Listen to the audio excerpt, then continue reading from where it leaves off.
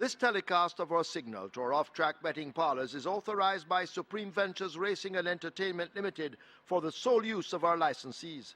Any reception, interception, retransmission, redistribution, or other use of the signal without the express written consent of Supreme Ventures Racing and Entertainment Limited is strictly prohibited and will be the subject of criminal prosecution and civil action. Any equipment or apparatus involved in such a use is subject to seizure and forfeiture under the law.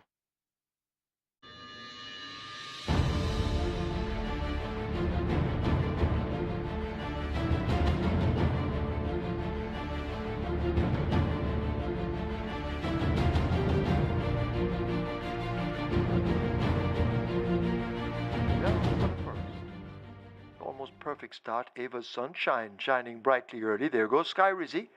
Princess Rhea rushing down on the outside, and it's Sky Rizzy just the leader from Princess Rhea as they arrive at the half mile and rush into the turn. Beautiful Moon moving fluently down against the rail.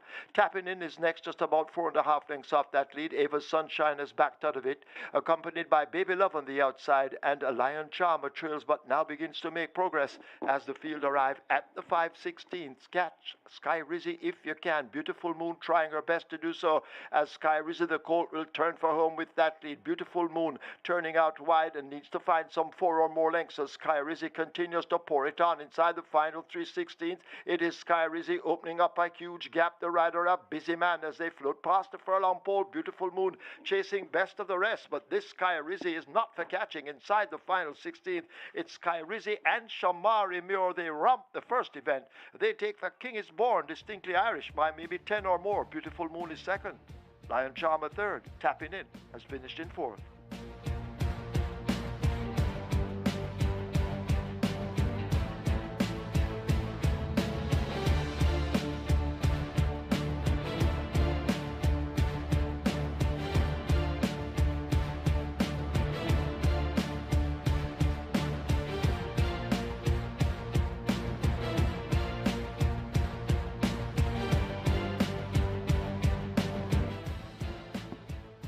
off and racing. Double the cash, steps slowly and is left at the back of the field. Ertugrul goes for that lead. So it's Ertugrul, Uncle Sil and Joe Blaine tacking following. About 4 lengths before we come to Sir HGF as they pass the 5. Then come the pair of Battered and COVID. And here comes Doc. And trailing at the back of the field, a slow starting Double the Cash. They pass the 4, and it is Ertugrul and Joe Blaine. These two are locked in battle as they go into the 3. Right there in the 3rd and backing out, that's Uncle Sil. Then here comes Doc. Another 5 lengths before we come to Battered and COVID, and you forget about Double the Cash and Sir HGF. They're at the top of the lane, and Joe Blaine kicks away from Ertugrul. Joe Blaine in front and looks to be in charge at the moment. Ertugrul still chasing. Here comes Doc right against the rail, but it's Joe Blaine in front. Ertugrul still trying to come forward, but I think Joe Blaine is in control at this point. Coming to the furlong pole, Joe Blaine and Abigail Abel on an afternoon stroll. Ertugrul still trying hard and will only be second best as it's Joe Blaine in front, and in front by about 8 lengths from Ertugrul in second. Then here comes Doc and Uncle Sil racing in fourth.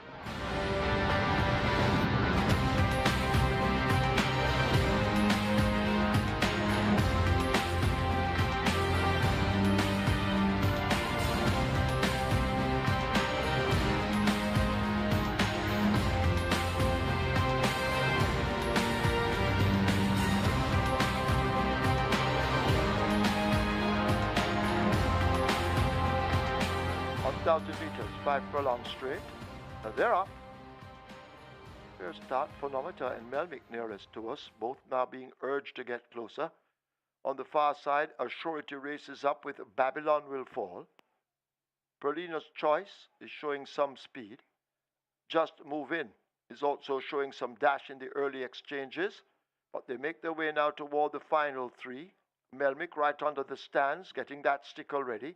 Phonometer asked to close up. Just Move In is in a handy spot if good enough. The Gifted One has drifted over toward the far side along with a Babylon Will Fall, but they charge away now inside the last quarter. Phonometer out in front and traveling powerfully at this stage. Phonometer under a vigorous ride continues to hold them at bay. Hidden Valley in the center trying to close up on the far side. Babylon Will Fall now making ground along with Just Move In, and Potential now begins a charge nearest to us, but it is Phonometer driven to the max to hold the advantage. Babylon Will Fall over on the far side. Here is Potential now kicking in. They've gone by together. It's close between Phonometer and Potential. Then Babylon Will Fall, Hidden Valley, also close in behind between Melmick and Just Move In.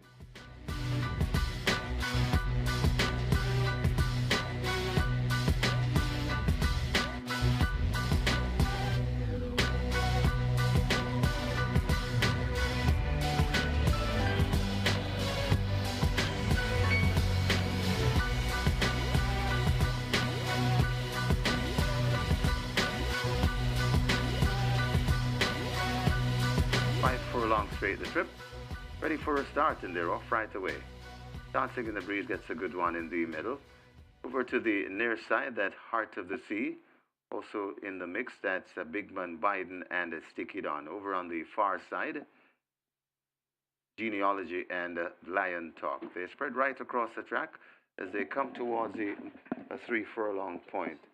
And it is Heart of the Sea. Looks to have the overall lead, being chased by Sticky Don in the middle. Over on the far side, Lion Talk and Genealogy, but Heart of the Sea is in front and looks to be in control. Sticky Don chasing as they come towards the 2 furlong point on the course.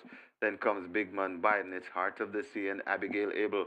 She's looking for a double on the card, but here comes Sticky Don trying to deny her. It's Heart of the Sea. Sticky Don coming forward. Heart of the Sea drifting towards the middle.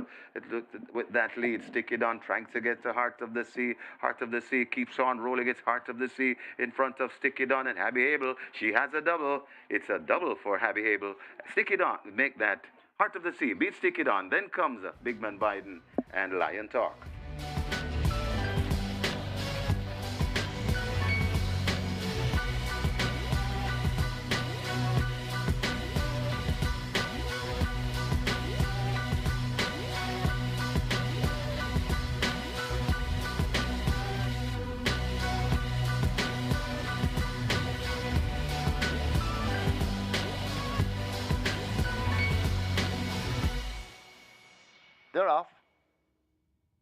Rum With Me gets a good start on the far side, along with the speedy Basilicus.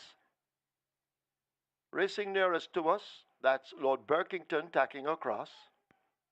Mr. Mandate is also showing some good early speed. Showgirl has a running to do, drifting over toward the center as they make their way now toward the final three. Mr. Mandate battling for that advantage.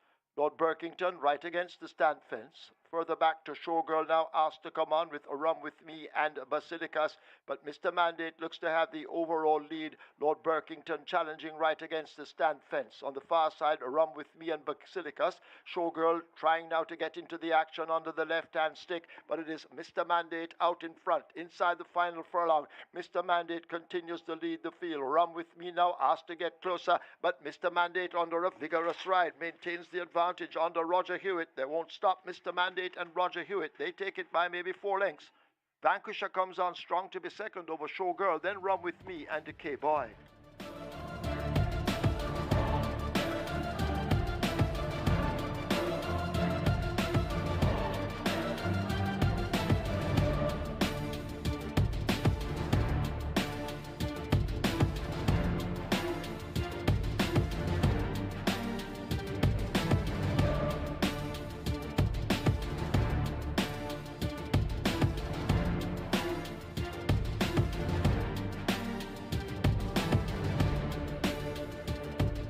Ready for a start right away. They're off and racing, and the Curlin's Flight gets a good start. Also rushing on the outside, that's Regnant.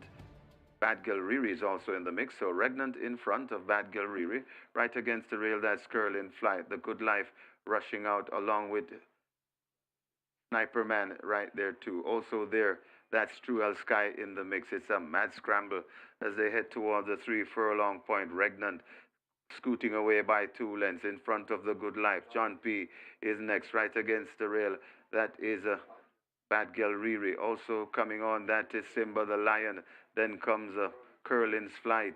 They're at the top of the lane, and it is Regnant trying to get rid of this field. Bad Girl Riri making a threatening move on the rail. Also coming out wide, that's Simba the Lion. John P. is also there. It's Regnant. Fleet of Foot coming to the furlong pole. Bad Girl Riri begins to take aim, but Regnant is taking no prisoners. It's Regnant in front. Bad Girl Riri trying to get to Regnant. Regnant hanging from Bad Girl Riri. Regnant will hold them to the line. Regnant by about 2 lengths. Bad Girl Riri is second. Then comes Sniper Man, Simba the Lion, and Find That Cat in fifth.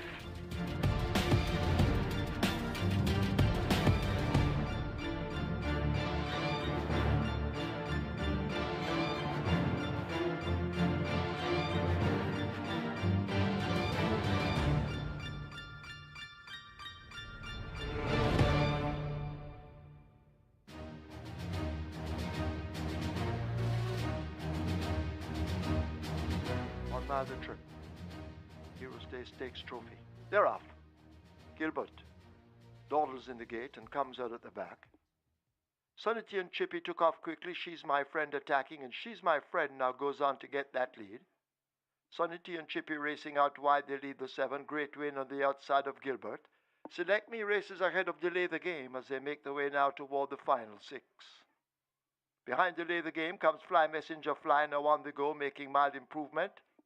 Lion of Ekati is at the back with a lot of catching up to do as the field head away toward the 5. Sunity and Chippy blazing the trail with She's My Friend. They're eye to eye as they run to the half mile. A gap of maybe 8 lengths or even more to Gilbert. Great Wayne is 2.5 lengths in behind. Select Me a further 3 down.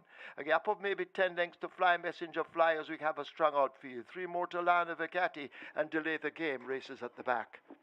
7/16 of a mile to run, and Sunity and Chippy has now shaken loose and has that lead and slips away by some 6-7 lengths as they go flashing past the 3. She's My Friend beginning to tie up, caught and overtaken by Gilbert going in pursuit. Great Wayne races with Select Me as the leaders will come into the lane. Fly Messenger flies next, and Lion of Ekati. Forget Delay the Game. It's all Sunity and Chippy in complete command at the top of the lane, approaching the final 3/16. The rider, though, remains a busy man and now calls with the stick in the right hand, a crack or two, and Sunny T and Chippy continues to roll on with a furlong to run. Gilbert trying to battle for a minor share. Fly Messenger Fly has run on and now grabs second, but it's Sunny T and Chippy beginning to tie up just a little bit, but looks to have done more than enough, and Sunny T and Chippy and Terrific Tevin Foster will win it by maybe 4. Fly Messenger Fly ahead of Lion of Icati, then Gilbert, Select Me.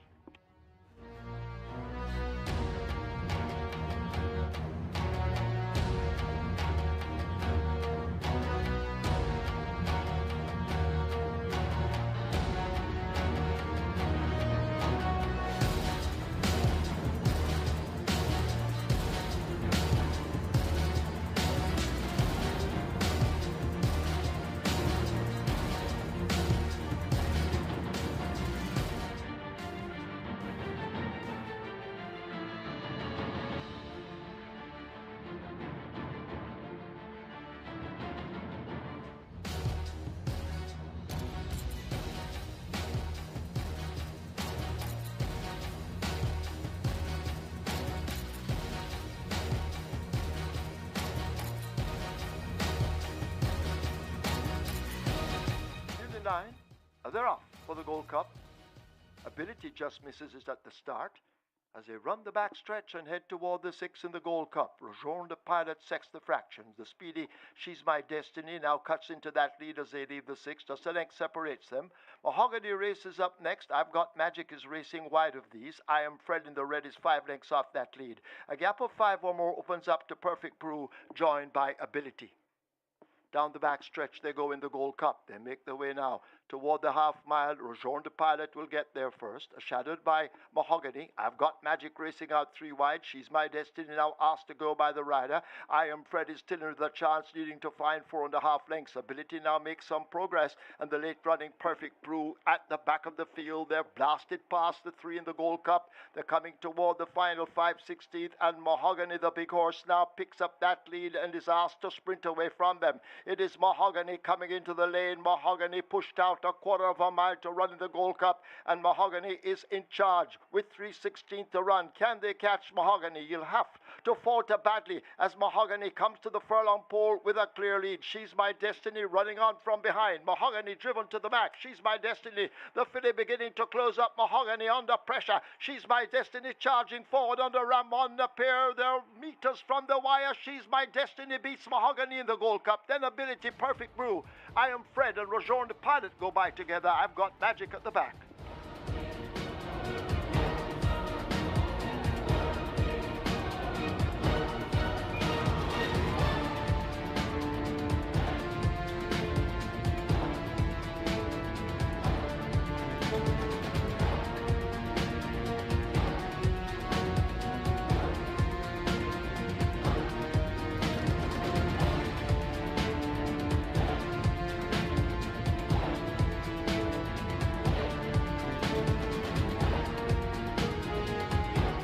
Lacecraft Glittering Star, they're off and racing in the Kilowatt Cup, missing the break at the back of the field.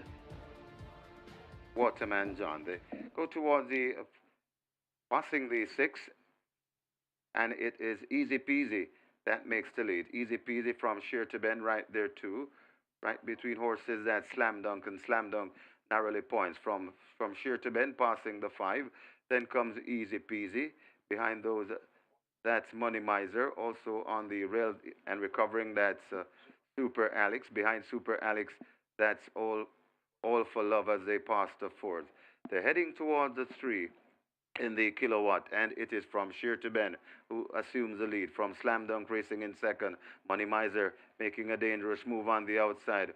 And also coming on, that's Easy Peasy, but from Sheer to Bend kicks away once again. Also coming on, that is Money Miser from Sheer to Bend. In front of Money Miser, All for Love.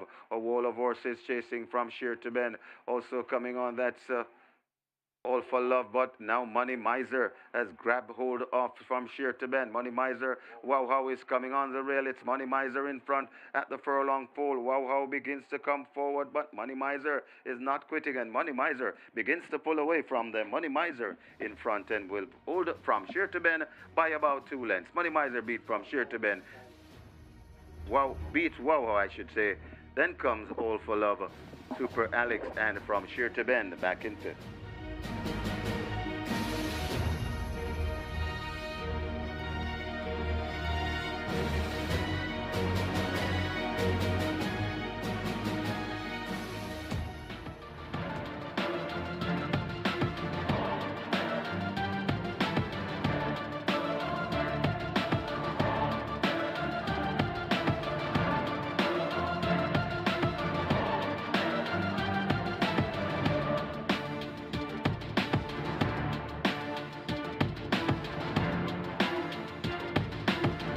Mahogany under pressure. She's my destiny charging forward under Ram on the pair. They're meters from the wire. She's my destiny beats Mahogany in the Gold Cup.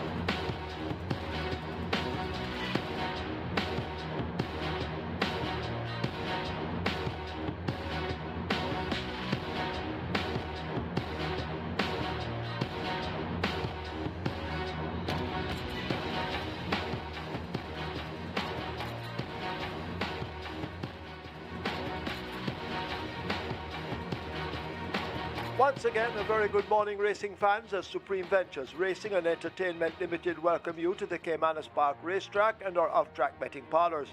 In a short while, we will be announcing the program changes. Now we ask you to stand to honor the Jamaica National Anthem.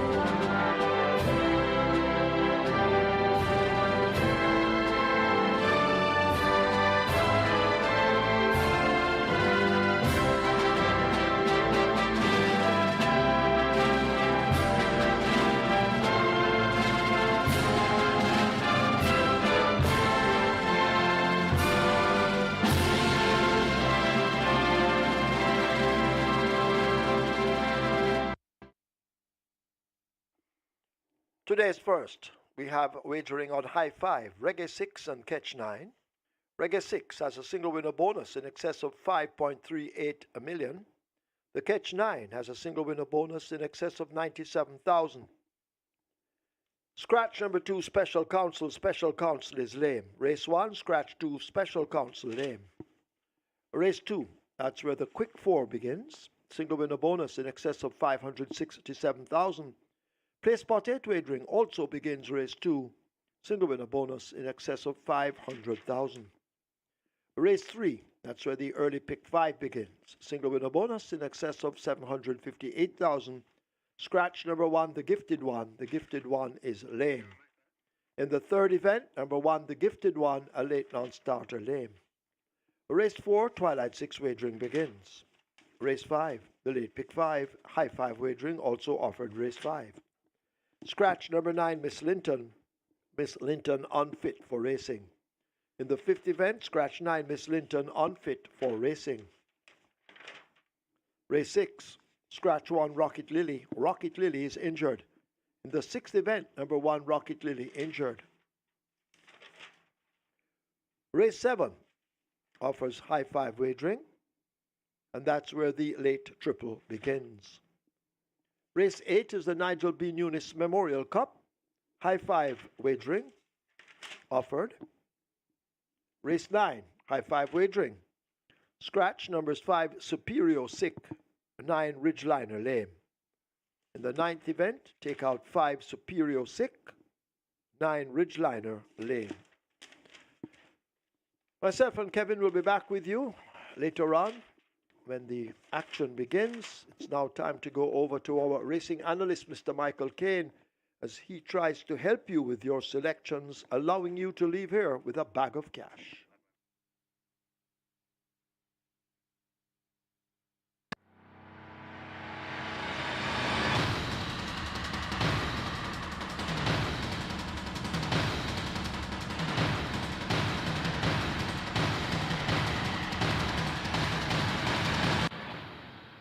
A very good day to you, Thoroughbred Racing fans, and welcome to Caymanas Park, home of the Caribbeans, the Moore and Derby. Hope the Caribbean fans and Thoroughbreds that were here for a 9-race card, as we had a 3-day carnival last week, Saturday, Sunday, and here was Monday with 27 races all in the history book. So we're well refreshened and back at Caymanas Park, and although UTB is out and wide to get some more thoroughbred racing action. Our feature today is going to be the NIGEL NUNES Memorial Cup. That will be race number 8, the penultimate 8th event on the card, and that's going to be for a field of 15.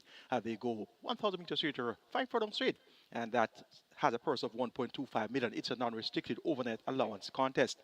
The 9-race card is going to be heralded, of course, by Reggae 6, which has that minimum guarantee period of 2.75 million, 5.389 million in the jackpot. The Catch 9 also starts off in the first event with over 97,000 in the jackpot, $500,000 minimum guarantee payout. The Twilight 6, of course, you know, it's 2.75 billion minimum guarantee payout, and that begins in race number 4. So we have 3 overlapping races for the Reggae 6 and Twilight 6, races 4, 5, and 6. It's bright and sunny in St. Catherine, Jamaica, as we prepare ourselves for some big thoroughbred racing. And in the horsemen's categories, Jason Acosta, champion trainer, is well out in front, 72.3 million in purse earnings, and his closest pursuer, Anthony Nunes, is on 33 million in purse earnings. Rian Lewis is in front in the Jockey's colony, 85 wins, and the closest pursuer is the defending champion, Dean Dawkins, on 73 wins, so 12 wins separate the top 2 riders. Tevin Foster is in 3rd spot with 68 winners. Champion owner Carlton Watson well out in front, 27 million in purse earnings there, and trainer Patrick Lynch, also an owner, he's on 13.7 billion in earnings there, so 27 million for Carlton Watson, the champion owner, looks destined to defend his title once again. And Patrick Lynch, his closest pursuer, with 13.7 million. Ham Stables Limited, well out in front in the breeders category, 30.84 million. And the closest pursuer there is Karen Passard with 21.928 million. Ability is the leading earner with 5.979 million in purse earnings, and Mamma Mia is second with 5.494 million in purse earnings. In the groom section, Garth Pennant is in a tie with Stephen Smith. They're both on 23 winners, so they continue to duke it out there in the groom standards. And on the standing side of things, Soul Warrior is the leader, and he has 44 races won from 315 starters. And in the category of leading dams, we have 50 Shades of Ray, the dam that produced Mojito, and she's on 2.467 million in earnings. She's Traditional is the next highest earner with 2.1 billion, followed by Bluefield, and that one also has make that 2.1 million, very close by She's Traditional and Bluefield. And of course, you know Bluefield, the dam that produced Blue Vinyl. We have some very interesting races to go through here, so let's get right to it. The first event is where we start the Catch 9 and Reggae 6, and currently we have a 1-9 favorite in the form of number 8, Circle. They go 800 meters straight, or 4 furlong straight is for the claimant, level 400,000 out of 300,000, and we have a scratch in number 2, Special Counsel. That one would have had a big say, so a great deal of competitiveness taken away from the event with the scratch of Special Counsel, so it looks to be an afternoon stroll type of event for Circle. Circle steps down from 550 down to 400,000. He raced over 5 straight the last 2 outings, where he led for the first 4 furlongs, so he's only going 4 furlongs straight today. So if he led for the first 4 furlongs in those 2 5 straight events, he should leave for 4 furlongs today and get the win. Ocean Robinson picks up the mount for trainer Philip Lee. This Circle recently was claimed for 550,000, and he steps down to the 400,000 level. Number 5 is Monaco, second of the last 2 efforts, both at the 400,000 level. Second by a length behind the Goodrich over 6 furlongs, and then second by a length to Quantum Dancer over 5 furlongs straight. Now takes orders from trainer Stephen Todd. Dean Dawkins, he's in the saddle, and you expect Monaco to run a fairly decent race here. Southern Flight This one is very, very potent at the 550 level. So steps down to 400,000 now.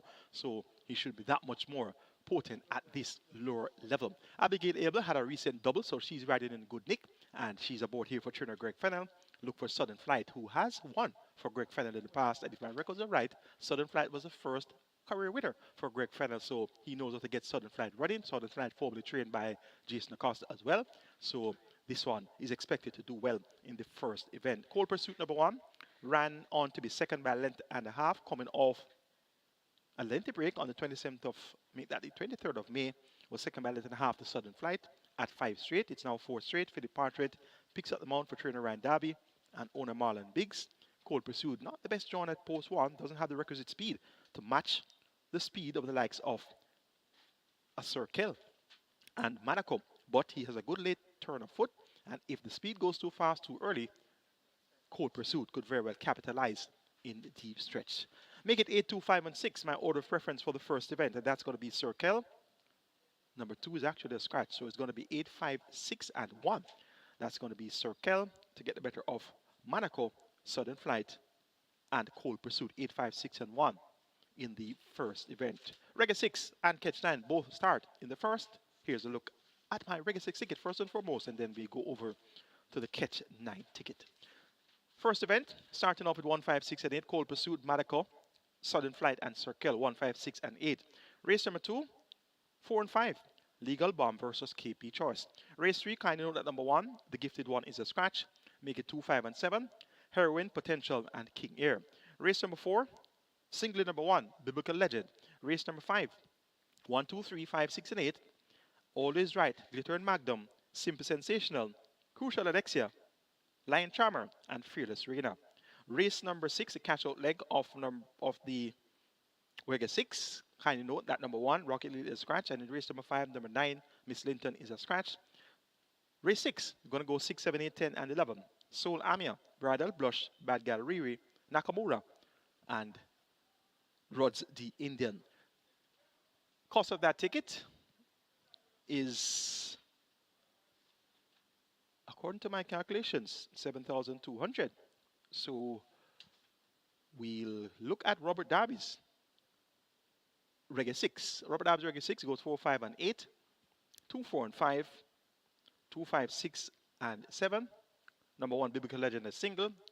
Race 5, 1, 2, 5, and 8. And race number 6, 1, 7, and 11. Number 1 is a scratch, and that's Rocket Lily. Original cost of that ticket, 4,320. That meant that each horse in that event had a cost of 1,440. So it's now down to 2,880 for Robert's Reggae 6. Catch 9 also begins at the first event. My Catch 9 ticket, race 1. Originally had 2, 5, and 8. So we're going to work with 5, 6, and 8 in the absence of the 2 horse. And that's special count. So we're going to go 5, 6, and 8. Monaco, Southern Flight, and Circle. Race number 2, make it 4 and 5. Legal Bomb, KP Choice. Race number 3, number 1 is a scratch, the gifted one. Going to go 5 and 7, Potential and King Air. Race 4, banking number 1, Biblical Legend. Race number 5, we'll go 3, 5, 6, and 8. Simple Sensational, Crucial Alexia, Lion Charmer, and Fearless Reina. Race number 6, number 1, Rocket Lily, is a scratch. Going to replace Rocket Lily with horse number 6, and that's Soul Amia. So the numbers there will be 6, 7, and 11. Soul Amia, Bridal Blush, and Rods the Indian. Race number 7, make it 3, 6, and 8. Atlantic Convoy, Divine Force, and Rejected Raja. Race number 8, the NIGEL B. NUNES Memorial Cup, single in the 13 horse American Tap. And race number 9, kindly note that 7, Aria's Reign, that one goes, but 5 and 9 are not brothers. Superior and Ridgeliner. Originally, I had 7 and 9.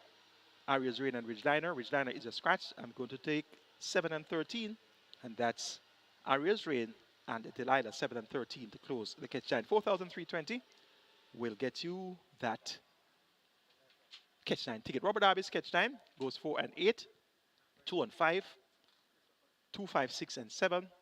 Number 1, a single, that's Biblical Legend. 1, 2, 5, and 8. 1 and 6. Number 1 is a scratch, Rocket Lily. Slash that budget in half, 3,840. Now cut down to 1,920. Race number 7, 3, 5, and 8 for Robert. Race number 8. Number 13, a single, American Tap. And race number 9, 4 and 7 to close Roberts catch 9. 1,920 given the scratch of Rocket Lily. That's the revised cost of Roberts catch 9. Best of luck with your regular 6 and catch 9 wagering on our Saturday card. Race number 2 is next. We start the play spot 8 here, as well as the quick 4. Both have a minimum guarantee period of $250,000. The single winner jackpot in the quick 4, 567,000 plus single winner jackpot in the play spot 8, just over 500,000. It's a restricted allowance 2, make that a restricted allowance 3 for nature bred 4 is up, nuns of 4, and imported 4 is up. Non-winners of 3, the purse is 820,000. They go 1,100 meters or 5.5 furlongs. 2, 3, 4, and 5. Select Me, Phoenix Risen, Legal Bomb, and KP Choice. They appear to be the right horses that should be responsible for the dividends after the running of race number 2. The one I like on top is number 5, KP Choice, Radish Roman Rider, Ricardo Brown. This one has been quite consistent, second on 3 of the last 5 outings, and KP Choice was second by just a head behind Martin Shoot over 5 straight, second by just a half a length behind Stammer over 6.5 furlongs. Should get a nice pace ahead of him here. He can lead as well, but he should sit just behind the likes of the Speedy Bugatti and Phoenix Risen. So I'm expecting Bugatti and Phoenix Risen to be responsible for the early fractions here, and KP Choice to get a nice run in the catbird seat, and that's where I'm expecting him to make his winning move from. So KP Choice should pounce on both Phoenix Risen and Bugatti, and thereafter it's going to be left to the likes of Legal Bomb number 4 to try and catch him. Last time out, Legal Bomb did catch KP Choice on the wire over 5 furlongs straight when a gift from Ben won by 7 3/4 as Legal Bomb was second, just a nose in front of KP Choice. So there's a rematch here between the two, and Legal Bomb, notably, the blinkers were removed for the last outing at 9 to 5 and didn't do much. So the blinkers have been refitted. Two-time champion apprentice O'Shea Nugent maintains the ball for the 3rd consecutive occasion for trainer Patrick Lynch. Look for Legal Bomb to be a lot more focused with the refitting of the blinkers. Select Me ran 5th on last, beaten by some 14 lengths. That was on Heroes Day Monday, beaten by Sunny T and Chippy Fly, Messenger Fly, and Line of the Cat. He appears to have a bit easier of a task here, and this one appears to be like the type that should get a decent pace ahead of her, and she'll be running on where it matters most. The customer figure has been removed. Let's see how well Select Me will run. One of 2 entries from the stables of trainer Patrick Lynch, and they're both owned by Patrick Lynch as well. Legal Bomb and Select Me. Phoenix Risen has speed, was second at last to Super Duper over 5 furlongs straight, chased relentlessly throughout, but just didn't have enough to get back to Super Duper. Back among restricted company now. Look for Phoenix Risen with Shamar Mirror, the paparazzi in the saddle, to be for the place here along with Bugatti. An interesting second event to start the quick 4 and play spot 8. I'm going 5, 4, 2, 3. KP Choice, Legal Bomb, Select Me, and Phoenix Risen. The 3rd event is next. You can scratch number 1, the Gifted One. We're down to a field of 6. They go 1,400 meters or 7 furlongs. The purse is 750,000. It's a restricted allowance 5 for native bred 4 years and up, nuns of 2, and importees 4 years and up, maidens. Early pick 5 starts in race number 3. 2, 5, 6, and 7. That's where we're going to go. Heroine, Potential, Don Vincenzo, and King Air. 2, 5, 6, and 7. Potential comes out on top, was second by just a short head to Phonometer over 5 furlongs straight in a minute, 1 1/5 of a second. Ran on very strongly at the end, and the winning post intervened. Now, at a trip of 7 furlongs, should get an honest enough pace ahead of him. The likes of King Air will be out there, and so will be the likes of Heroine. So look for Potential to get a nice pace talking trip here, and that should be where he'll make that winning run from. Number 7 is King Air, 3rd on last behind Storm Come and Heroine. That was at 6 furlongs last week Saturday. The blinkers have been removed by trainer Lenny Shim. Visor fitted. The trip now 7 furlongs. King Air has 1 career win, which came at 7 furlongs. That came on the 9th of April. Ridden that day by Trevor Simpson O'D, stole a march, turned for home 7 lengths clear, came to the furlong pole 8 lengths clear, and then held on by 3/4 of a length. A similar tactic, a similar approach by King Air in this lineup could very well see King Air replicating that effort of his lone victory in his career on the 9th of April. Number 2, Heroine, has been running on at shorter distances, ran on to be 3rd by half a length over 5.5 furlongs to Print Quality and Stormacom, ran on to be 2nd by a neck over 6 furlongs behind Stormacom, now gets a furlong longer to travel. Heroine has Richard Henry replacing Roman appear in the saddle for trainer Barrington Bernard. I'm expecting Heroine to be right there at the finish. And Don Vincenzo, number 6, needs absolutely no introduction, has been sent off at short prices in his last 9 or 10 outings, and he just keeps on finding 1 or 2 or 3 too good. Threw in a clinker on last when a distant last at a 9 to 5 behind Great Way and Saddle and Diamond Rock.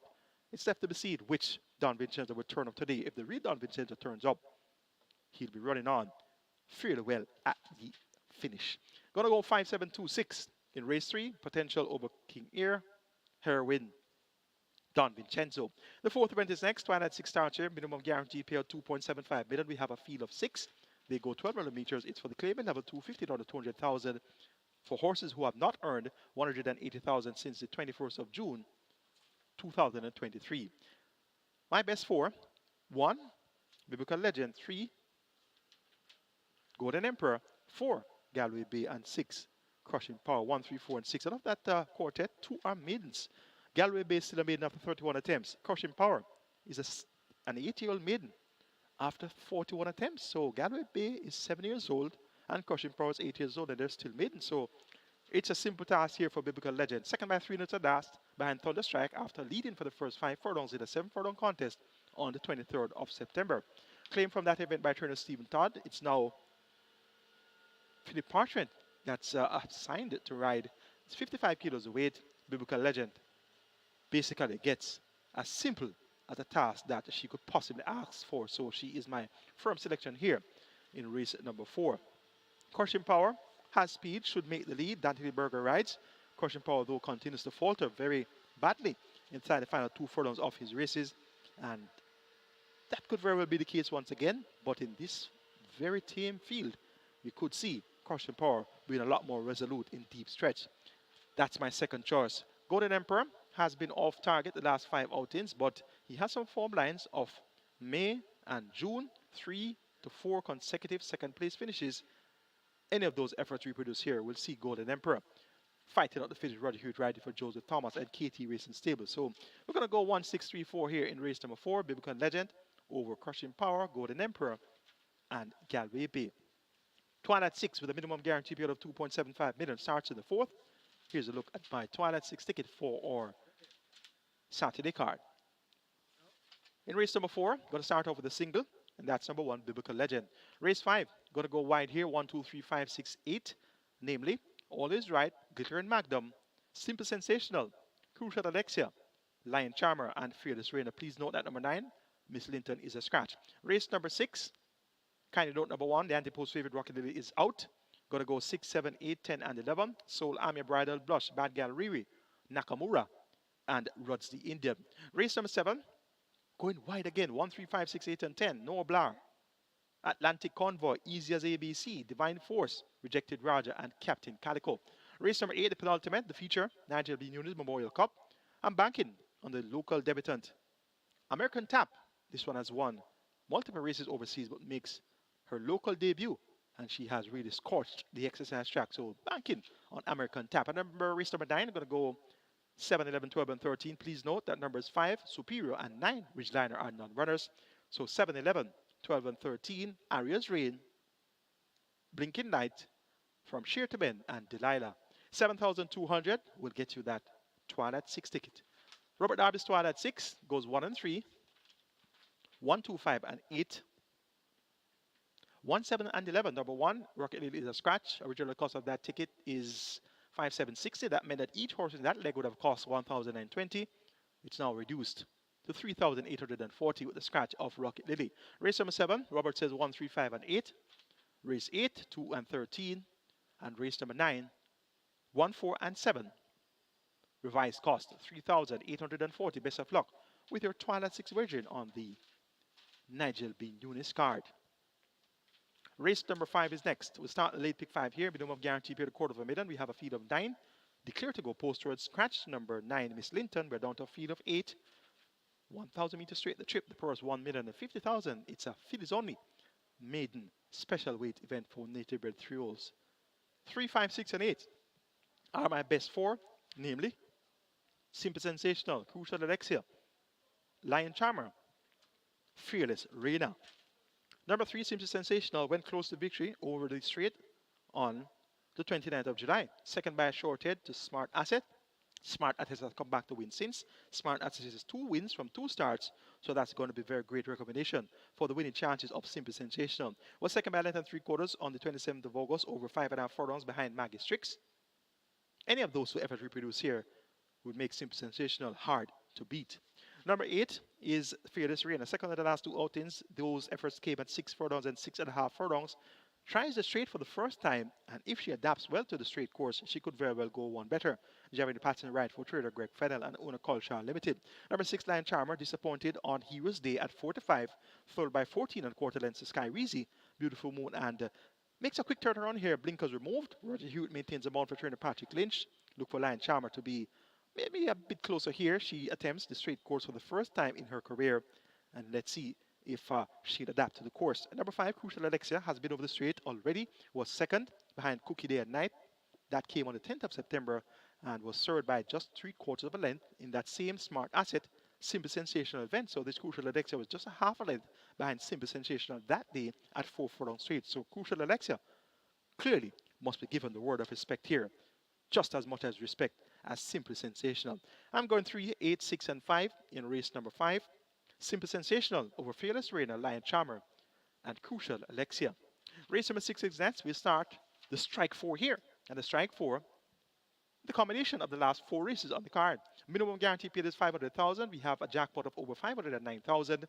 Scratch number 1, Rocket Lily. The anti-post favorite is out. We're down to a field of 10. It's a restricted allowance 3 for native bred 4 years and up. Nuns of 4.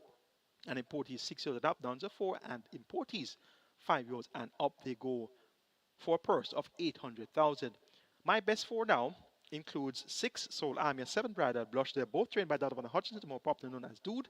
8 Bad Gal Riri, and 11 Rod the Indian. 6, 7, 8, and 11. That's my best 4. The one that I have on top is number 7 Bridal Blush. Was served by 3 3/4 lengths, a phenomenal one, an AKA Storm over 6 furlongs. That was at the 550 level, race without a tag. Prior to that, third by 6 lengths to True Bravado and Rocket Lily. So this one was 3.5 lengths in arrears to Rocket Lily, who was second. Rocket Lily is out now, so Bridal Blush's chances are that much more enhanced. Devon Thomas was aborted victory by 5 lengths on the 5th of August over 6 furlongs, beating Simba the Lion and Victoria's Medallion. So he's back aboard now. Bridal Blush can definitely get the job done. Soul Army number 6 is her stablemate, and Soul Army was third in that event, won by Kweku over Little Groovy Thing. And that same event, Bridal Blush was 8 by 13 lengths, ran erratically. So look out for Soul Amia and Bridal Blush to be in a serious hunt here. Calvin Bailey picks up the mount aboard the Donovan Hutchinson trade. Soul Amia for owner Vikram Audit, and Bridal Blush. Devon A. Thomas picks up the mount there. So look for the Donovan Hutchinson pair to be in the thick of things on the word go. Rodsley Indian John post 11. Andrew Paul rides for trainer Donovan Phillips. This one goes well over the straight, but he has a habit of being a bit slow from the gate. The visor has been refitted. The last time he raced in the visor, he was 4th by 6.5 lengths. In that event, won by True Bravado over Rocket Lee and Bridal Blush. So there's a rematch here between Bridal Blush and Rods the Indian. Look out for a big run from Rods the Indian, especially if he gets up from the starting gate in good order. Bad Gallery number 8, she raced on Heroes Day Monday. She was second by 2 lengths, regnant at the 550 level, raced among multiple winners that day. Is back among restricted nuns of 4 now. Bad Gal Riri can definitely get the job done from a level break. She got away from the starting gate in very good order on Monday. Doesn't normally do that back-to-back races. So we keep our fingers crossed so that today could be a day that Bad Gal Riri decides to give off her best in 2 consecutive outings. 0 minutes maintains a mobile trainer Howard Jagai and Bombay stud front owner. Bad Gal Riri goes well over the straight, having won over the straight 2 times in her last 10 outings. 1 over 5 straight on the 17th of June, beating Morse Code and Prosecco, and 1 over 4 furlong straight on the 10th of April by 7.5 lengths, beating Sikidon and Hope and Perseverance. So we'll respect Bad Gal Riri's chances here. The quick 4 was races 2 through 5. The strike 4 is races 6 through 9. Make it 7, 11, 6, and 8 in race number 6. Bridal Brush was the Indian Soul Amia. Bad Gal Riri. The sentiment is next. We start the lead triple here. Minimum guarantee paid 400,000. We have a field of 10. It's a restricted stakes event for importees, 2 years nuns of 3, and native bred 3 years and 4 years nuns of 4. The purse 1.19 million. They go 1,400 meters of 7 furlongs. 10 runners declare to go postwards. My best 4 includes 1 Norblar, 3 Atlantic Convoy, 6 Divine Force, and 8 Rejected Raja. 1, 3, 6, and 8. Atlantic Convoy is the one I like on top. Ran second by 3 lengths to Desert of Malibu, very quick one over 5 furlong straight. Got loaded late and ran out of real estate. Prior to that, he made all the running over 6 furlongs, coming off a 4-month break and 113 flat, beating Divine Force and Midas. And on his second career start, Atlantic Convoy made all the running over 7.5 furlongs. So it appears as if the longer Atlantic Convoy goes, it's better for him. He's a far-striding, very tall, and muscular built colt, and he'll definitely relish this 7 furlong contest. Robert Hardbill Holding, he's in the saddle between Patrick Lynch and owner Solomon Sharp, of course. Solomon Sharp, chairman, Supreme Ventures Racing and Entertainment Limited. Clearly, we look forward to a big run from Atlantic Convoy. Divine Force was beat by Atlantic Convoy on the 30th of September, went off at 3-5, so that day, Atlantic Convoy was at 6-1, making all the running. Divine Force was at 3-5 and gave game chase throughout. Second balance to the quarter in the end. Came back and flopped at 1-2 over 9 furlongs and 25 yards. Back now, the visor has been fitted for the first time by Hall of Fame trainer Philip Fianodi. Ray Lewis picks up the mount. It's now 7 furlongs, and the only effort by Divine Force at 7 furlongs was an 11-length victory in 128-2, beating All for Love and Platinum Force. So Divine Force must be given a great chance here. Rejected Roger number 8, Radish Roman writer trainer Robert Pearson, was third and last, running on in that same Desert of Malibu Atlantic Convoy event. Now gets 7 furlongs, was second in the Prince Consort Stakes behind Mojito in April over to the trip of 7 furlongs. So the 7 furlong distance will be perfect for Rejected Raja. Rejected Raja clearly has prospects for getting the job done. And kindly note that Rejected Raja is a co-track record holder for the 900-meter straight distance here at Caymanas Park. Number 1, Noblar, fought by 2.5 lengths in that same Atlantic Convoy Divine Force event, ran on to be fourth, and that was his first attempt at the NUNES of 4 levels. So look for Noblar to continue to show improvement here. Dane Dawkins maintains the mount for trainer Gresham Smith. I'm going 3-6-8-1 in the 7th. Atlantic Convoy over Divine Force, Rejected Raja, and Noblar. Race number 8 is next. It's a penultimate and feature. The NIGEL NUNES Memorial Cup. We have a field of 15 declared to go 5 furlongs straight to 1,000 meters straight. It's a non-restricted open downs contest for thrills and up. The purse is 1.25 million. Off the field of 15, my best 4 includes 4 Madden Sunshine, 6 Duke, 13 American Tap, and 15 Press Conference. 4, 6, 13, and 15. Number 4, Madden Sunshine, comes off a break. Last race on 27th of May. She has worked well, but not her old zippy self at exercise, so she could need the run. But she must be respected based on her past performances, where she has shown very good speed, and she has been racing against the likes of She's My Destiny. Was second to She's My Destiny in May, and we saw She's My Destiny won the Gold Cup on Day Monday, the Philip Fianodi Gold Cup. So Madden Sunshine has to be respected here. Duke number 6, he's due the world of respect as well. Ran second, coming off that 5-month break behind Freedom Street over 5.5 furlongs. Got running late. The final time was quick, 1:06 and 2. Look for Duke with Alan Bungo Jamlarad back in the saddle for trainer Gerserati to be in the thick of things throughout. This Duke is hardly ever out of the frame.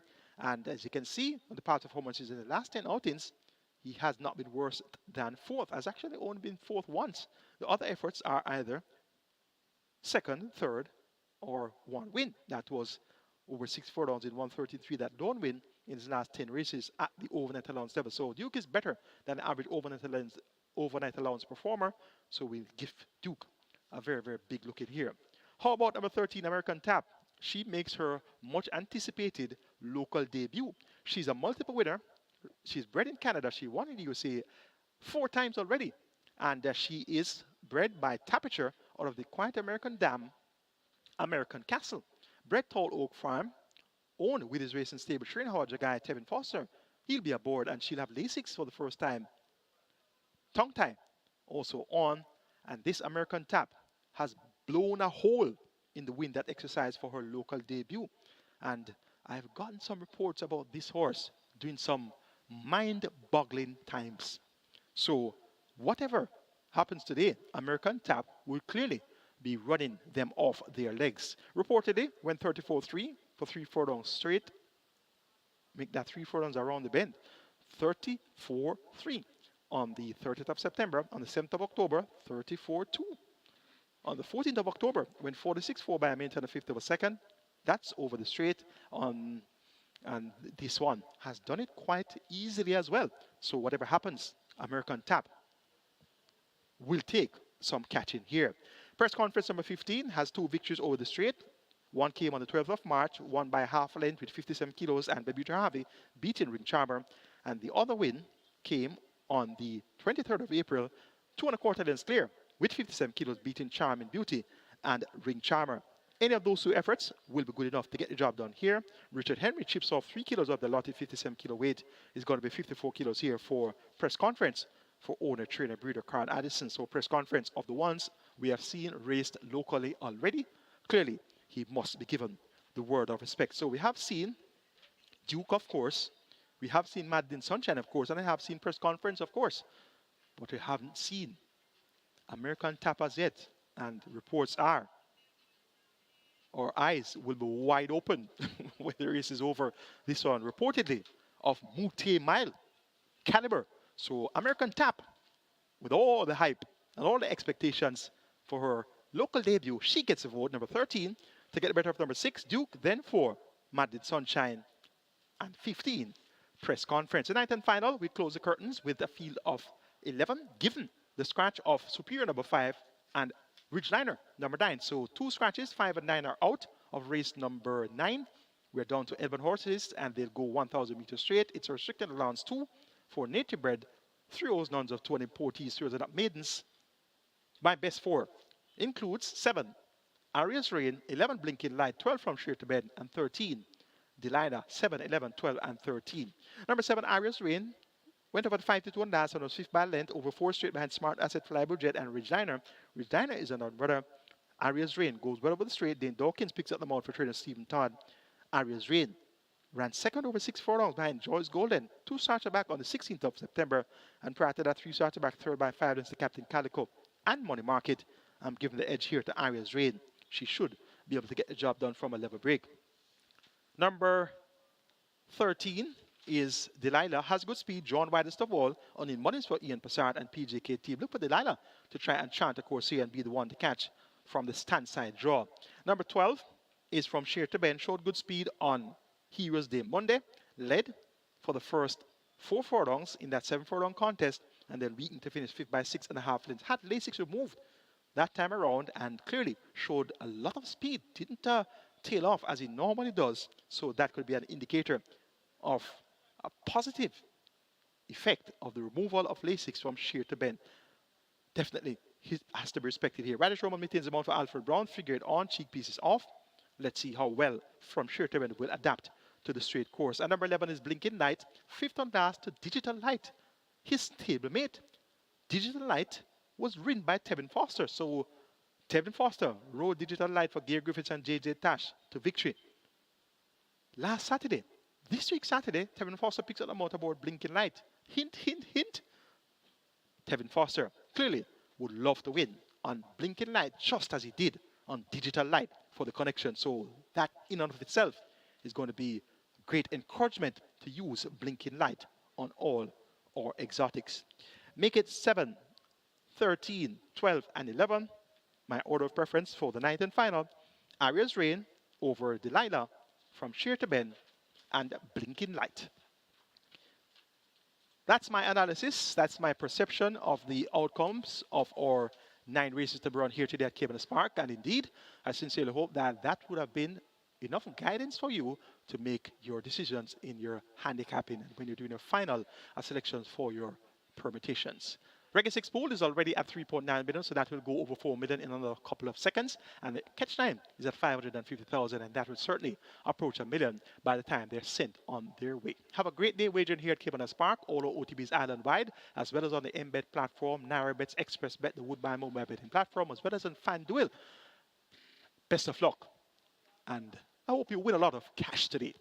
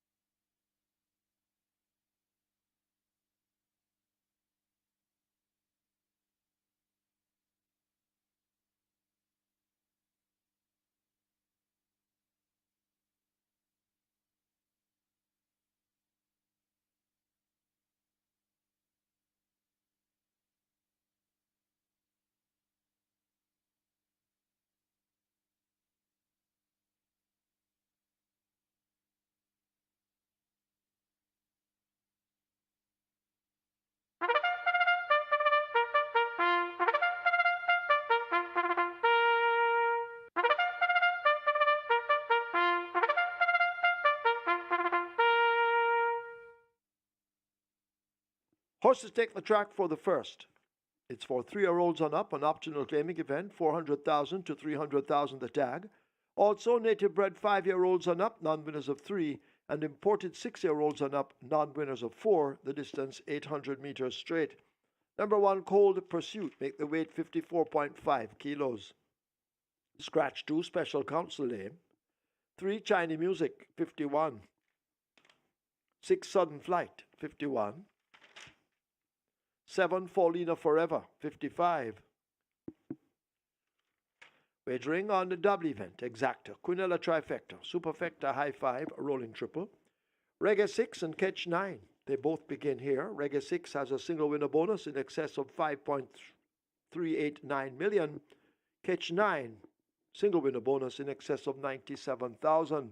Catch 9 heading for 800,000, Reggae 6 on its way to $6 million.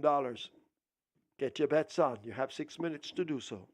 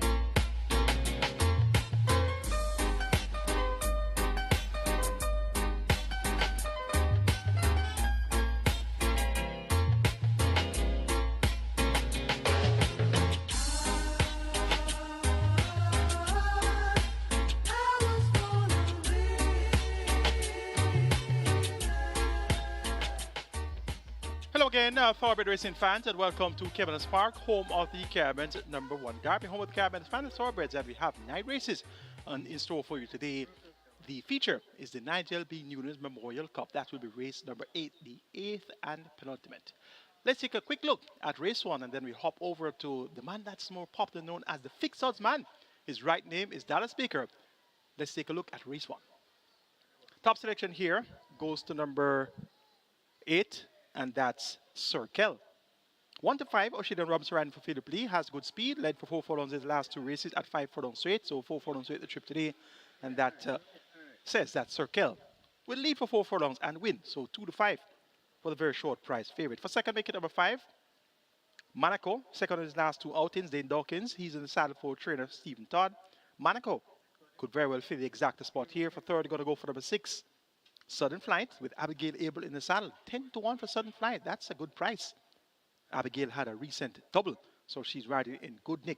For fourth, number 1, Cold Pursuit. This one gets 7 to 2. May not be the quickest of racers, but its 4 straight is down in class, and he could very well be the one finishing strongest from off the pace. 8-5-6-1. That's where we see race number 1 unfolding. Circle over Monaco. Sudden Flight. Cold Pursuit. Regular 6 pool is at 5.4 million. Catch 9 pool is at 700,000. Good day, Mr. Fixed Odds man, Dallas Baker. How are things looking on the fixed odds for the night race card? And thank you, Michael. And I'm not coming with good news here, as I think everybody on course has realised. We've had a major technical issue with the fixed odds this morning. Basically, at the time betting open, pretty much straight away. Major technical issues with the system crashing in the back end. We've got every technician in Australia, Sri Lanka, and every other technical part of the world that we operate in on it at the moment. At the moment, there doesn't look like there's immediate resolution. I've got to say, betting on the first looks very unlikely. We did take some few bets. I know a few people saw some price changes. I've been caught up in trying to get this fixed. I'm no use in a technical situation other than getting the right people engaged, which we do. The right people are on it are trying to fix it. So again, apologies. Without having too much of a closer look, as I said, I've had my head buried in trying to be a technician.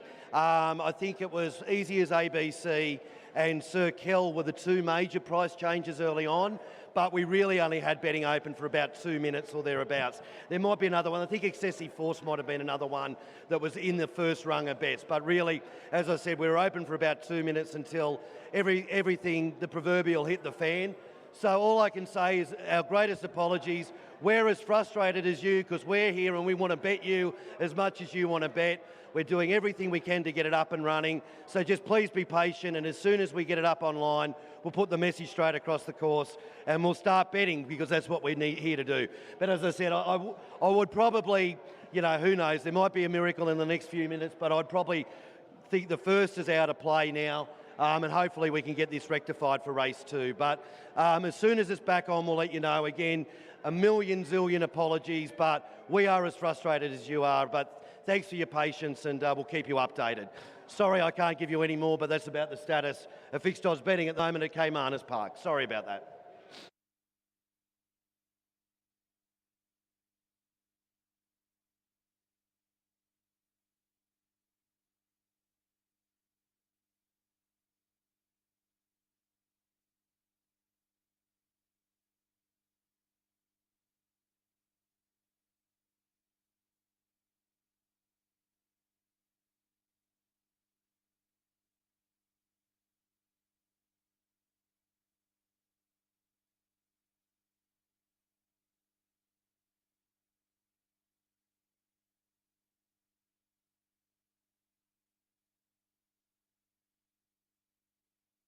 Runners arriving at the post. This is race number 1. This is where the Reggae 6 begins. Reggae 6 pool and the Catch 9. So this is a very good betting one. We also have High 5 wagering.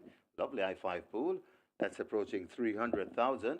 Reggae 6 approaching $6 million with a massive single winner bonus jackpot. Just under 5.4 million. And the jackpot attached to the Catch 9. Just under 98,000. Don't forget, we have a mandatory payout on Sunday, the 29th of October. Reggae 6 mandatory payout coming your way.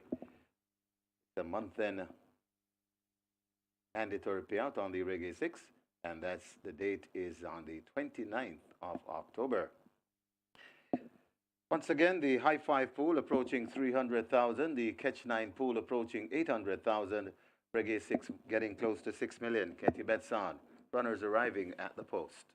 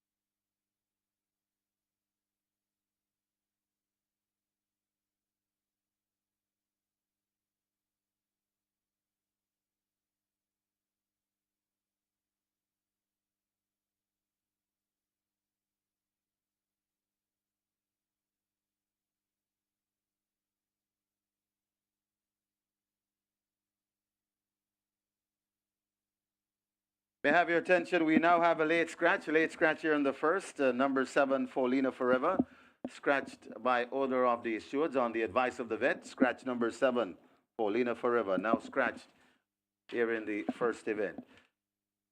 Reggae 6 now in excess $6 million, in excess $6 million, the Reggae 6. It's approaching 6.5 million, and the Catch 9 approaching 900,000. Getting close to 300,000 in your high five pool. Once again, scratch number 7 for Lena Forever, scratched on the advice of the vet.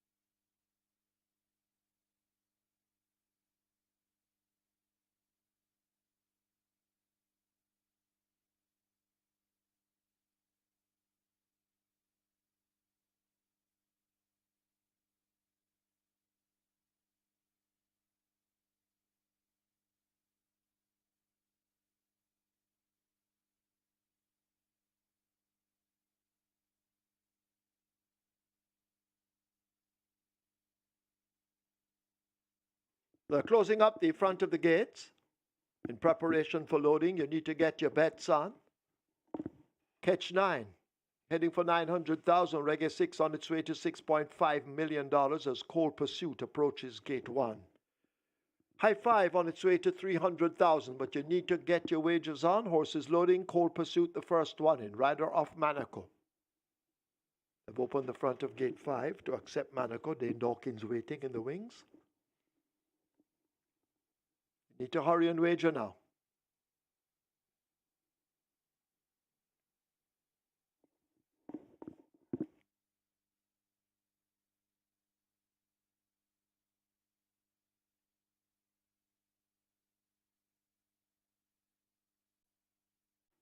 So loading up continues. We wait on Manaco to load gate 5.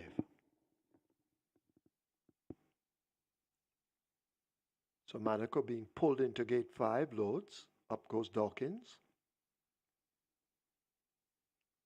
Quantum Dancer and Chinese Music. Chinese Music goes in.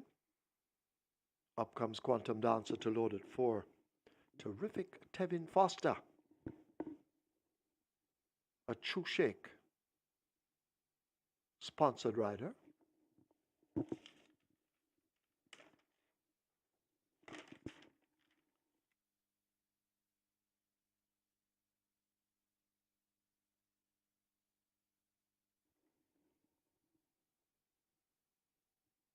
They try with Sudden Flight. Sudden Flight is in with Abigail Abel. Always Vigorous comes to 9. Asse Soup walks slowly toward 10. Sir Kell coming into 8. Sir Kell loads. Here's Asse Soup. Field in 9, 800 meters, a half a mile straight. First of 9. Starter ready? They're off for the first. Quantum Dancer misses it. Cold Pursuit and Chinese Music race on the far side. Chinese Music sprinting ahead of Cold Pursuit. Manaco is with that group. Sudden Flight is tacking across to the far side, more toward the middle.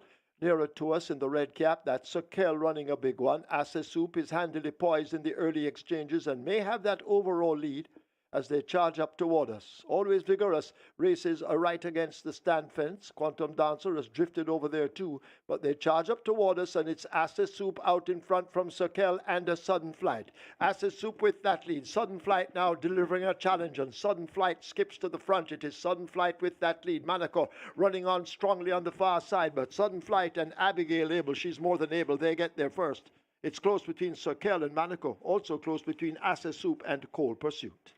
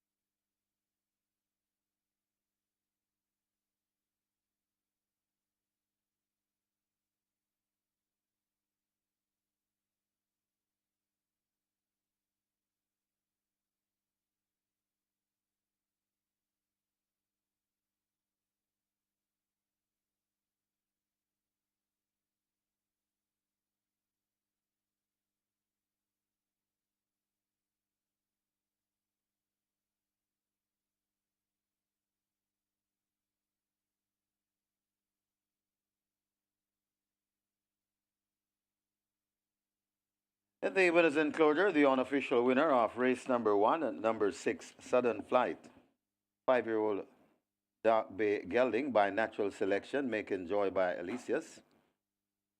Red Weiss 1955 Limited, owned and trained Greg Fennell. We have a lady in the winner's enclosure. It's Abigail Abel, fresh from her double on Heroes Day. We inform Abigail Abel, we call her Double A. The winning groom, Nicholas Green. A second, number 8, Circle. A third, number 5, Monaco. Fourth, number 10, Asesoup. Fifth, number 1, Cold Pursuit. Final time for 800 meters straight, 49 flat.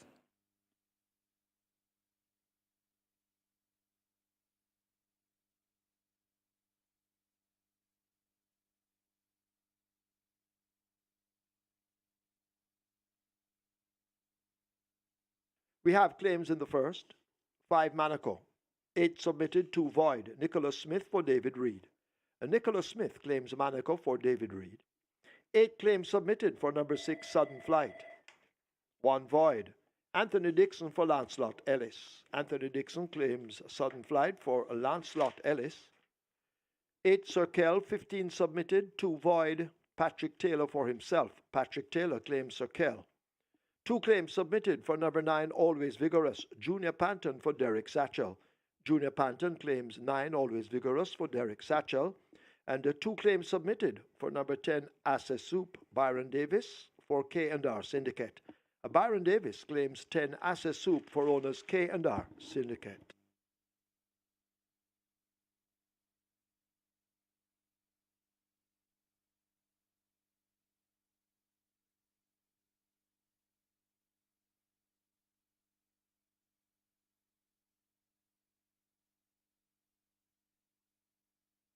So on your screen, the photograph for the second place, Circle, the closest to us in the yellow jacket, getting there ahead of number 5 on the far side. And number 5, Monaco. So that's the second place sprint on your screens.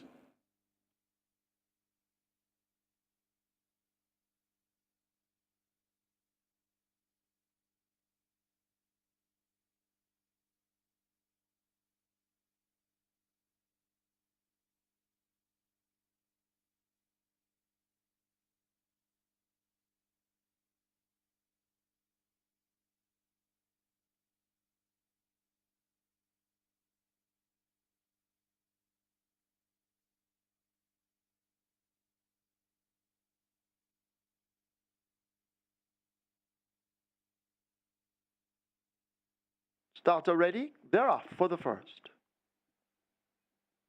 Quantum Dancer misses it. Cold Pursuit and China Music race on the far side. China Music sprinting ahead of Cold Pursuit. Monaco is with that group. Sudden Flight is tacking across to the far side, more toward the middle.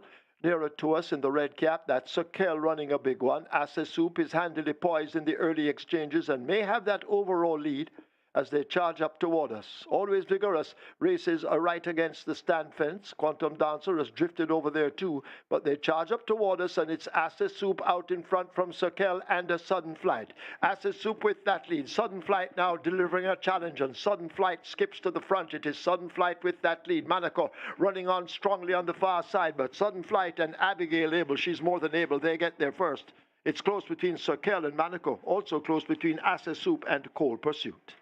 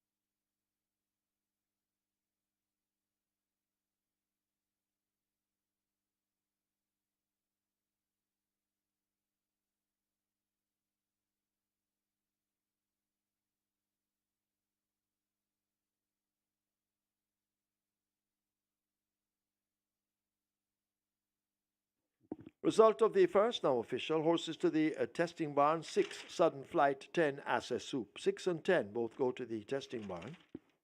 Sudden Flight, 722 to win, 120 to place. Second 8 Circle, 110. Third 5 Monaco, 118. Fourth 10 Asa Soup. Fifth 1 Cold Pursuit. Exacta 621. Quinella 312. Trifecta 1018. Superfecta 3004-34. 69 high fives, 2002-81. The split was 23-3, the final time 800 meters straight, 49 flat, the margins 2.5 by a short head.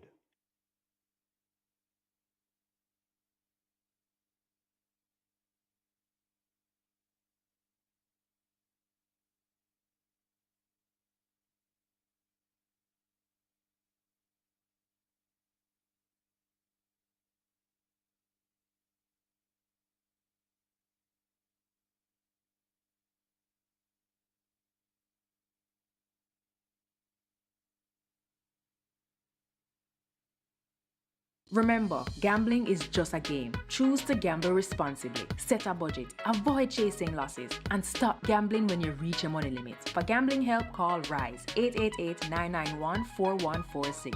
A message from the Betting, Gaming and Lotteries Commission.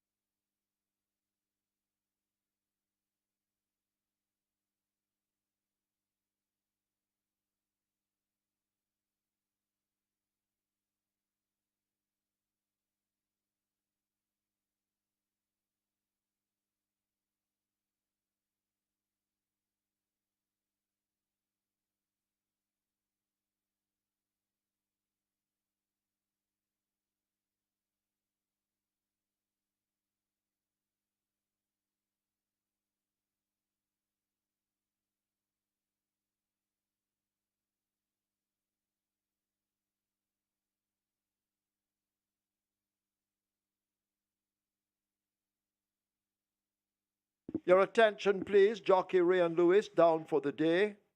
Trainers who had booked the services of Ray and Lewis, please make other arrangements and contact Miss George. Ray and Lewis not riding today.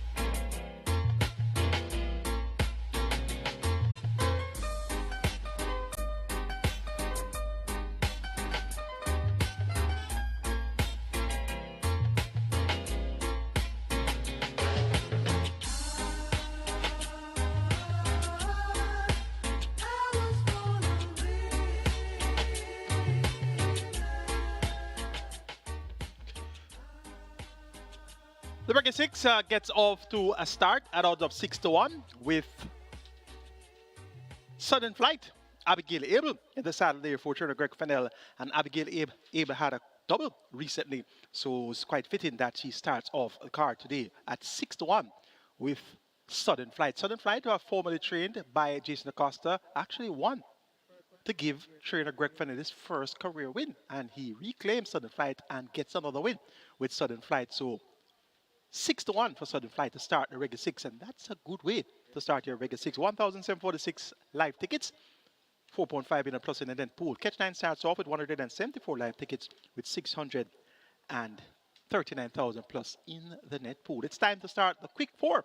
Races 2 through 5, minimum guarantee paid $250,000. We have over $500,000 in the quick four jackpot. Place pot 8, $500,000 as well in that jackpot. Both have a minimum guarantee paid of $250,000. The top choice is number 5, KP Choice, the big favorite at 1-9. Does KP Choice get the job done at 1-9? Has been thereabouts, second by some narrow margins, but just not getting the win. 1-9 looks way too short to back KP Choice, but has a form, has the pace scenario in his favor. We get speed from Bugatti, we get speed from Phoenix Risen, and he should be right there at the final drive to the wire. Legal Bomb might have something to say about that because he pipped KP Choice on the wire, going 5 straight for the runner-up spot, and that was behind a gift from Ben. So if you give KP Choice a chance at 1-9, 8-1 looks even more appealing for the chances of Legal Bomb. Number 2, Select Me, the other Patrick Lynch runner, should be running on from off the pace as well. And number 3, Phoenix Risen, will be responsible for carrying early fractions with Bugatti. Make it 5-4-2-3 in race 2 to kick off the quick 4 and play spot 8. KP Choice over Legal Bomb, Select Me, and Phoenix Risen. Play spot 8 pool, 400,000. Quick 4 pool, 250,000.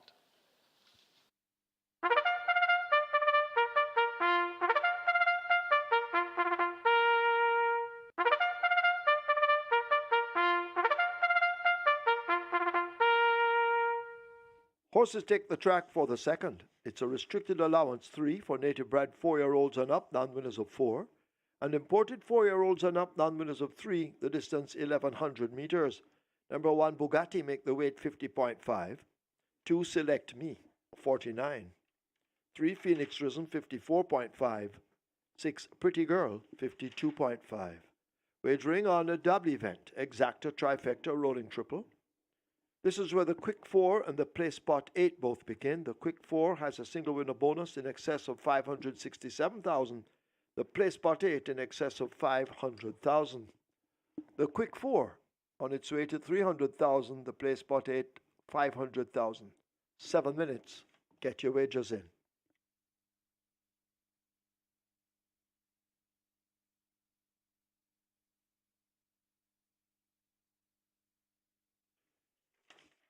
Your attention, please, in today's 5th race. Number 5, Crucial Alexa, now the mount of Dane Dawkins. Race 5, number 5, Crucial Alexia, Dane Dawkins rides. And this is a notice to all jockeys. You are hereby invited to a meeting with the operations stewards of the Jamaica Racing Commission, which will be held in the trainer's room at the Caymanas Park on Thursday, October 26, 2023, beginning at 10 a.m. This meeting will be in the form of a discussion concerning the use of the whip and an impending rule change.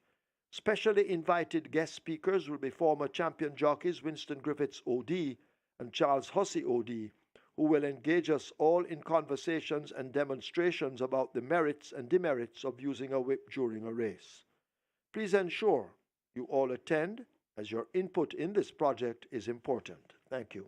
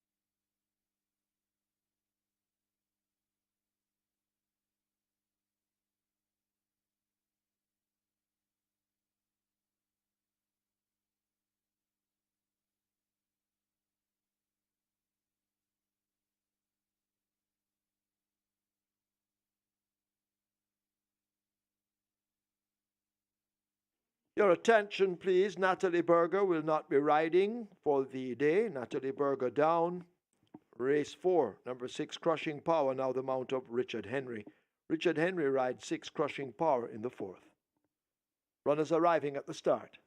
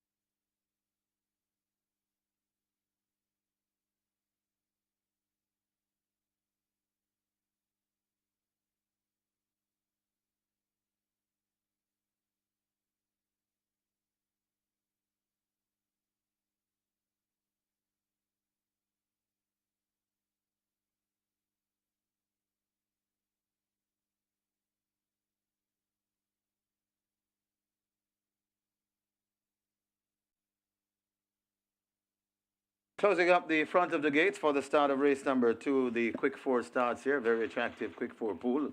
That's approaching 550,000. Jackpot bonus, equally attractive on the quick 4.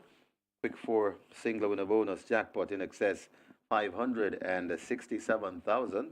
Play spot 8 starts here as well. Play spot 8 pool on its way to 650,000 with a jackpot bonus in excess of $500,000. Get your bets on there. Closing the front of the gates for race number 2.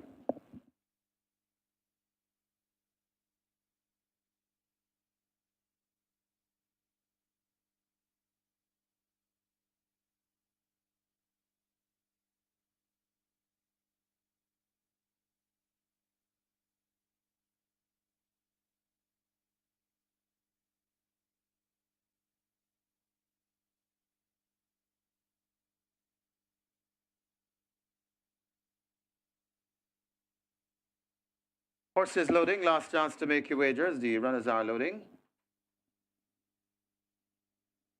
Select Me and Bugatti, the first 2 in. 5.5 furlong the trip. Phoenix Risen heads to 3. Goes in. Rider comes down from Legal Bomb. That's Shane Nugent. Pretty Girl heads to gate number 6. So 2 to load. KP Choice and a Legal Bomb.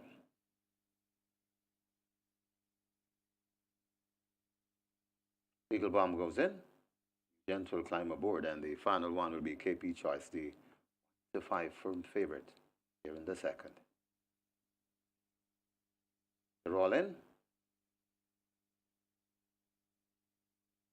Getting set for a start for Michael Sims.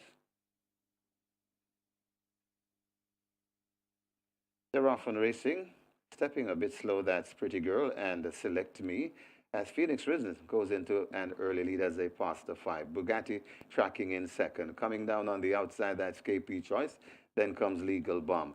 4 lengths away before we come to Pretty Girl recovering and left at the back of the field, Select Me. As they pass the 4 furlong point and head towards the 3, and it is Phoenix Risen, a length and a half in front of KP Choice racing in second. Bugatti's right against the rail. 3 lengths away before we come to Legal Bomb. Another 4 before we come to Pretty Girl and racing at the back of the field as Select Me. They're coming at the top of the lane, and it is still on that lead. Phoenix Risen right against the rail and traveling very easy.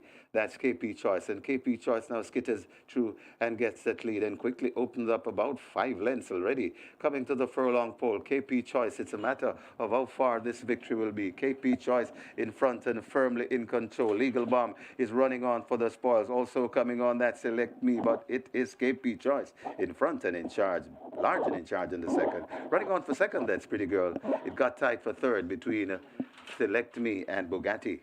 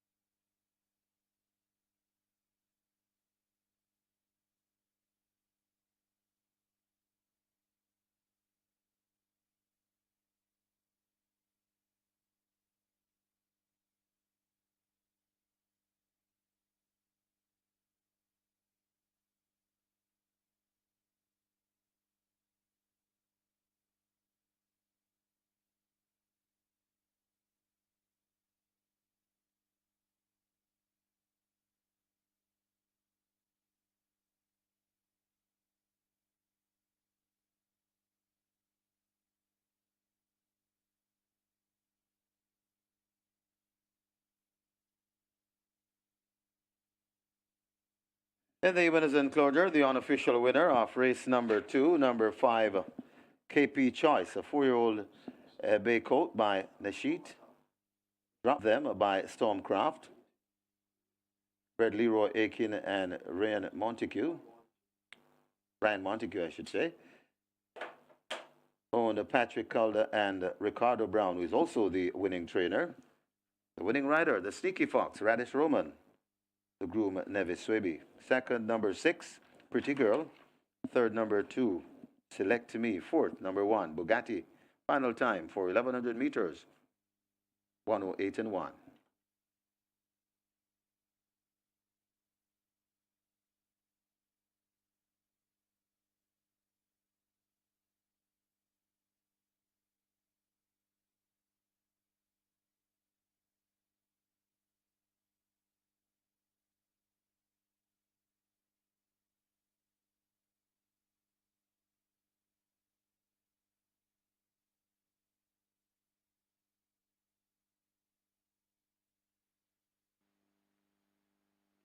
They're off on racing.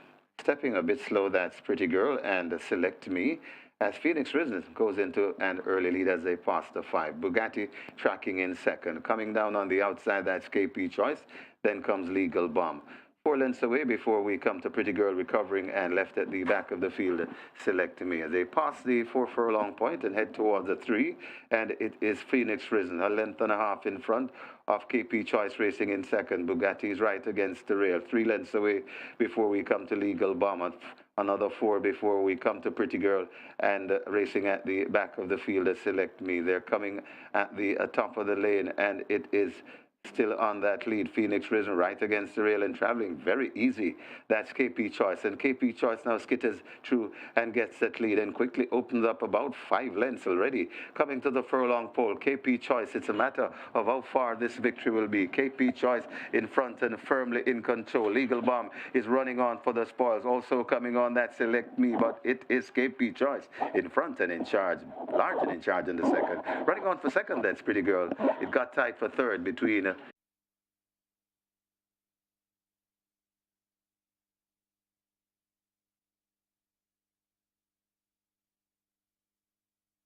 Your attention, please. Jockey Shamari Muir asked to go now to the stewards' room. Jockey Shamari Muir wanted in the stewards' room. Result of the second official. Horses to the testing barn, 5 KP Choice, 6 Pretty Girl. 5 and 6 both go to the testing barn. KP Choice the winner, 132 to win, 112 to place. Second, 6 Pretty Girl, 266. Third, 2 Select Me. Fourth, 1 Bugatti. Double event, 1032. Exacta, 632. Trifecta, 1008.68. Splits, 23-1, 46-4. Final time, 1081. Margins, 7 3/4 by a neck.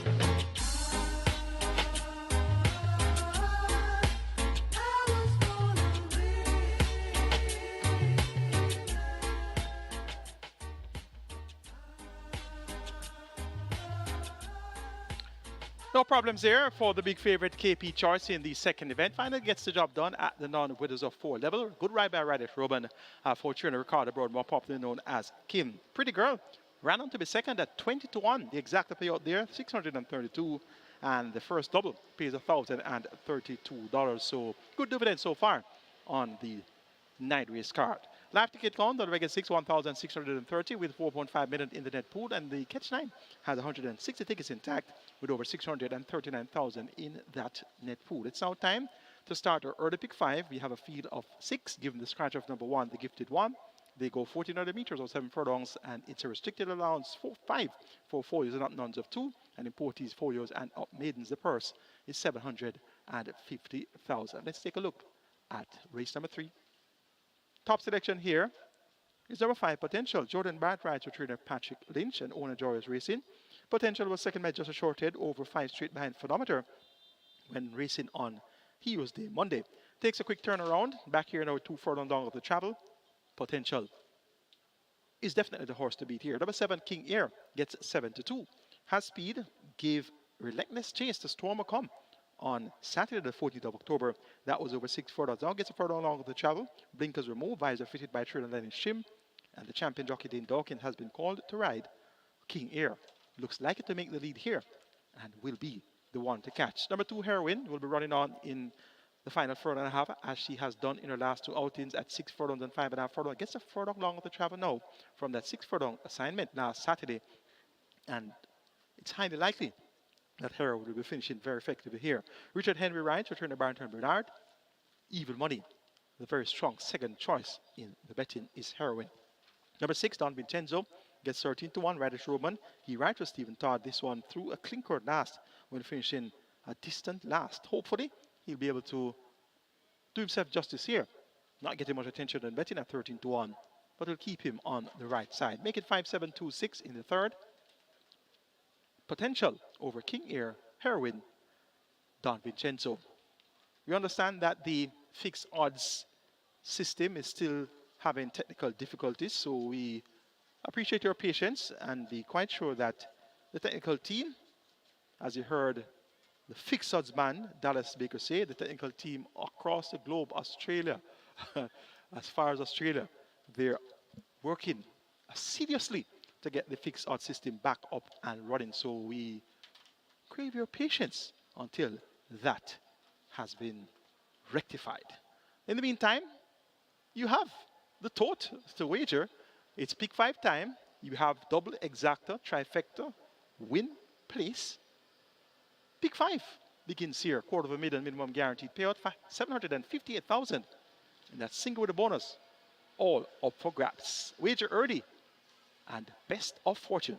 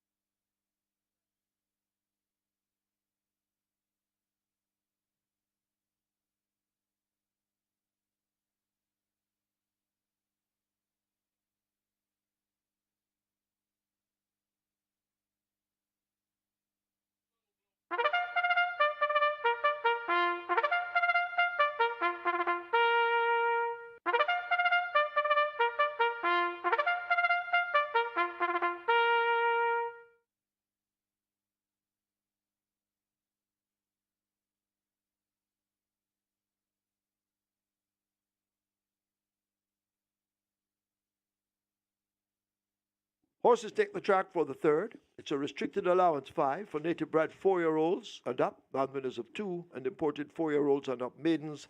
The distance 1400 meters. Scratch 1, the gifted one, lame. Number 2, Heroine. Number 2, Heroine, make the weight 51.5. 4, Slam, 52.5. 5, Potential, 53. Wagering offered on double event, exacta, trifecta, rolling triple. This is where the early pick 5 begins with a single winner bonus in excess of $758,000. Early pick 5 on its way to 300,000. 5 minutes, get your bets on.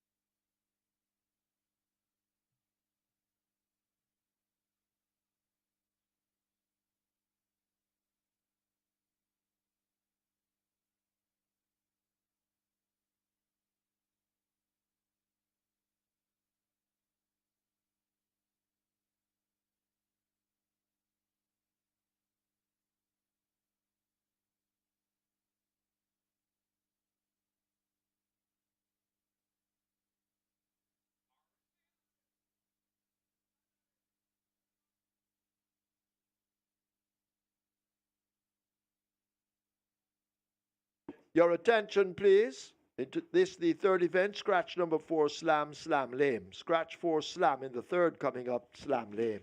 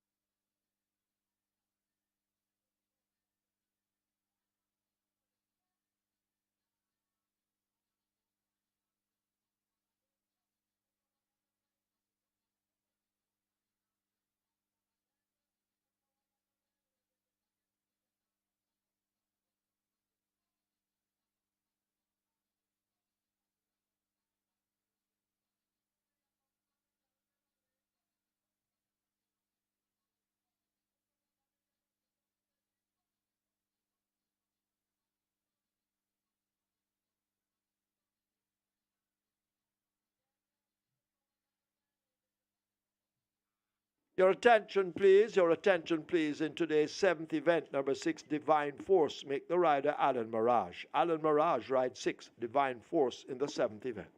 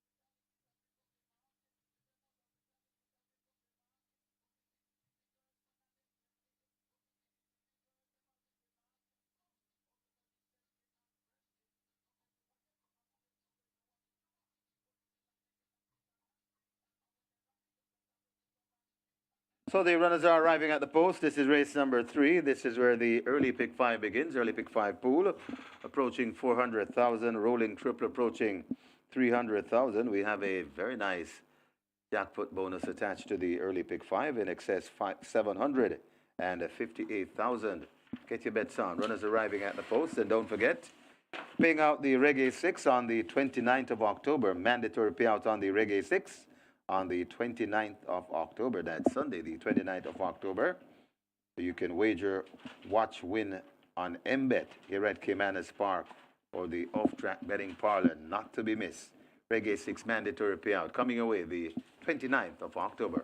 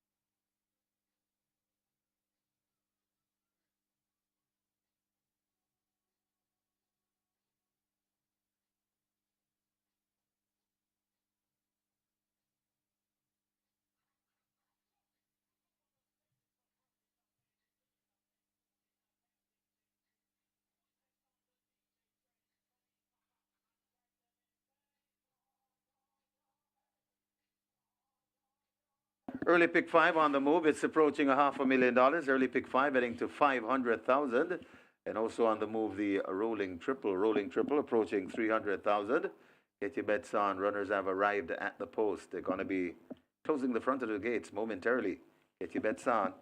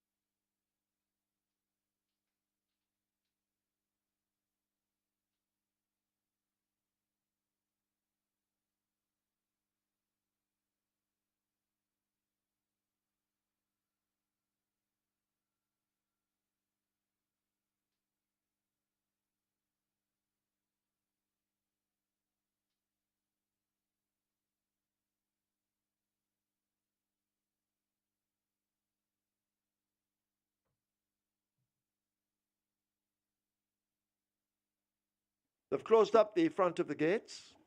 Loading up about to begin. Get your bets on. Early pick 5 heading for 600,000. Rolling triple 400,000. The surety is in. Next one in. Don Vincenzo. King Air heads for 7.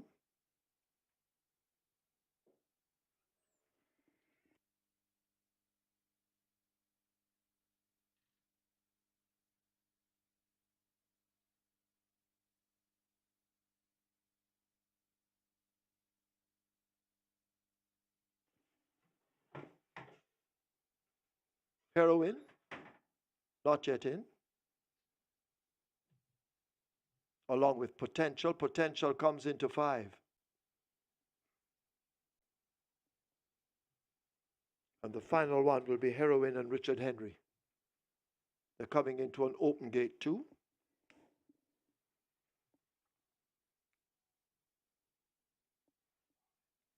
Heroine goes in. Field in line.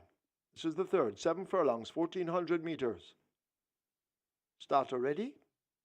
They're off.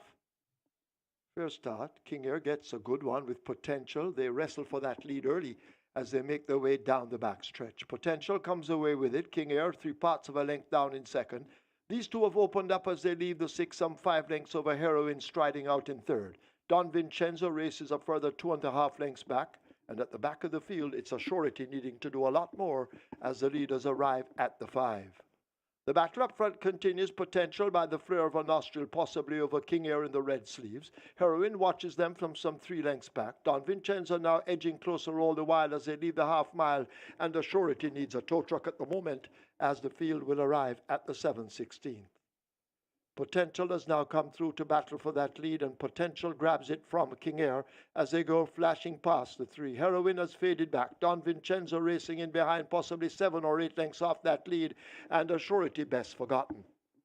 They're coming into the top of the lane in the third event. A quarter of a mile to run, and Potential now asked to go clear. King Air is left 3 or 4 lengths back and beginning to struggle.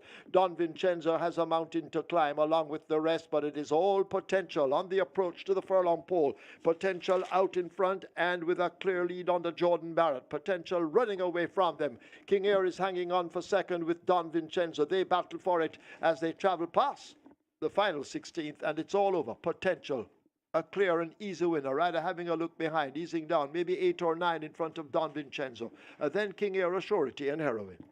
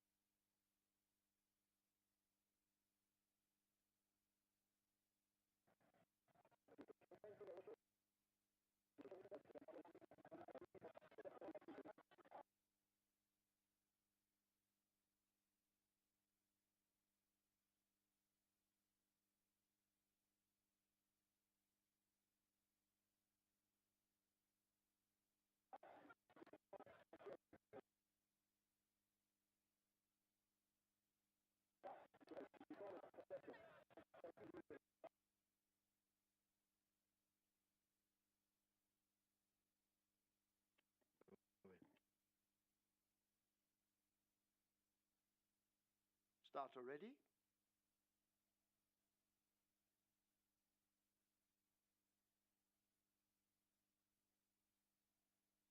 In the winners enclosure, the unofficial winner of race number 3, number 5, Potential. A 4-year-old bay colt by Traditional, Breath of Life by Royal Minister, bred Roy Hardale, own Joyous Racing, trained Patrick Lynch, the winning rider, Jordan Barrett, groom Peter Hemley, second, number 6, Don Vincenzo, third, number 7, King Air, fourth, number 3, Shorty. Final time for 1400 meters, 130 flat. And Potential now asked to go clear. King to go clear.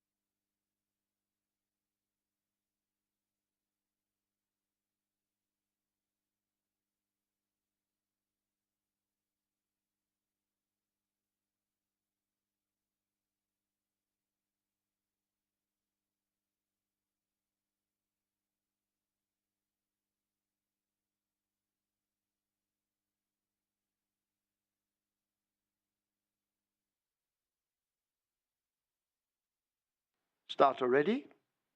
They're off. First start, King Air gets a good one with Potential. They wrestle for that lead early as they make their way down the backstretch. Potential comes away with it. King Air 3/4 of a length down in second. These two have opened up as they leave the 6, some 5 lengths over Heroin striding out in third. Don Vincenzo races a further 2.5 lengths back. And at the back of the field, it's a surety needing to do a lot more as the leaders arrive at the 5. The battle up front continues. Potential by the flare of a nostril, possibly over King Air in the red sleeves. Heroin watches them from some 3 lengths back. Don Vincenzo now edging closer all the while as they leave the half mile, and the surety needs a tow truck at the moment as the field will arrive at the 7/16. Potential has now come through to battle for that lead, and Potential grabs it from King Air as they go flashing past the 3. Heroin has faded back. Don Vincenzo racing in behind, possibly 7 or 8 lengths off that lead, and a surety best forgotten. They're coming into the top of the lane in the third event. A 1/4 of a mile to run, and Potential now asked to go clear. King Air is left 3 or 4 lengths back and beginning to struggle. Don Vincenzo has a mountain to climb along with the rest, but it is all Potential on the approach to the furlong pole. Potential out in front and with a clear lead under Jordan Barrett. Potential running away from them. King Air is hanging on for second with Don Vincenzo. They battle for it as they travel past the final 16th, and it's all over. Potential, a clear and easy winner. Rider having a look behind, easing down, maybe 8 or 9 in front of Don Vincenzo. Then King Air, a surety, and Heroin.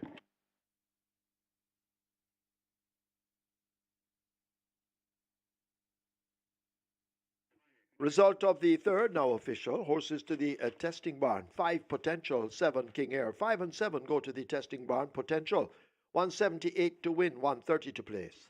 Second, 6 Don Vincenzo, 196. Third, 7 King Air. Fourth, 3 a surety. 4 Slam was a very late scratch. The special double there, 194. Dub event, 252. Exacta, 561. Trifecta, 436. 317 triples, 1,281 each. The splits are 24-3, 48-1, 114-1.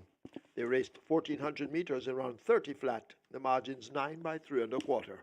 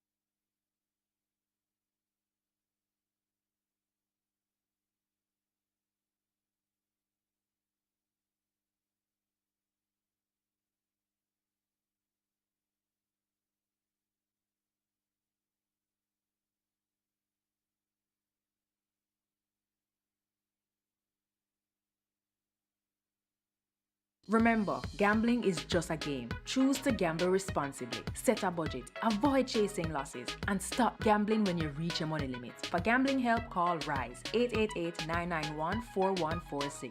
A message from the Betting, Gaming and Lotteries Commission.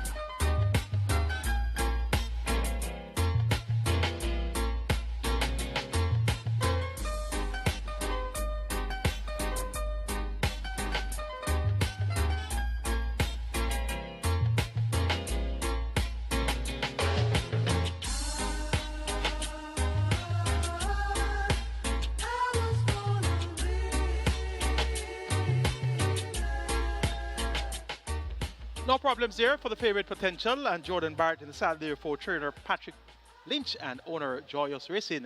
And 9th winner was Potential in race number 3. Don Vincenzo completes the exacta, $561 for the exacta dividend there, and the trifecta 436, double event 252. Live ticket count on the regular 6, 1,421 with 4.5 million plus in the net pool, and the catch 9 has 129 live tickets with 639,000 plus in that net pool. It's time for the Twilight 6 minimum guaranteed payout 2.75 million, and we have already 4.5 million wagered. An interesting looking sequence for the Twilight 6. Let's take a look at the 4th. Top selection is number 1, Biblical Legend. Philip Pargent riding for trainer Stephen Todd. This one appears to have a simple task. Ran second on last behind Thunderstrike. That was after leading for 5 furlongs in the 7th furlong contest. Biblical Legend reports from the barn of Stephen Todd for the first time for owner Pink Kalena. Number 6, Crushing Power. This one has speed. Still a maiden after 41 attempts at 8 years old, but should be able to make the lead here. And Crushing Power could be the one to catch. Golden Emperor, number 3, hasn't run a decent race since June, but any of those 4 second-place efforts between May and June would make him one of the horses to be in the exacta here. Number 4, Galway Bay, still a maiden at 7 years old after 31 attempts. That effort, though, third by 3 1/4 lengths to Storm Valley and Loose Cannon on the 27th of August. An interesting effort that day for Galway Bay. Look for Galway Bay at 40-1 to possibly be close by at the finish. Make it 1-6-3-4 in race number 4. Biblical Legend, Crushing Power, Golden Emperor, Galway Bay. Twilight 6 pool, 4.5 billion. It's approaching 5 billion. Wager early and best of luck.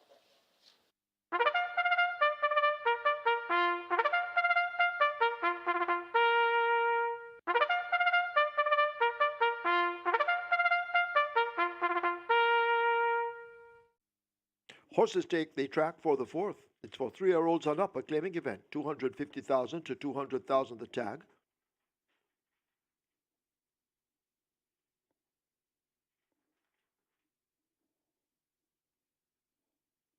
Horses who have not earned 180,000 since June 21st, and also native bred 5-year-olds, maidens, the distance 1,200 meters. Number 2, Last Hurrah, make the weight 54 kilos. 5, Willardine, 54. 6, Crushing Power, 53, Richard Henry rides. Wagering offered on double event, exacta, trifecta, rolling triple. This is where the Twilight 6 begins. It's on its way to 5 million. Get your bets on.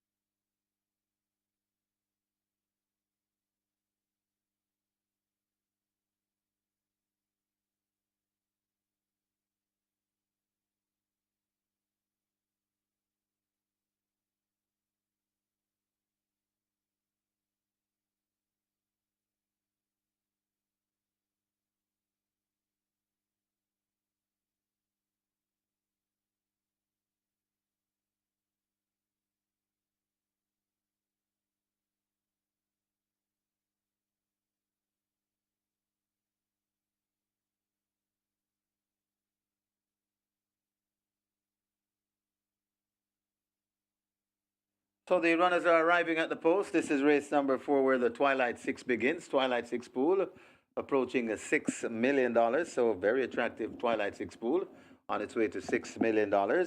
And nothing out of the ordinary happening in the Reggae 6 sequence so far. But if you got knocked out of the Reggae 6, this is a chance to get right back in the game. I suspect you're still alive, so why not take down the 2 pick 6s, Reggae 6 and the Twilight 6. And just repeating, good news for the Reggae 6 players and everybody else. Mandatory payout coming your way on the 29th of October. 29th of October. That's when we have the mandatory payout coming your way. That's next week, Sunday, I think. Sunday coming the 22nd, and it's next week, Sunday. Twilight 6, the mandatory payout on the Reggae 6.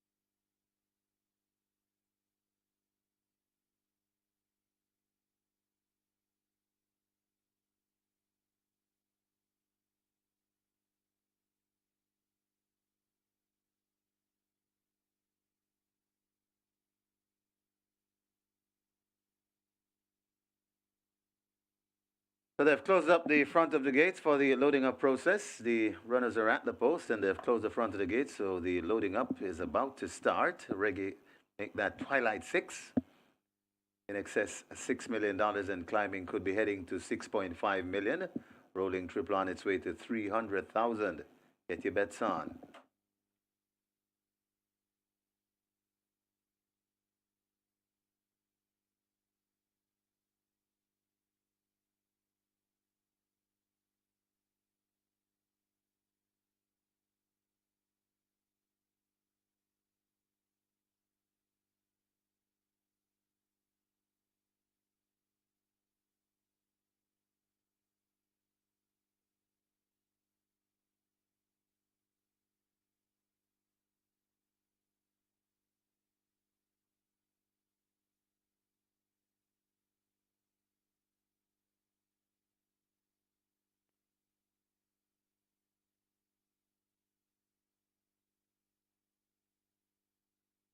We have a late scratch to announce. Race number 7, scratch number 7, Essential Quality.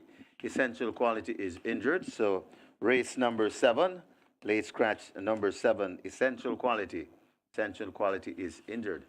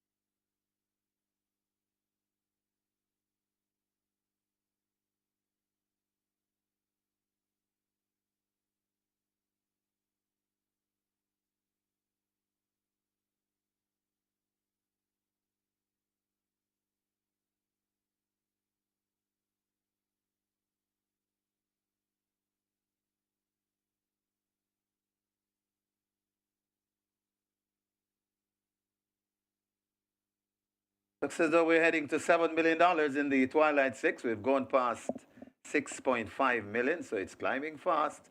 But you're running out of wagering time, though. The rolling triple, in excess 300,000 and climbing, heading to 350,000. Twilight 6 heading to $7 million. Get your bets on.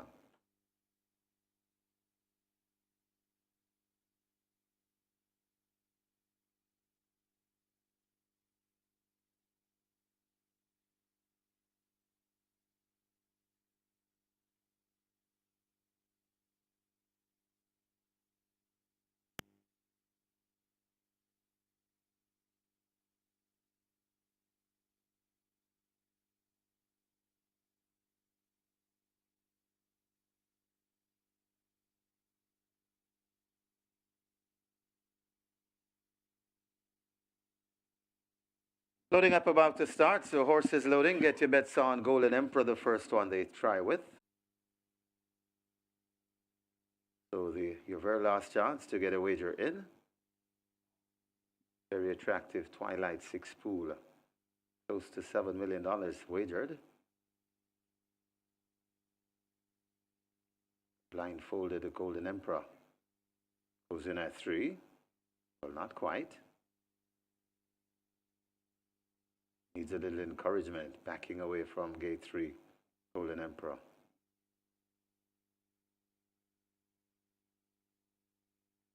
Golden Emperor goes in.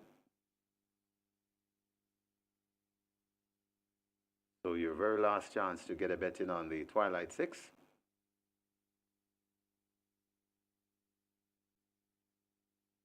Willadine heads to gate number 5. Willadine goes in.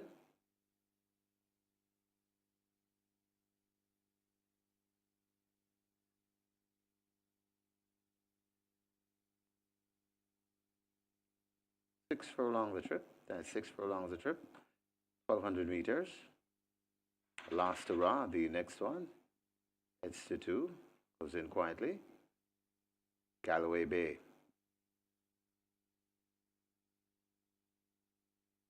Goes in at 4. 2 to load. Biblical Legend. 1 to 9. Howling Favorite. Goes in at 1. And the Grey Crushing Power completes the line. Ready for a start from Dwayne Timmel. 6 furlongs the trip. Best of luck if you play the Twilight 6. They're off and racing. Last hurrah steps a bit slow and is left at the back of the field. Biblical Legend goes for that lead already. It's Biblical Legend in front of Crushing Power, racing in second. Right against the rail, that's Galloway Bay. Right beside Galloway Bay, that is Willadine. 4 lengths away before we come to Golden Emperor, and left out of it at the back of the field, that is Last Hurrah. They head towards the 4 and coasting on that lead, but not by far though. That's Biblical Legend, joined by the Grey Crushing Power. These two sharing the lead. They're 3 or 4 lengths in front of Willadine, racing in third. Racing in fourth, that's Galloway Bay. Behind Galloway Bay, Golden Emperor, and still way out of it, that's the Last Hurrah. They're coming at the top of the lane, and Biblical Legend kicks once again. Goes on about 4 lengths in front of, toiling into second. That is Crushing Power. Running on the outside, that is Willadine, but it is in front and looking good from here, I can tell you. Coming to the furlong pole, Biblical Legend coasting home on the confident ride from the bustling Phil Parchment. Biblical Legend has this is a real demolition job by Biblical Legend and Phil Parchment.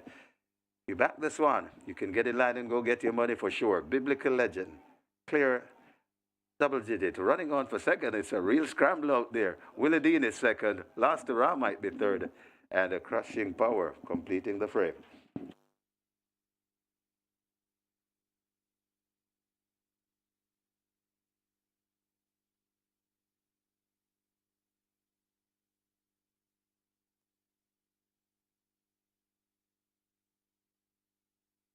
We have a claim in the 4th event. We have a claim. Number 1, Biblical Legend 24, submitted to Void O'Neill Markland for Michael Howard. O'Neill Markland claims Biblical Legend for owner Michael Howard.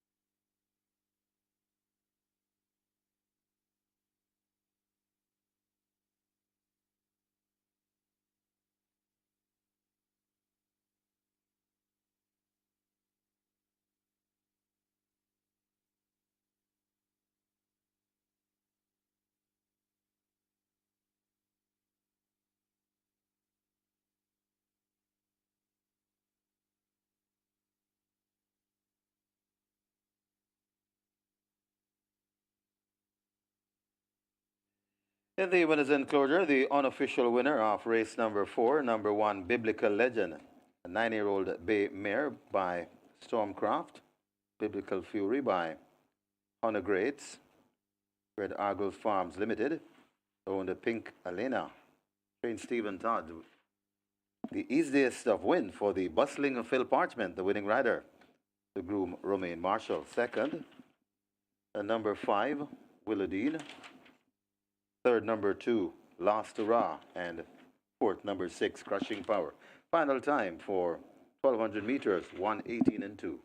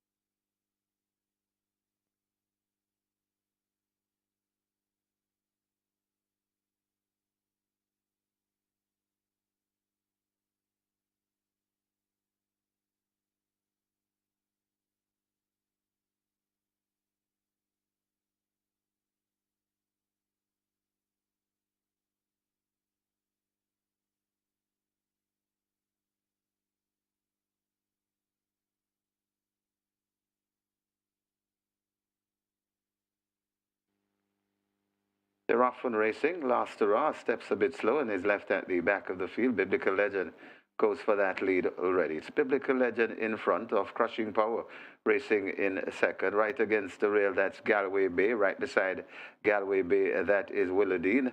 4 lengths away before we come to Golden Emperor, and left out of it at the back of the field, that is Last Hurrah. They head towards the 4 and coasting on that lead, but not by far though.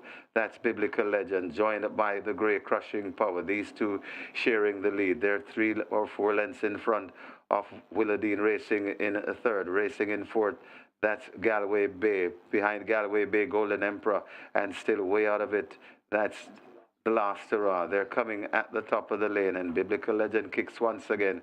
Goes on about 4 lengths in front of, toiling into second.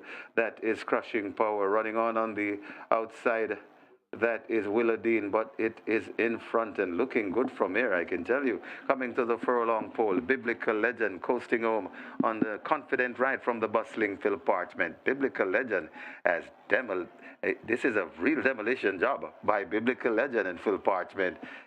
You back this one, you can get in line and go get your money for sure. Biblical Legend, clear double digit, running on for second. It's a real scramble out there. Willadine is second, Last Hurrah might be third, and a Crushing Power completing the fray.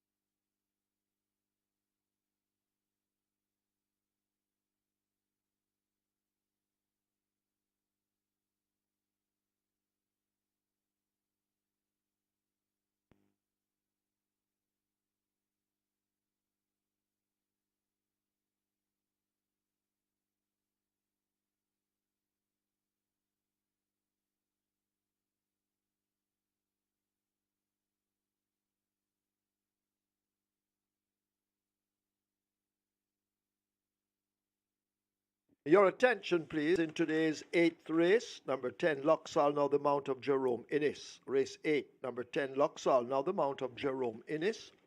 Result of the 4th official. Horses to the testing barn. 1, Biblical Legend. 3, Golden Emperor. 1 and 3 go to the testing barn. Biblical Legend, 105 to win, 108 to place.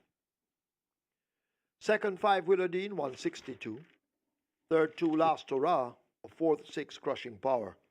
Double event 202, exacta 217, trifecta 1002, 1756 triples 125 each. Splits 24-2, 50 and 3. They race 1200 meters in 118-2. The margins 33 by a neck.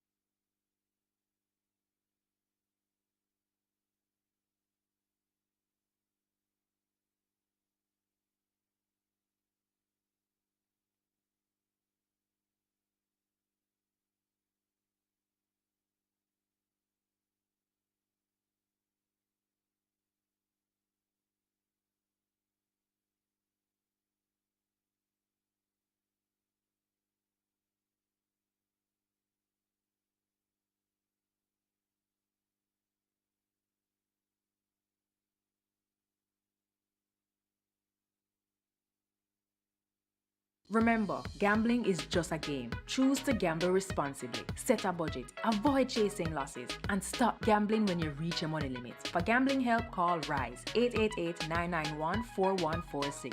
A message from the Betting, Gaming and Lotteries Commission.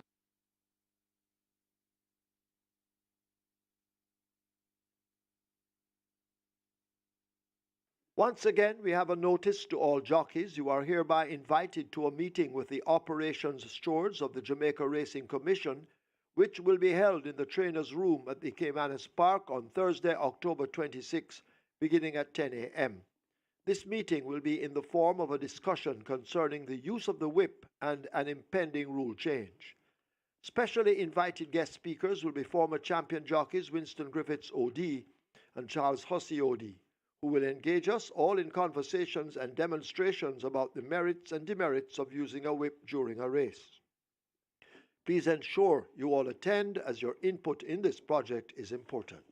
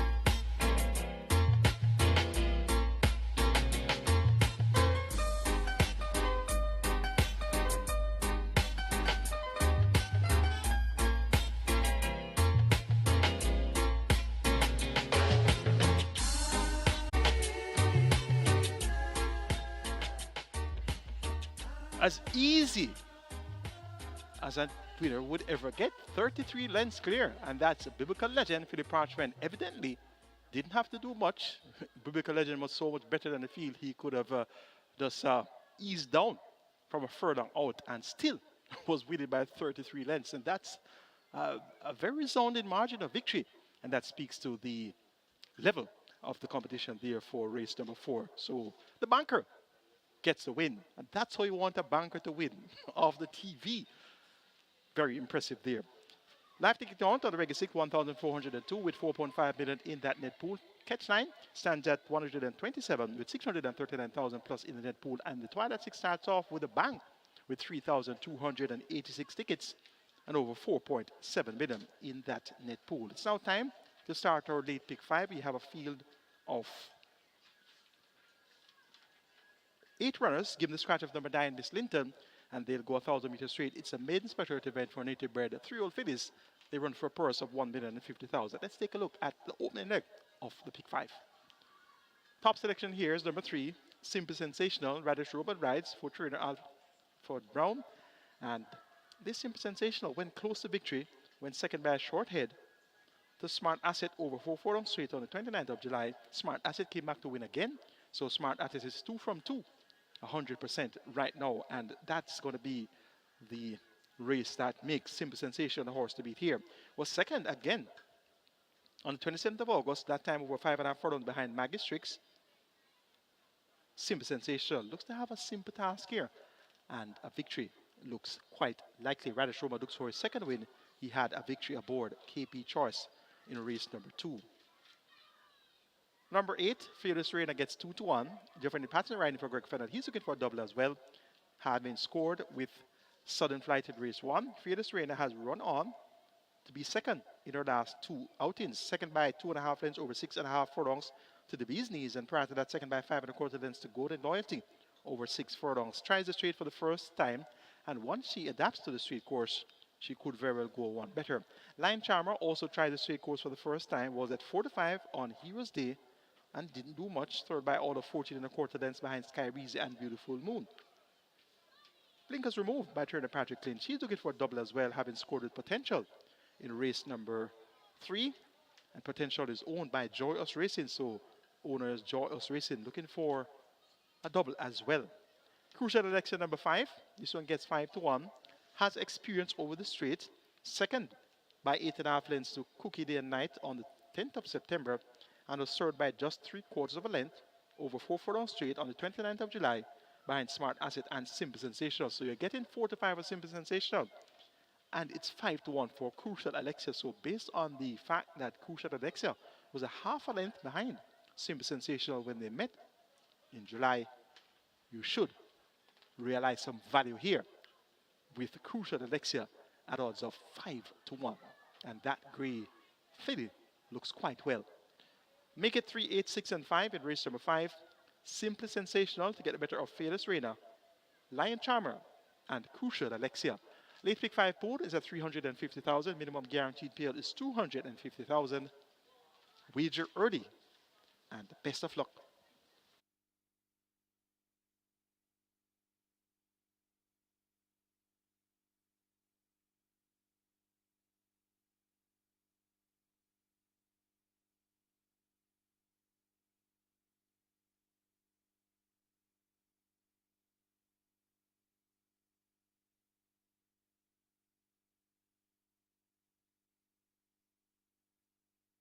Your attention, please. In the 6th event, number 2, Prosecco, make the rider Javanil Patterson. Javanil Patterson rides Prosecco in the 6th.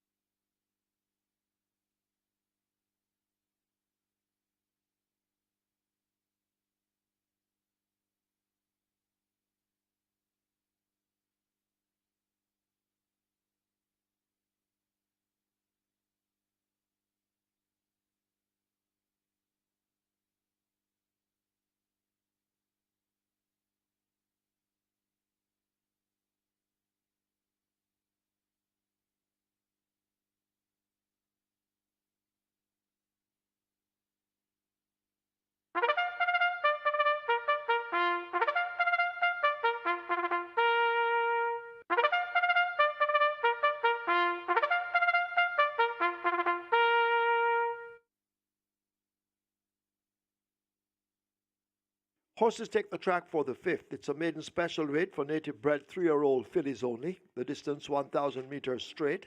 2 glittering Magnum make the weight 50.5. 5 Crucial Alexia goes with the 53. The Dane Dawkins rides. Scratch 9 Miss Linton on fit for racing. Wagering on double event, Exacta, Quinella, Trifecta, Superfecta, High 5, Rolling Triple. The late pick 5 begins here. Late pick 5 on its way to 500,000. You have 8 minutes to bet.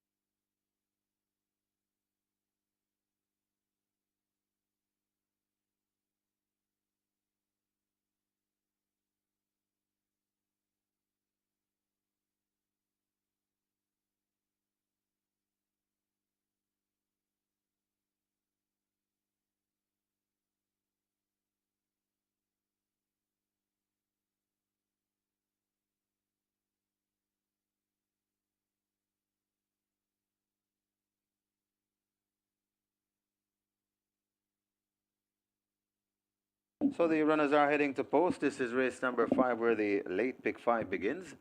Late pick 5 pool on its way to $500,000. We're cleared 400,000 and climbing fast. Late pick 5 approaching 500,000. We also have high 5 wagering. That's approaching 150,000. Get your bets on. Heading to post, less than 6 minutes to bet.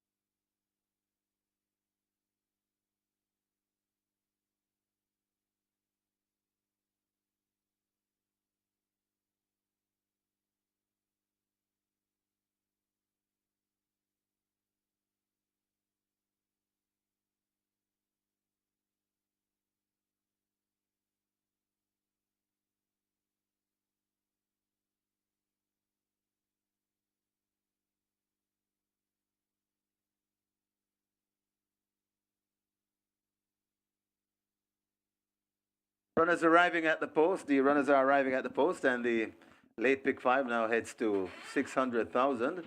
Rolling triple approaching 300,000, and your high 5 getting close to 200,000. So high 5 getting close to 200,000.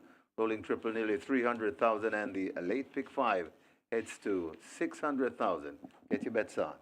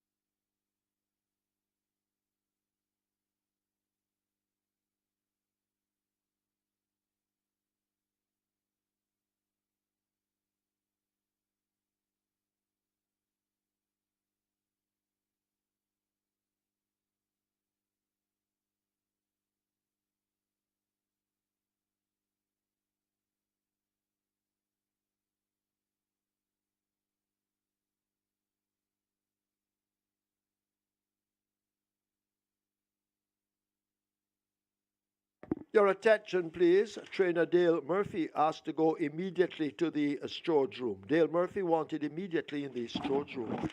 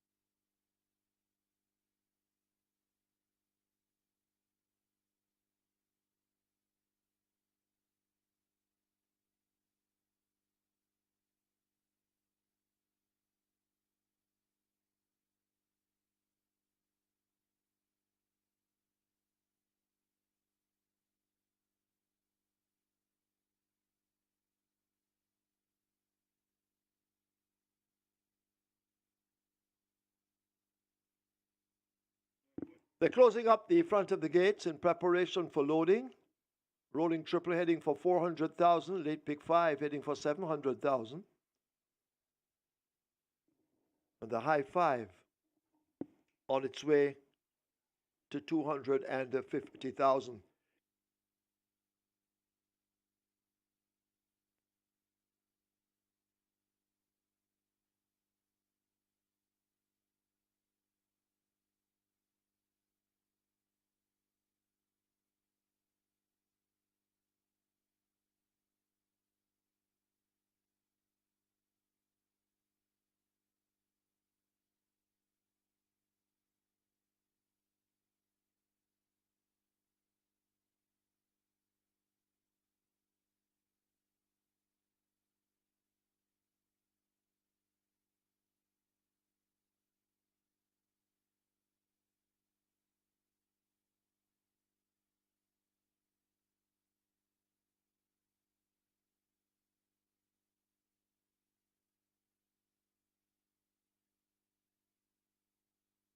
Horse is now loading.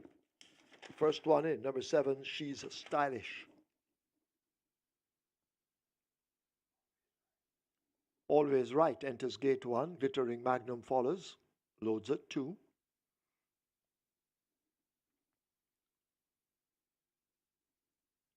Cassini they try with at 4. Cassini up to 4. First time runner, this filly. Rider coming off. That's Bebito Harvey.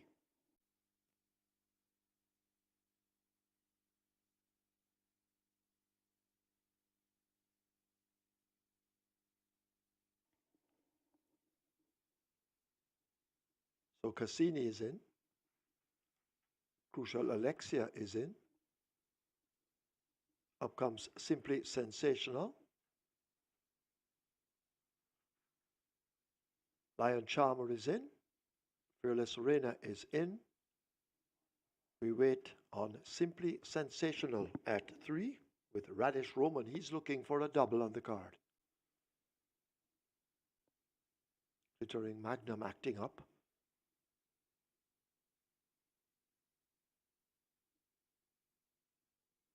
Rider getting aboard once again. Simply Sensational in. Field of 9. 5 furlongs straight, 1,000 meters straight. They're off. Fair start. Crucial Alexia, the grey gets a good one. She's stylish, racing near to us in the white headgear, is also showing some good early speed, may have that overall lead. Fearless Reina, the grey, nearest to us on the stand fence. As they sort themselves out, they've covered the first furlong and a half. She's stylish, Crucial Alexia, Fearless Reina, they are the main contenders. Glittering Magnum in the pink races on the far side with Always Right. Lion Charmer has come right across to the stand fence and has catching up to do as a Fearless Reina now comes through to take charge. Fearless Reina with that lead. Crucial Alexia, the other grey, racing in the centre. Lion Charmer is right near the stand fence on the far side, Always Right. But can they catch this Fearless Reina? They have a furlong to do it. And it's Fearless Reina and a Javanil Patterson beginning to open up the gap. Fearless Reina powering away from them. Inside the final 16th, it's all over. Fearless Reina coming away and will win this comfortably in the end. Fearless Reina by 6 or more. Lion Charmer just second. Always Right, possibly third over Crucial Alexia. Simply Sensational has finished in 5th.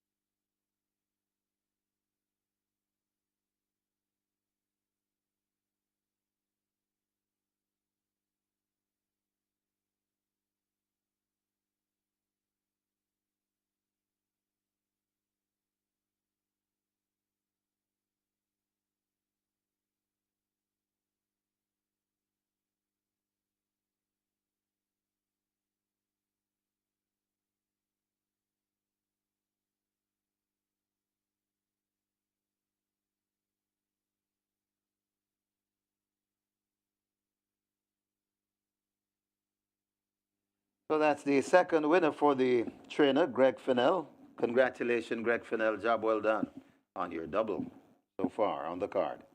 And the winning rider, the True Shake sponsored Javanil Patterson.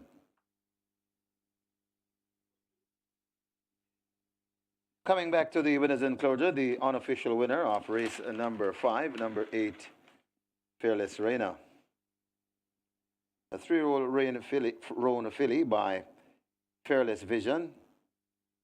He had the Reina by Traditional, Red Orange Valley Estates Limited, owned Culture Limited.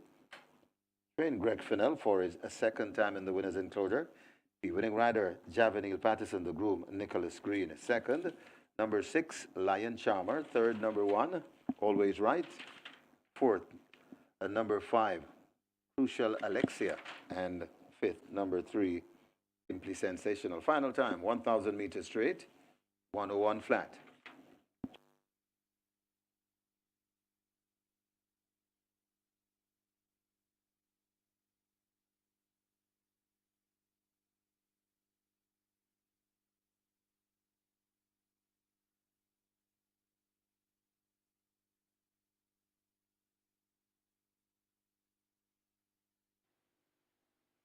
They're off.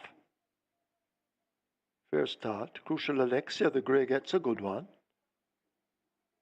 She's stylish, racing near to us in the white headgear, is also showing some good early speed, may have that overall lead. Fearless Reina, the grey, nearest to us on the stand fence. As they sort themselves out, they've covered the first furlong and a half. She's stylish, Crucial Alexia, Fearless Reina, they are the main contenders. Glittering Magnum in the pink races on the far side with Always Right. Lion Charmer has come right across to the stand fence and has catching up to do as a Fearless Reina now comes through to take charge. Fearless Reina with that lead. Crucial Alexia, the other grey, racing in the centre. Lion Charmer is right near the stand fence on the far side, Always Right. But can they catch this Fearless Reina? They have a furlong to do it. And it's Fearless Reina and a Javanil Patterson beginning to open up the gap. Fearless Reina powering away from them. Inside the final 16th, it's all over. Fearless Reina coming away and will win this comfortably in the end. Fearless Reina by 6 or more. Lion Charmer just second. Always Right, possibly third over Crucial Alexia. Simply Sensational has finished in 5th.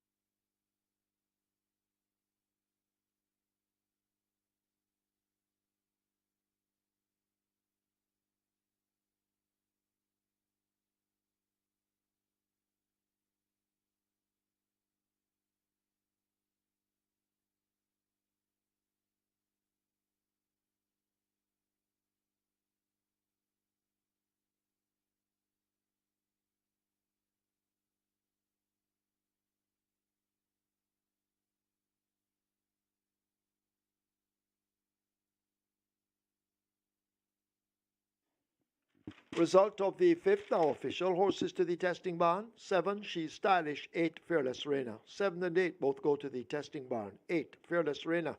278 to win, 140 to place. Second, 6, Lion Charmer, 234. Third one, Always Right, 196. Fourth, 5, Crucial Alexia. Fifth, 3, Simply Sensational.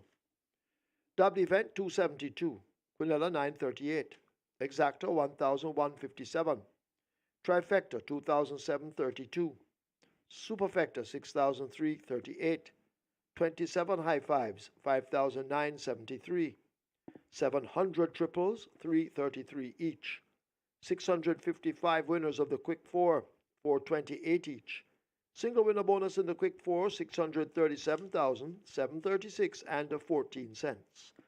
Splits 24-47. They raced 1,000 meters straight in 101 flat. The margin 7 3/4 by 1 1/4.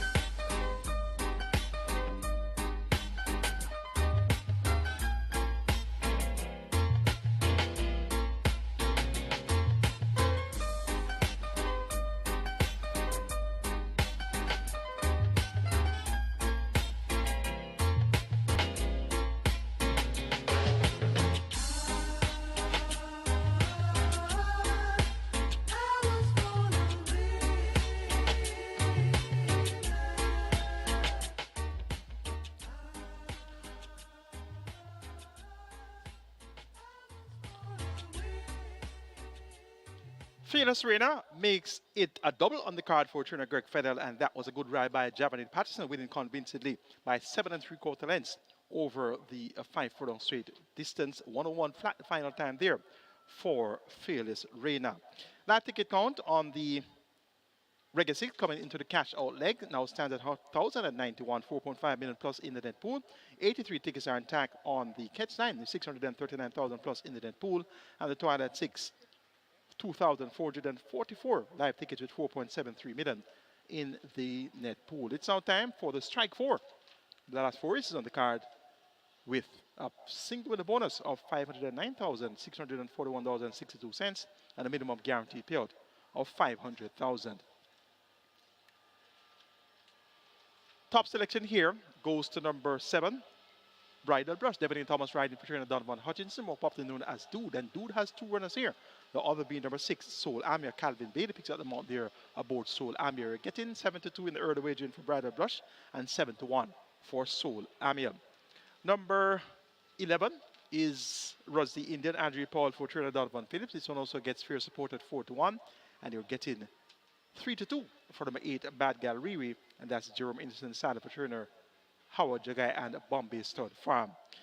Bridal Brush number 7 was a 5-length winner when ridden by Devin Thomas on the 5th of August. So based on that strong form, as well as the fact that she finished 3rd on the next 2 attempts, which were in the grade above, 3rd behind True Bavada and Rocket Lily over 5 straight. Rocket Lily has scratched the anti-post favorite is out, so it's going to make it that much simpler for Bridal Brush. My top choice. Rudzy Indian, from a good break, he should be able to fight out the finish here. He'll have a mere 48 kilos for the services of Andrew Powell. And Visor now refitted. Look for Rudzy Indian from a good start to be right there at the finish. Soul Amir, 7-1. That represents value. And Bad Gal Riri, she raced well on Monday, the 16th of October. That was Heroes Day. Chased relentlessly. Regnant, who made all the running. But Bad Gal Riri, though, she doesn't normally put together 2 encouraging runs back to back. So based on the trend of her checkered past performances here, it's quite likely that she won't run as well as she did on Monday. But could be wrong. At the same time, I could be right based on the trend here in the past performances. So at 3-2, I'm taking my shot against Bad Gal Riri. Make it 7, 11, 6, and 8. Bridal Blush over Ruds the Indian. Soul Amir. Bad Gal Riri.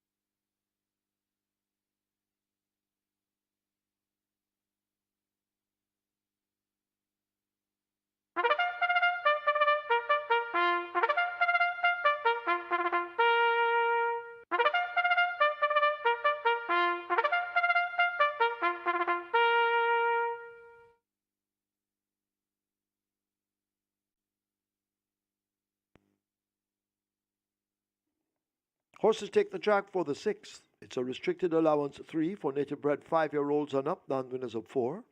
And imported 6-year-olds and up, non-winners of 4. And imported 5-year-olds and up, the distance 1,000 meters straight. Scratch 1, Rocket Lily, injured. 2 Prosecco goes with the 52.5, Javanil Patterson rides. 3 The Good Life, 46.5. 5 Right in Flight, 46. 6 Soul Amir, 54. 9 Traditional Boy, 54.5. 11 Ruds the Indian, 48. Wagering offered on Dub Event, Exacta, Quinella, Trifecta, Superfecta, High Five, a rolling triple. This is where the Strike 4 begins. Strike 4 has a single winner bonus in excess of $509,000. Strike 4 on its way to $600,000. A rolling triple heading for $300,000. 7 minutes. Get your bets on.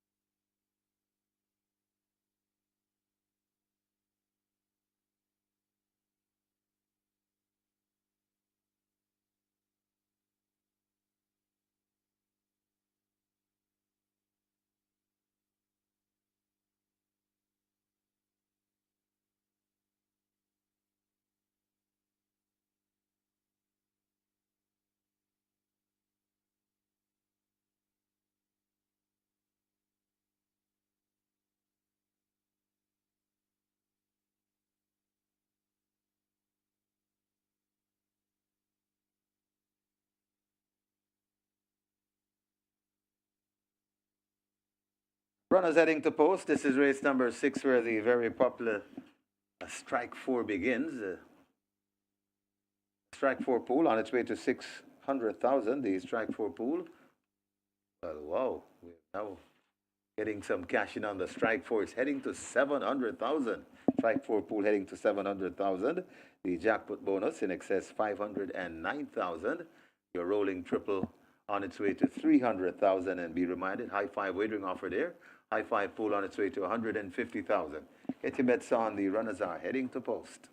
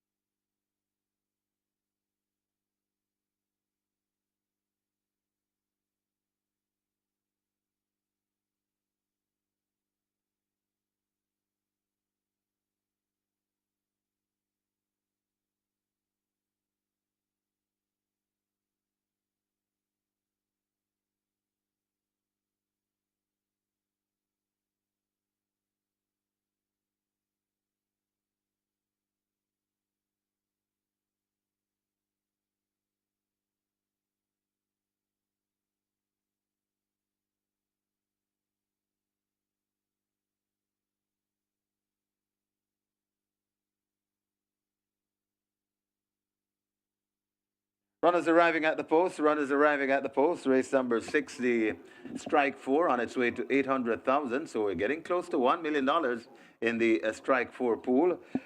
Be reminded of the jackpot bonus in excess 509,000. So in excess 509,000, the jackpot bonus. The triple, rolling triple approaching 350,000. High five wagering. That's on its way to 200,000. Get your bets on. Runners are arriving at the post.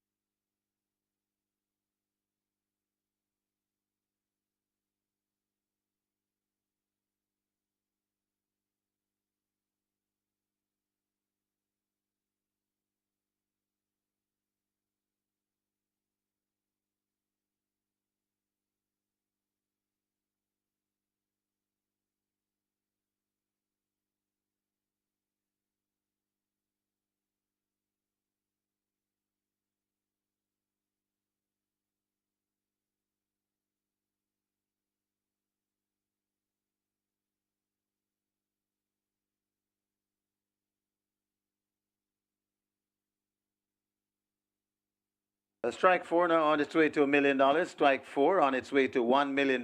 We're close to 900,000. The rolling triple approaching 400,000 and close to 200,000 in your high five pool. Get your bets on. A strike 4 heading to $1 million. Runners at the post.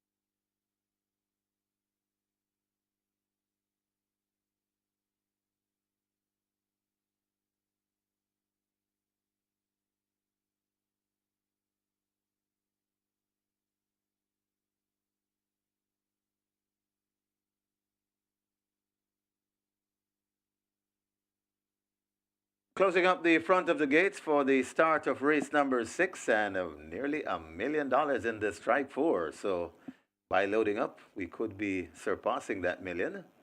Looks that way. And the rolling triple on its way to 400,000. Nearly 200,000 in your high five pool. They've closed the front of the gates for the loading up process. It's about to start. Hurry and get your bets in.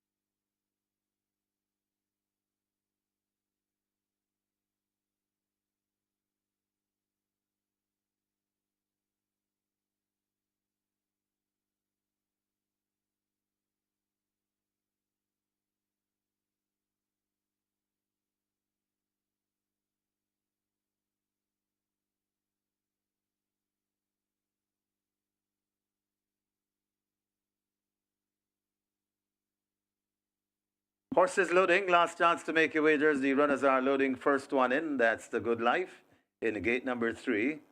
Soul Amia is next at 6.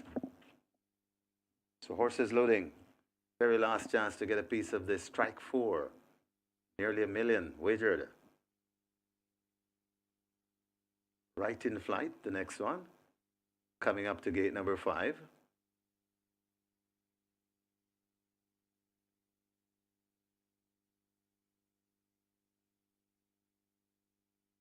Five furlongs straight, that's the trip. Prosecco the Grey heads to 2.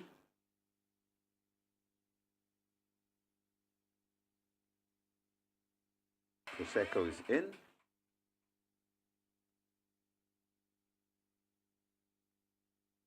Traditional Boy heads to 9. And it goes in. Rider comes down from Nakamura. Champion jockey Dane Dawkins. Nakamura goes in at 10. Bridal Blush is also in. Gate number 7. Ruds the Indian is next at 11. So the loading up process will advance. 2 to load. Queen Zan goes in, and the final one will be Bad Gal Riri from the 8th row. They've opened gate number 8 for Bad Gal Riri. Bad Gal Riri goes in, and we're ready for a start. They're off and racing, and Nakamura gets a nice start. Also getting a good start, that's Traditional Boy. Bad Gallery is in the middle, quite prominent with Queen's Anne over on the far side. The Good Life is there with Prosecco, says they're spread right across the track. Queen's Anne, very prominent in the middle. Bad Gallery is also there, right beside Bad Gallery. That's Traditional Boy and Nakamura as they coming out to the chute and coming towards the 2 furlong point. It's a wild finish. They're spread right across the track. Nakamura and Rods the Indian closest to us. Traditional Boy is right there too. Bad Gallery is right in the mix. Also there, that is a Bridal Blush. They're coming to the furlong pole. Bridal Blush, Bad Gallery, and Nakamura. Their spreads. Nakamura has now struck the front. Nakamura here comes on the wide outside. That is Rods the Indian. It is holding on Nakamura from Rods the Indian. Nakamura beats Rods the Indian. Bad Gallery, Bridal Blush, and the Traditional Boy.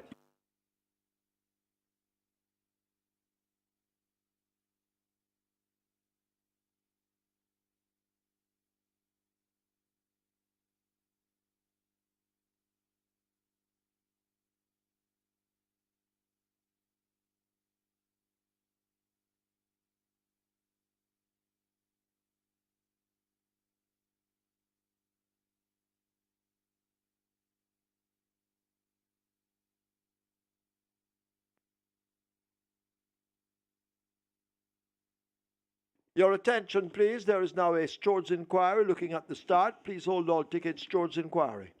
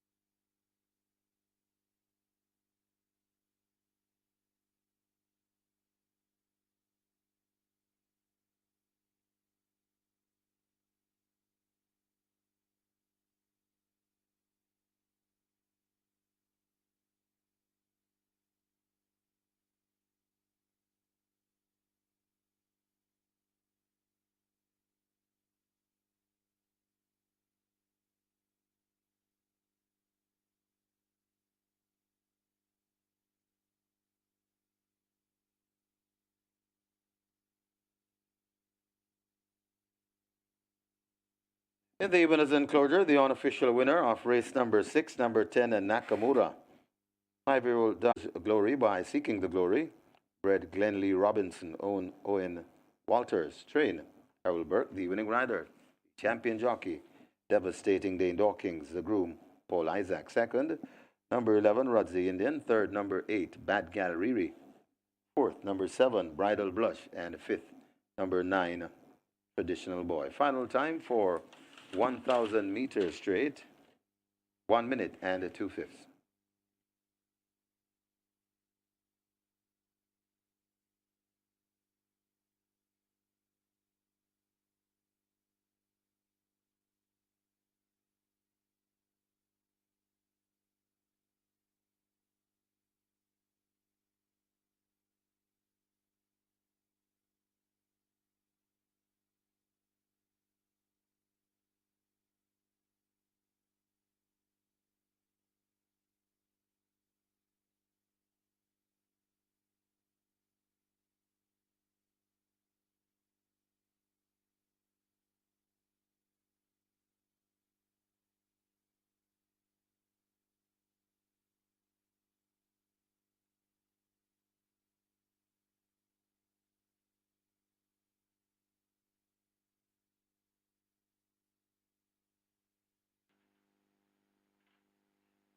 They're off and racing, and Nakamura gets a nice start.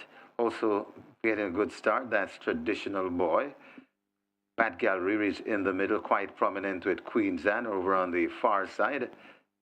The Good Life is there with Prosecco, says they're spread right across the track. Queen's Anne, very prominent in the middle. Bad Gal Riri is also there, right beside Bad Gal Riri, that's Traditional Boy and Nakamura as they coming out to the chute and coming towards the 2 furlong point. It's a wild finish. They're spread right across the track. Nakamura and Rods the Indian closest to us. Traditional Boys right there too. Bad Gal Riri is right in the mix. Also there, that is a Bridal Blush. They're coming to the furlong pole. Bridal Blush, Bad Gal Riri and Nakamura. They're spread. Nakamura has now struck the front. Nakamura here comes on the wide outside. That is Rods the Indian. It is holding on. Nakamura from Rods the Indian. Nakamura beats Rods the Indian. Bad Gal Riri, Bridal Blush and a Traditional Boy.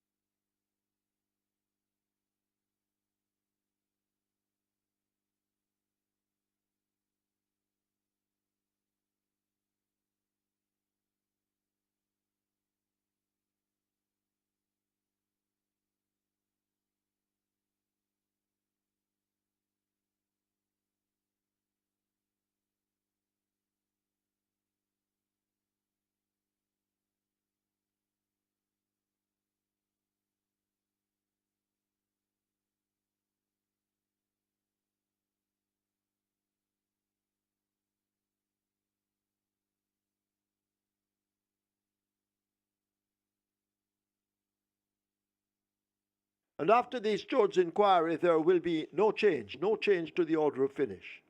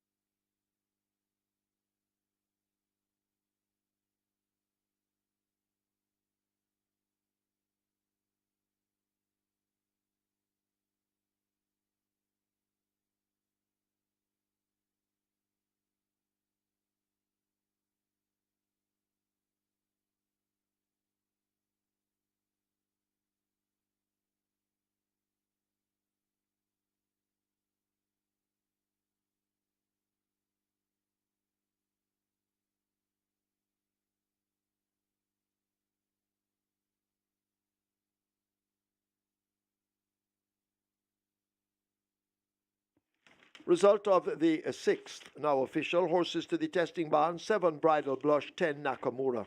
7 and 10 go to the testing barn. Nakamura, 472 to win, 186 to place. Second 11, Rudge the Indian, 168. Third 8, Bad Gal Riri, 152. Fourth, 7 Bridal Blush. Fifth 9, Traditional Boy. Double event 2000, 216. Quinella 868. Exacta 1137. Trifecta 2004.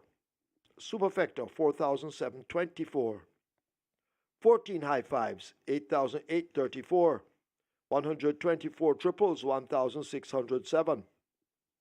Reggae 6 had 471 winners, each receiving 6,463.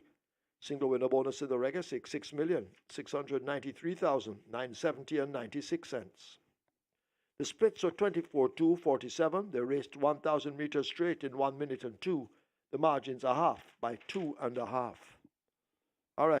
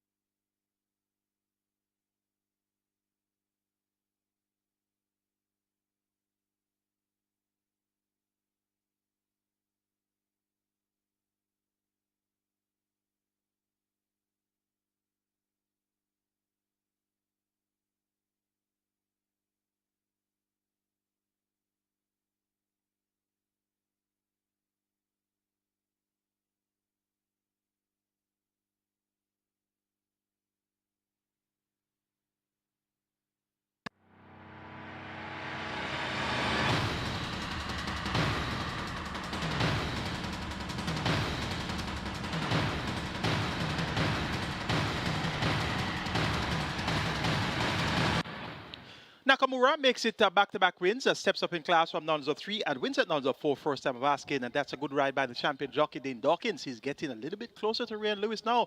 Ray Lewis has been on a little bit of a lean spell in recent times. Hope you have noticed. He started the day off on 12 wins ahead of Dane Dawkins, now down to 11. So the last 3 months or 2 months of racing left, we could see the jockey's title race heating up between Dane Dawkins and the leading rider, Ryan Lewis. Congrats to the winners of the Reggae 6, each receiving 6,463. Jackpot now jumps to 6.693 million. Let's take a look at the closing stages of our Reggae 6 event. Always vigorous. Races are right against the stand fence. Quantum Dancer has drifted over there too, but they charge up toward us, and it's Acid Soup out in front from Circle and a Sudden Flight. Acid Soup with that lead. Sudden Flight now delivering a challenge, and Sudden Flight skips to the front. It is Sudden Flight with that lead. Monaco running on strongly on the far side, but Sudden Flight and Abigail Abel, she's more than able. They get there first. It's close between Circle and Monaco. Also close between Acid Soup and Cold Pursuit. Phoenix risen right against the rail and traveling very easy. That's KP Choice, and KP Choice now skitters through and gets that lead and quickly opens up about 5 lengths already. Coming to the furlong pole, KP Choice, it's a matter of how far this victory will be. KP Choice in front and firmly in control. Legal Bomb is running on for the spoils, also coming on that Select Me, but it is KP Choice in front and in charge, large and in charge in the second. Running on for second, that's Pretty Girl. It got tight for third between Select Me and Bugatti. King Air is left 3 or 4 lengths back and beginning to struggle. Don Vincenzo has a mountain to climb along with the rest, but it is all Potential on the approach to the furlong pole. Potential out in front and with a clear lead under Jordan Barrett. Potential running away from them. King Air is hanging on for second with Don Vincenzo. They battle for it as they travel past the final 16th, and it's all over. Potential, a clear and easy winner. Rider having a look behind, easing down, maybe 8 or 9 in front of Don Vincenzo. Then King Air, Surety and Heroin. Running on the outside That is Willardine, but it is in front and looking good from here, I can tell you. Coming to the furlong pole, Biblical Legend coasting home on the confident ride from the bustling Phil Parchment. Biblical Legend has this is a real demolition job by Biblical Legend and Phil Parchment. You back this one, you can get in line and go get your money for sure. Biblical Legend, clear double digit, running on for second. It's a real scramble out there. Willardine is second. Last Hurrah might be third. And a crushing power completing the frame. Crucial Alexia, the other grey racing in the centre. Lion Charmer is right near the stand fence on the far side, always right. But can they catch this Fearless Rainer? They have a furlong to do it. And it's Fearless Rainer and a Javanil Patterson beginning to open up the gap. Fearless Rainer powering away from them. Inside the final 16th, it's all over. Fearless Rainer coming away and will win this comfortably in the end. Fearless Rainer by 6 or more. Lion Charmer just second. Always right. Possibly third over Crucial Alexia. Simply Sensational has finished in 5th. Pat Gallery is right in the mix. Also there, that is a Bridal Blush. They're coming to the furlong pole. Bridal Blush, Pat Gallery, and Nakamura. Their spreads. Nakamura has now struck the front. Nakamura here comes on the wide outside. That is Ruds the Indian. It is holding on Nakamura from Ruds the Indian. Nakamura beats Ruds the Indian. Pat Gallery, Bridal Blush, and a Traditional Boy.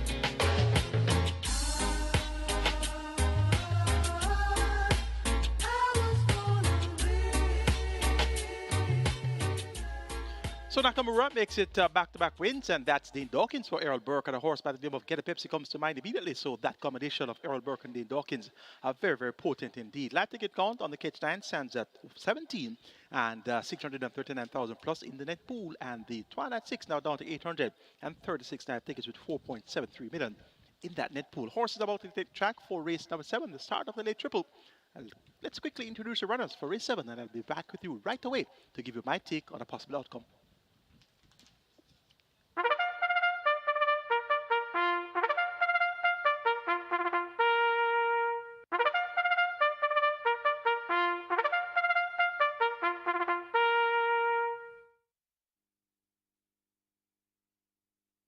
Horses take the track for the 7th. It's a restricted stakes, imported 3-year-olds and up, non-winners of 3, and native bred 3-year-olds and 4-year-olds and non-winners of 4, the distance 1,400 meters. 2 Sensational Move make the weight 51.5. 4 Wayne's Princess, 48. 6 Divine Force, Alan Mirage rides. Scratch 7 Essential Quality injured. 9 Burning Valor, 54.5. 10 Captain Calico, 52.5. Wagering on double event, Exacta. Quinella Trifecta, Superfecta High 5. This is where the late triple begins. Runners make their way to post. Get your bets on.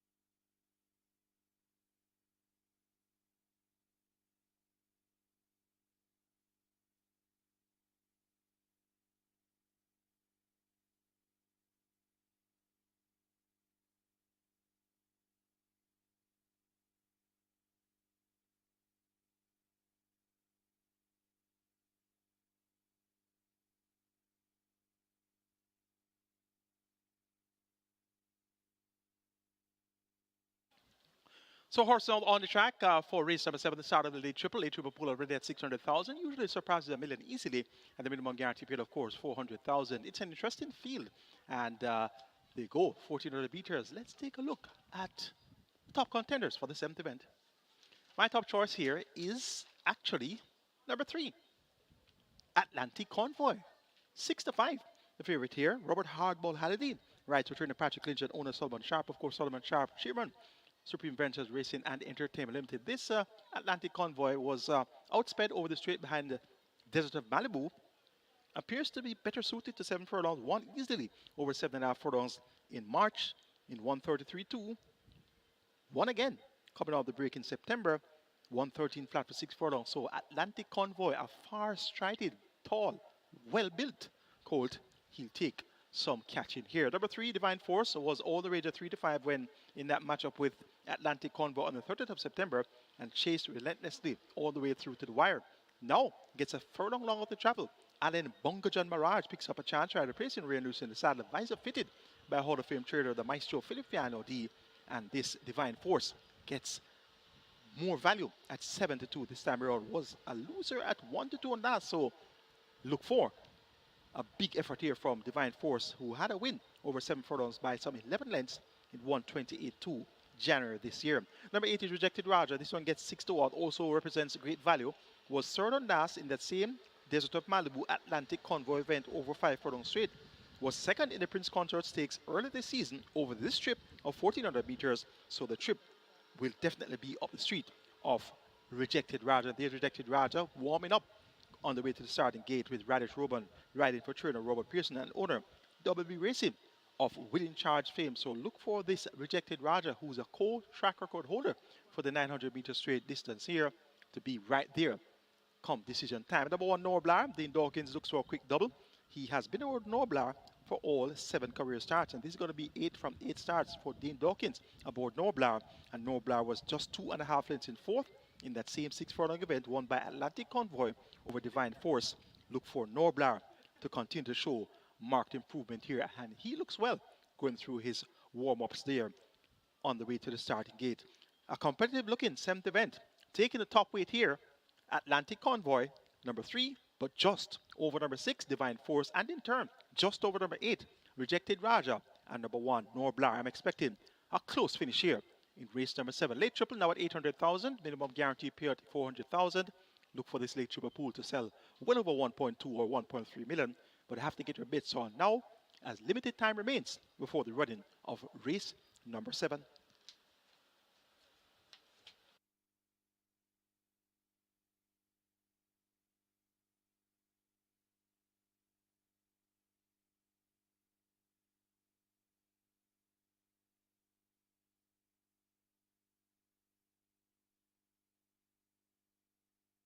Runners are heading to post. This is where the late triple begins. Race number 7, late triple.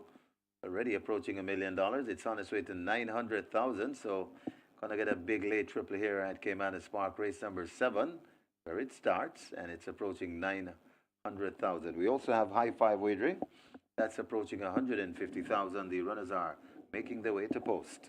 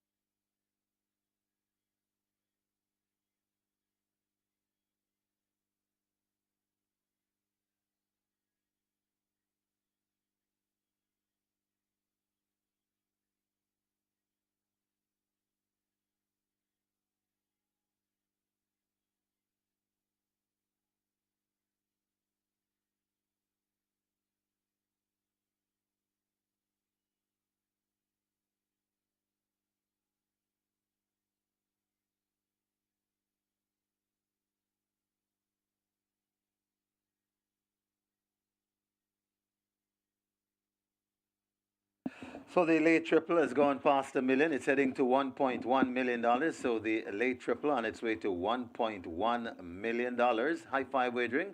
That's approaching 200,000. Get your bets on. The runners have arrived at the post. Get your bets on. Late triple once again approaching $1.1 million.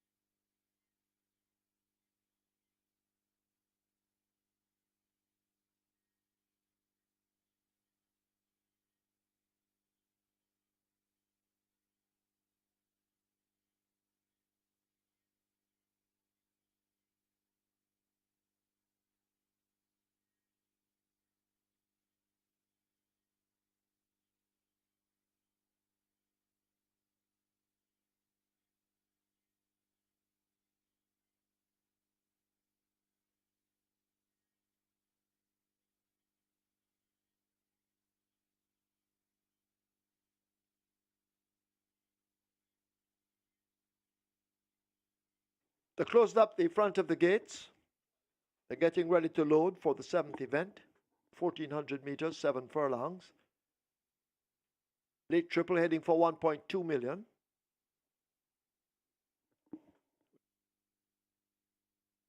And the high five approaching $250,000, but you're running out of time. Get your bets in now. Runners at the post. Any moment, they will begin to load.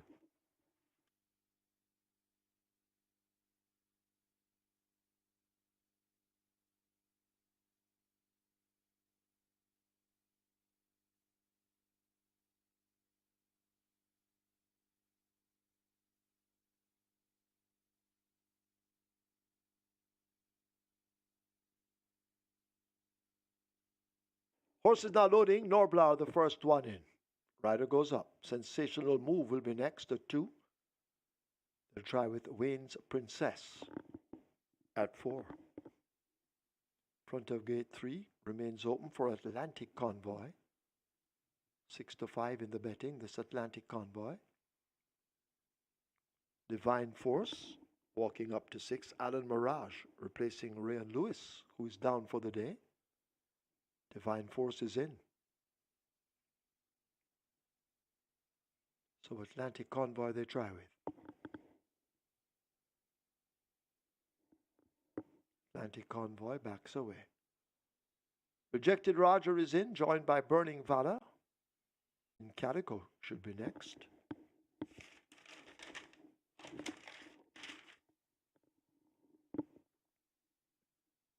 So Atlantic Convoy backs away from gate 3. Captain Calico refused. Also out easy as ABC. Rider off Atlantic Convoy.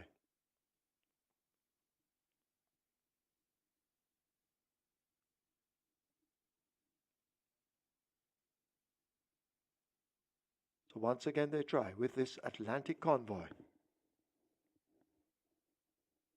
Second last time out. Losing by 3 lengths in a 5 furlong straight event. Thus the betting coming in for Atlantic Convoy.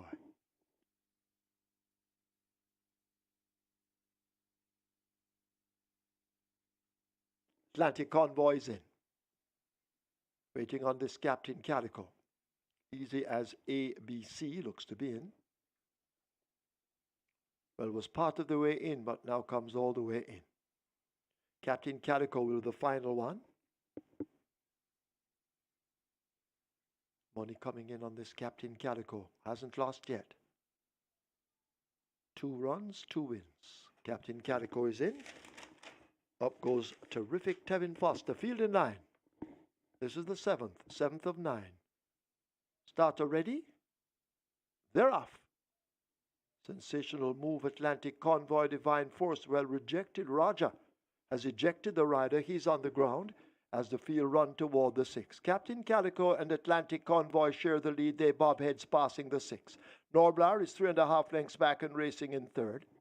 Burning Valor on the outside of Wayne's Princess. Sensational Move is the one in the blue sleeves on the rail. Divine Force edging closer to the leading bunch. Easy as ABC toward the back, and then the loose horse way at the back. They run toward the final half of a mile. The war up front continues. Captain Calico and Atlantic Convoy, these 2 heads apart, and now Captain Calico takes the lead. Atlantic Convoy left a length down as they go passing the 7/16th. A gap of 6 or more to Noblar. Divine Force 2 further lengths back. Just there too, that's Burning Valor. Sensational Move has a lot to do. Wayne's Princess toward the back. Easy as ABC is last and looking hopeless as the field now come thundering into the top of the lane. It's Captain Calico right on the rail with that lead, increasing it by 2 lengths. Atlantic Convoy trying to close the gap. Atlantic Convoy can't close in on Captain Calico, who maintains the advantage up front. They run past the furlong pole. It is Captain Calico. He's unbeaten so far and looks as if the streak will continue. It's Captain Calico, the rider, wailing away with a right-hand stick. Captain Calico and terrific Tevin Foster come away to win cheekily and easily in the end. Atlantic Convoy some 6 or more lengths back is 2nd. Noblar is 3rd. Sensational Move is 4th. Close between Divine Force and Burning Valor for 5th.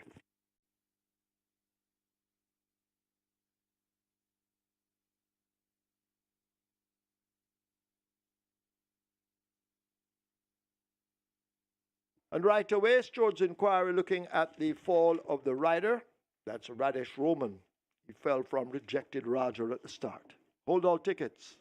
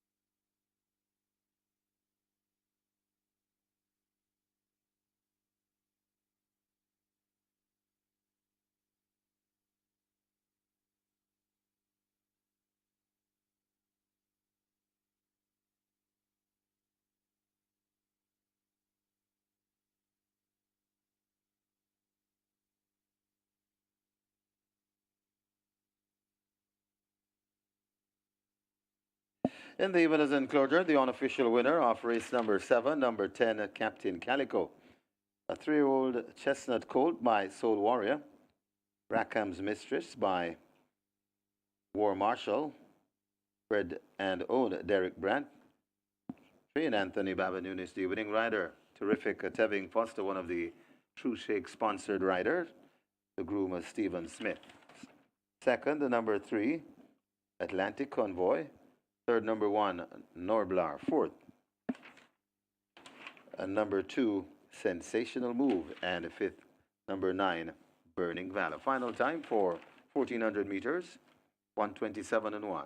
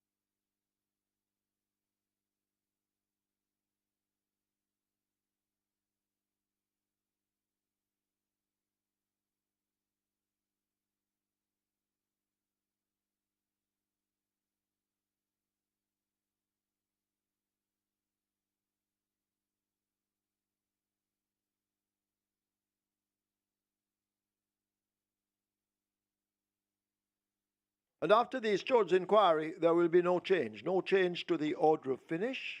Jockey Tevin Foster has to go now to the stewards' room. Tevin Foster wanted in the stewards' room.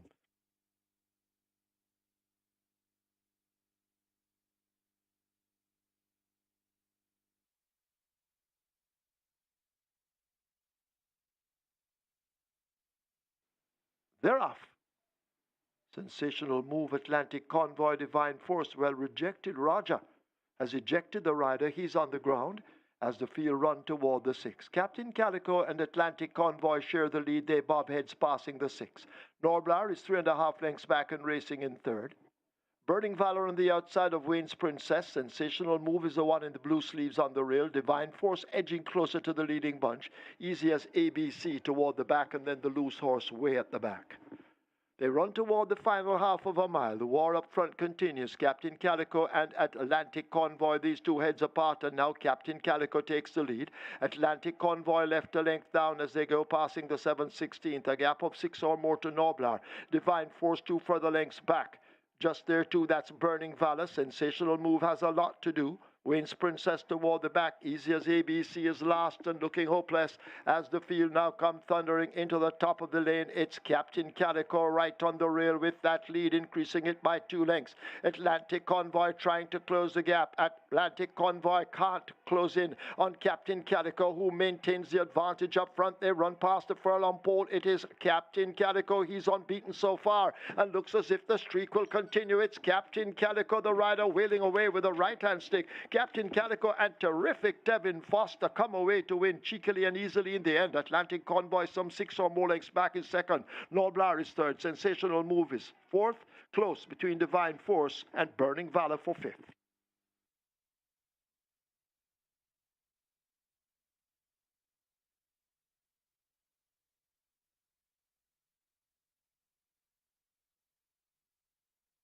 Attention please, Jockey Dane Dawkins asked to go to the stewards' room. Dane Dawkins wanted in the stewards' room.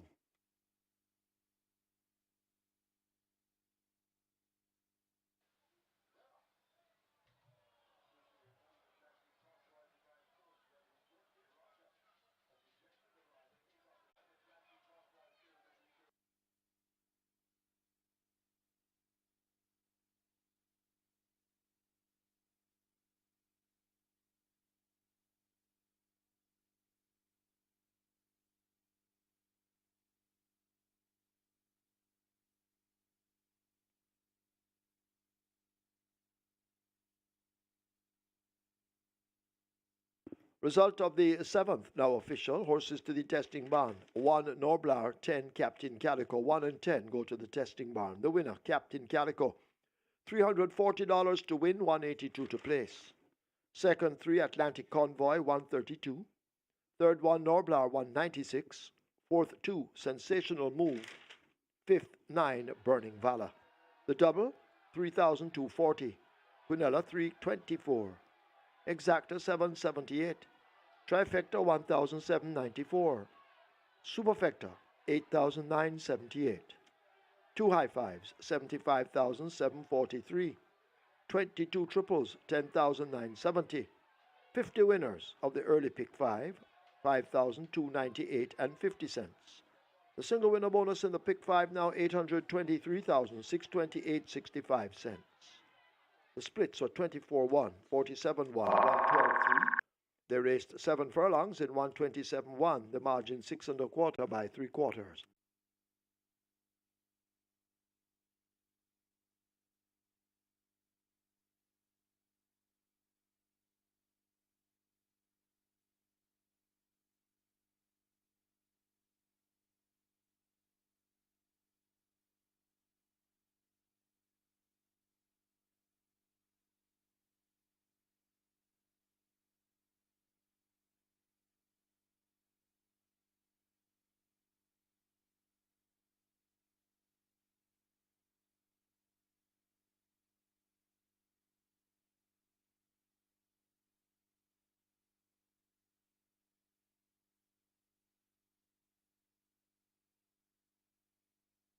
Remember, gambling is just a game. Choose to gamble responsibly. Set a budget. Avoid chasing losses. And stop gambling when you reach your money limits. For gambling help, call RISE 888-991-4146. A message from the Betting, Gaming and Lotteries Commission.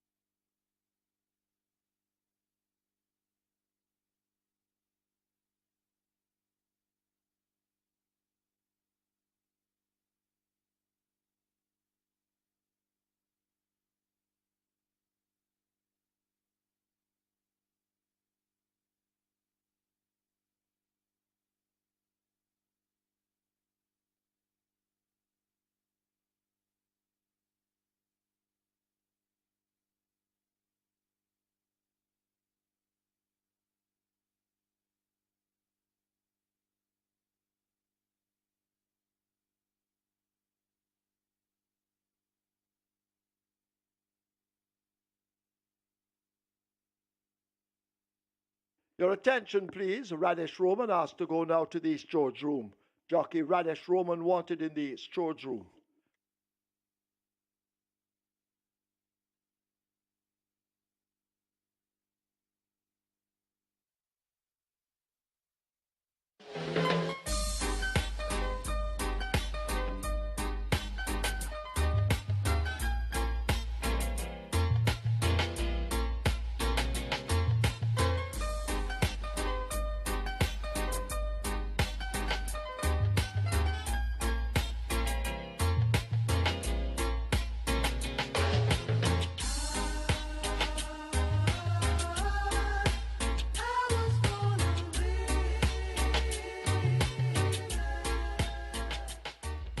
It's now time for the Nigel B. NUNES Memorial Cup, and on your monitor right now is a photo of Nigel B. NUNES, champion trainer 1976 with 71 wins, and he saddled 337 winners in his career, and he's a Hall of Fame inductee. Some of his outstanding horses include Balladeer, Old Man River, the Gladiator, Ream, After 8, Zaladin, Ash Grove, Hotline, Shoe Colors, Fairy Queen, Grateful Princess, Lucky Old Son, and Athens.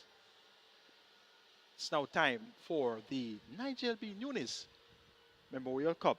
And quite fittingly, Anthony Nunes just won race number 7 with Captain Calico, who's now undefeated in 3 starts, 1 over 5 furlongs straight on his first 2 attempts, stretched out to 7 furlongs for the first time today, and really appreciated the milder pace of the distance of 7 furlongs and made most of the running. Very impressive victory there, 127 and a fifth of a second by 6 1/4 lengths. Brushing aside the likes of Atlantic Convoy, the importee, and the other importee, Divine Force, really didn't show much, but the fact is Captain Calico dismissed a very good field to make it 3 wins from 3 starts, so he is clearly a very talented sort. Let's now have a look at the Nigel B. NUNES Memorial Cup. 15 runners declared to go postward. All 15 have stood their ground so far, and the talk of the town for quite a few weeks now is horse number 13, American Tap. Makes her local debut. She's a 6-year-old bay mare by a Tapature out of the Quiet American Dam, American Castle, bred in Canada by Tall Oaks Farm, owned with his racing stable, trained Howard Jagai. Tevin Foster is aboard, and she has gone some phenomenal times at exercise for her local debut. She has Lasix, tongue tie, and the way she has carried herself in the mornings, she looks to be something out of country. Literally out of country. She has won at least 4 races overseas, and the way she has carried herself, it appears as if they'll all be playing catch up throughout this 1,000 meter straight contest. Number 6, Duke. Alan Bongo John Mirage rides for Gear Sobriety. Clearly Duke is a proven over-net allowance runner, and he came off a break on last, second by 2 lengths, running on to Freedom Street over 5 furlongs in 106 and 2/5 of a second. Alan Mirage notably was aboard Duke last year in the inaugural running of the Moutier Mile and finished second at massive odds. So clearly Alan Mirage is back in the island, and he could be prepping for another Moutier Mile mount. Duke clearly is going to be the one of the other runners to beat here, and he gets 5-1, the clear second choice in the wagering. Number 4 is Mandin Sunshine. She comes off a break since May. She hasn't been looking her old zippy self at exercise yet, but she's getting fitter, and expect that she may need the run to strip fitter. Robert Haldane, Ryder, Jason Acosta, and Carlton Watson will keep Mandin Sunshine on the right side. She's at 9-1. Number 15 is Press Conference. This one has won twice over the straight course this season, and on both occasions did it with 57 kilos. Firstly, on the 12th of March, won by half a length over Ring Charmer in 59.4 with 57 kilos. And secondly, on the 23rd of April, with Roger Hewitt and 57 kilos, won in 59 flat by 2 1/4 lengths over Charm and Beauty. Now, it's Richard Henry chipping off 3 kilos of the allotted 57 kilo weight. Press Conference steps back down from open allowance to overnight allowance, and on those angles, his chances look quite rosy at 16 to 1. That would be a good price to get on press conference. But enough about prices. Let's see this much anticipated local debut of American Tap. And she's reportedly headed for the Moute Mile. So she has to get the job done here. And she's expected to brush these aside. So number 13, American Tap, to get the better of number 6, Duke. Then number 4, Madeline Sunshine. And number 15, Press Conference. 13-6, 4-15 in the NIGEL B. NUNES Memorial Cup. On your monitor right now is number 8, Excessive Force. Last year's Moute Mile winner. And he's taking the track early. Devon Thomas in the saddle for trader Errol Anthony Lickasup Sabrati and owner ACK Stables. Excessive Force on the track early. Currently at odds of 34 to 1. 6 minutes to go to post to race number 8, the penultimate. Late double starts here. Wager early. And best of fortune.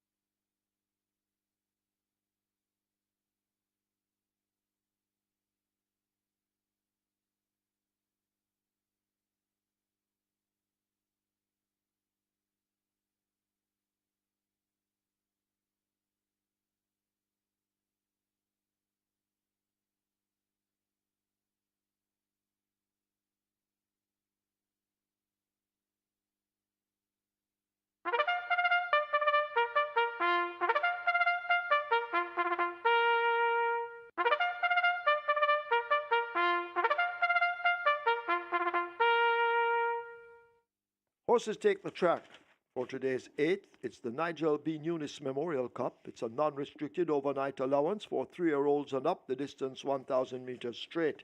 Number 3, Kweku, make the weight 54 kilos. 5, Kataba, 47.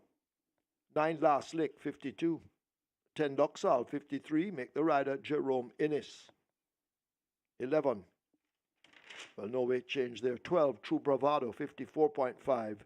15, Press Conference, 54. Wagering on double event. This is the late double. Exacta, Quinella Trifecta, Superfecta, High Five.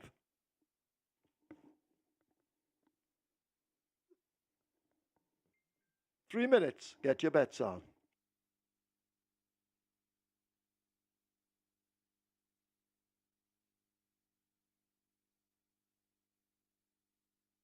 And Radish Roman, who had fallen earlier, is fine and will be riding.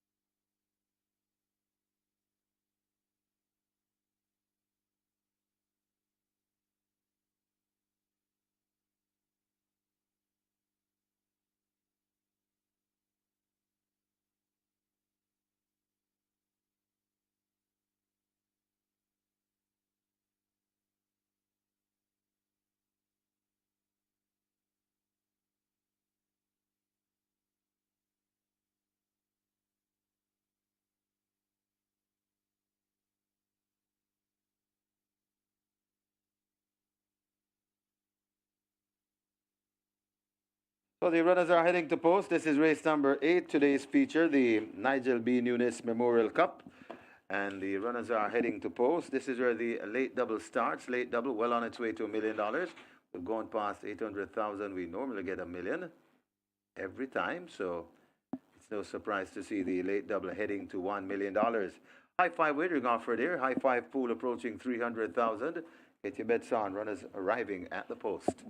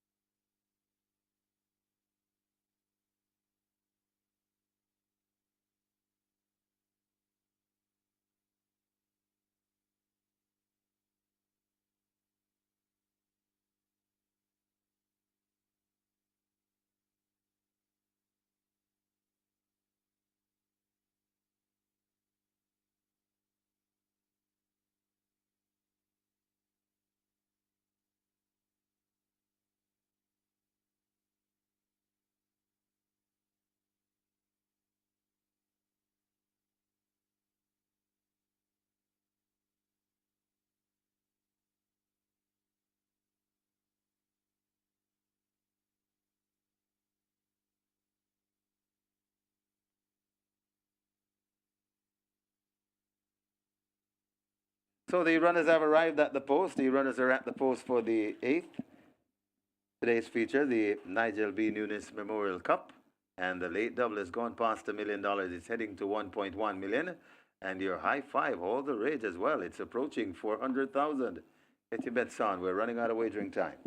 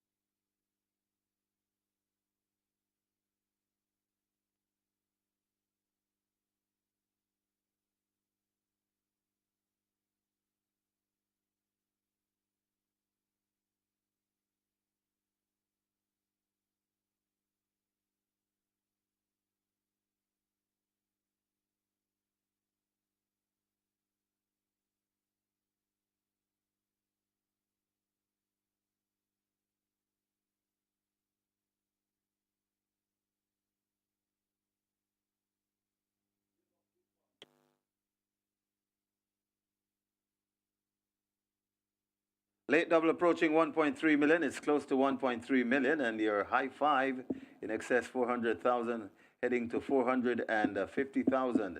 Get your bets on.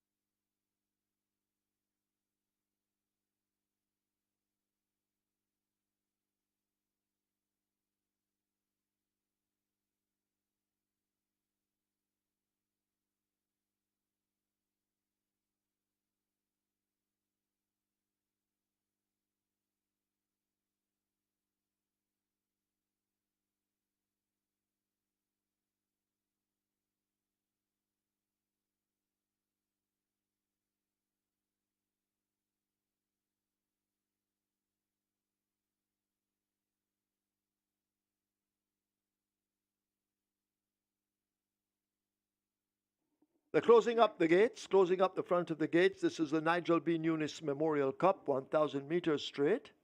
Any moment now, loading up will begin. Get your bets on.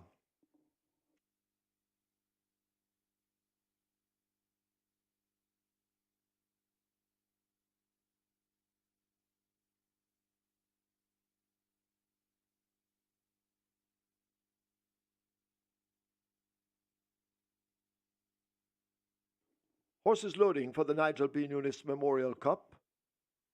First one in a gift from Ben. Tavernier Patterson looking for a double. Race Car is next at 2.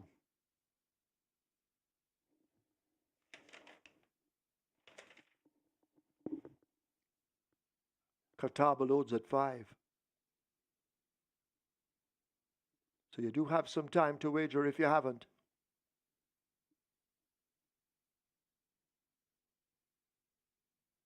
Duke goes in at 6.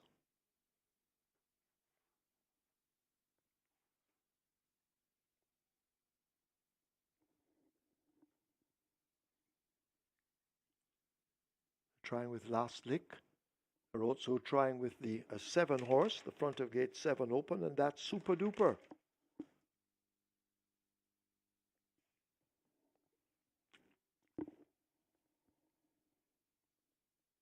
Last Lick locked away at 9. Still quite a few to low. The double event heading for 1.5. It's almost there.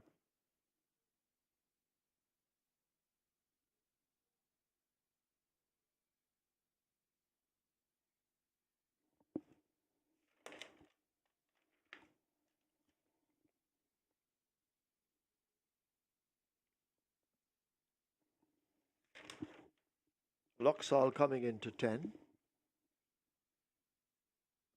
Luxall is in.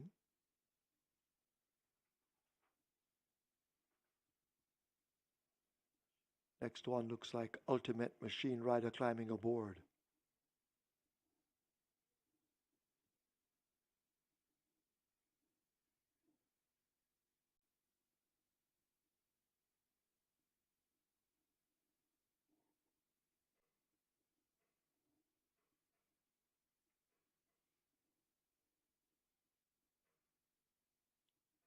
Still try with Super Duper at 7. Rider off. Super Duper in. Rider will climb up. True Bravado is in at 12.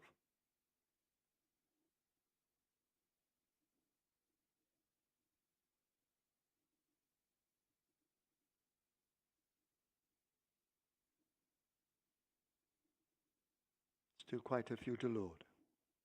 As the double creeps closer to 1.5, almost there.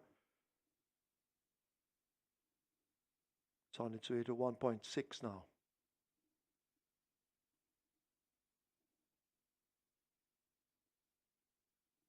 Ring Charmer is in next at 14 with Roger Hewitt. We're getting there. You need to hurry. Get those bets in.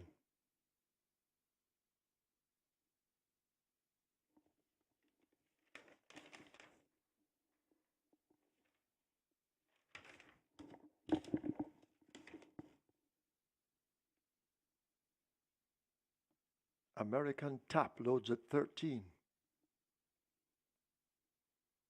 Excessive Force is one of them out. Madeline Sunshine is in at 4.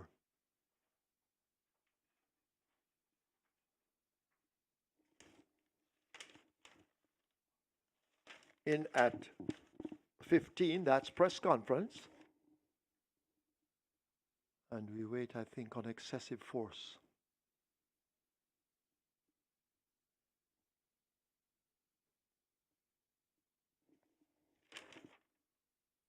Excessive Force, Devon A. Thomas. They load at 8, a field in 9. This is the Nigel B. NUNES Memorial Cup. They're off for the Nigel B. NUNES. American Tap comes away with press conference. Ring Charmer in behind them. Moreover, toward the center, True Bravado in the bright orange is running pretty quickly in the early exchanges.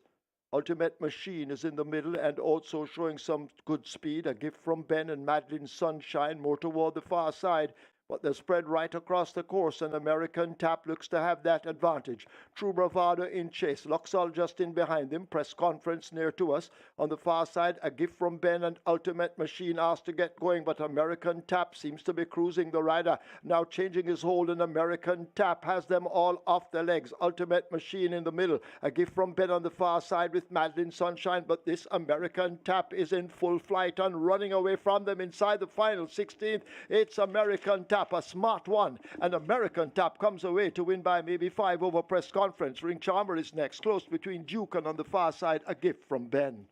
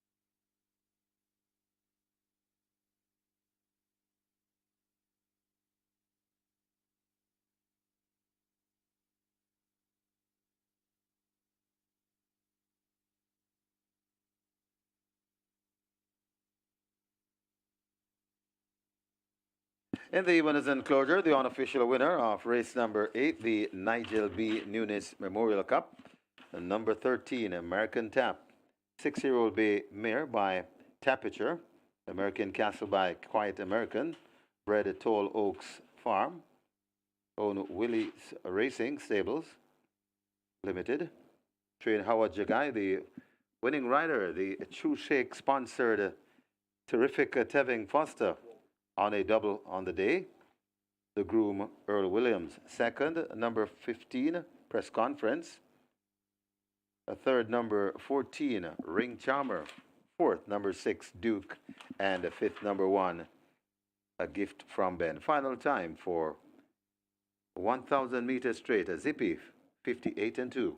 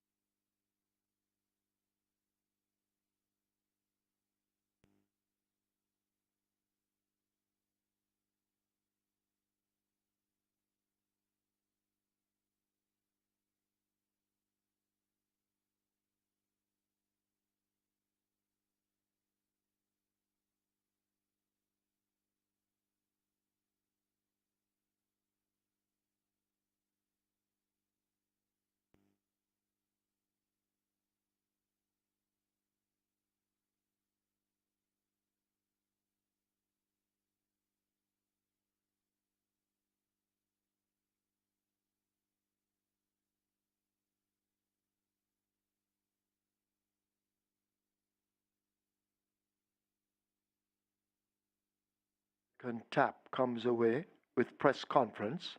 Ring Charmer in behind them. Moreover, toward the center, True Bravado in the bright orange is running pretty quickly in the early exchanges. Ultimate Machine is in the middle and also showing some good speed. A Gift from Ben and Madeline Sunshine more toward the far side. But they're spread right across the course, and American Tap looks to have that advantage. True Bravado in chase. Luxol just in behind him. Press Conference near to us. On the far side, A Gift from Ben and Ultimate Machine asked to get going, but American Tap seems to be cruising the rider. Now changing his hold, and American Tap has them all off their legs. Ultimate Machine in the middle. A Gift from Ben on the far side with Madeline Sunshine, but this American Tap is in full flight and running away from them inside the final 16th. It's American Tap. A smart one, and American Tap comes away to win by maybe 5 over Press Conference. Ring Charmer is next, close between Duke and on the far side, A Gift from Ben.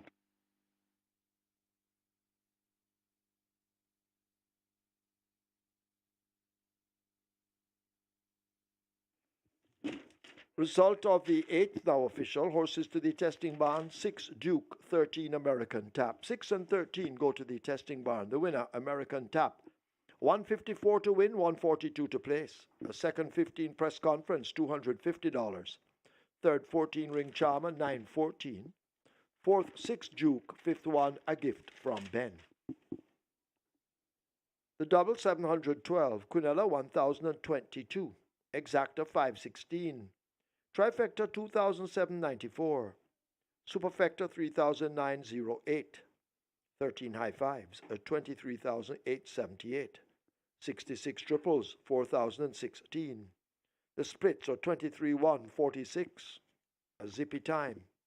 Completes 5 furlong straight, 58-2. And the margins 4 3/4 by 1.5. Once again, a notice to all jockeys: you are hereby invited to a meeting with the operations stewards of the Jamaica Racing Commission, which will be held in the trainer's room at Caymanas Park on Thursday, October 26, beginning at 10 a.m. This meeting will be in the form of a discussion concerning the use of the whip and an impending rule change.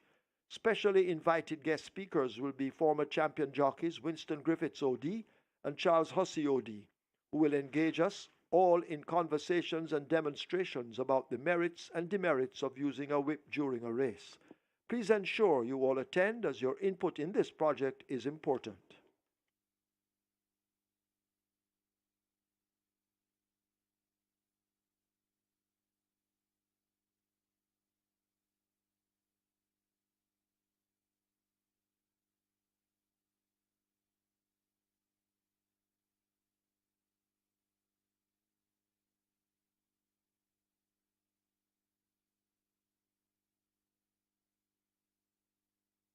Ladies and gentlemen, your attention called to the winners enclosure for the presentation of the Nigel B. NUNES Memorial Cup, kindly donated by Supreme Ventures Racing and Entertainment Limited.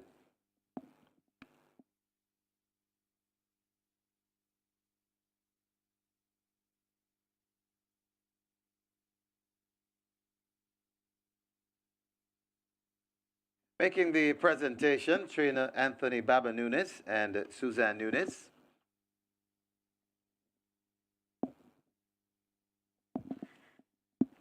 And they make it to Mr. Mark Williams, representing the winning owner, Willis Racing Stables. Also in the presentation party, the winning trainer, Howard Jagai. Congratulations to the winning connections, race number 8, the Nigel B. NUNES Memorial Cup.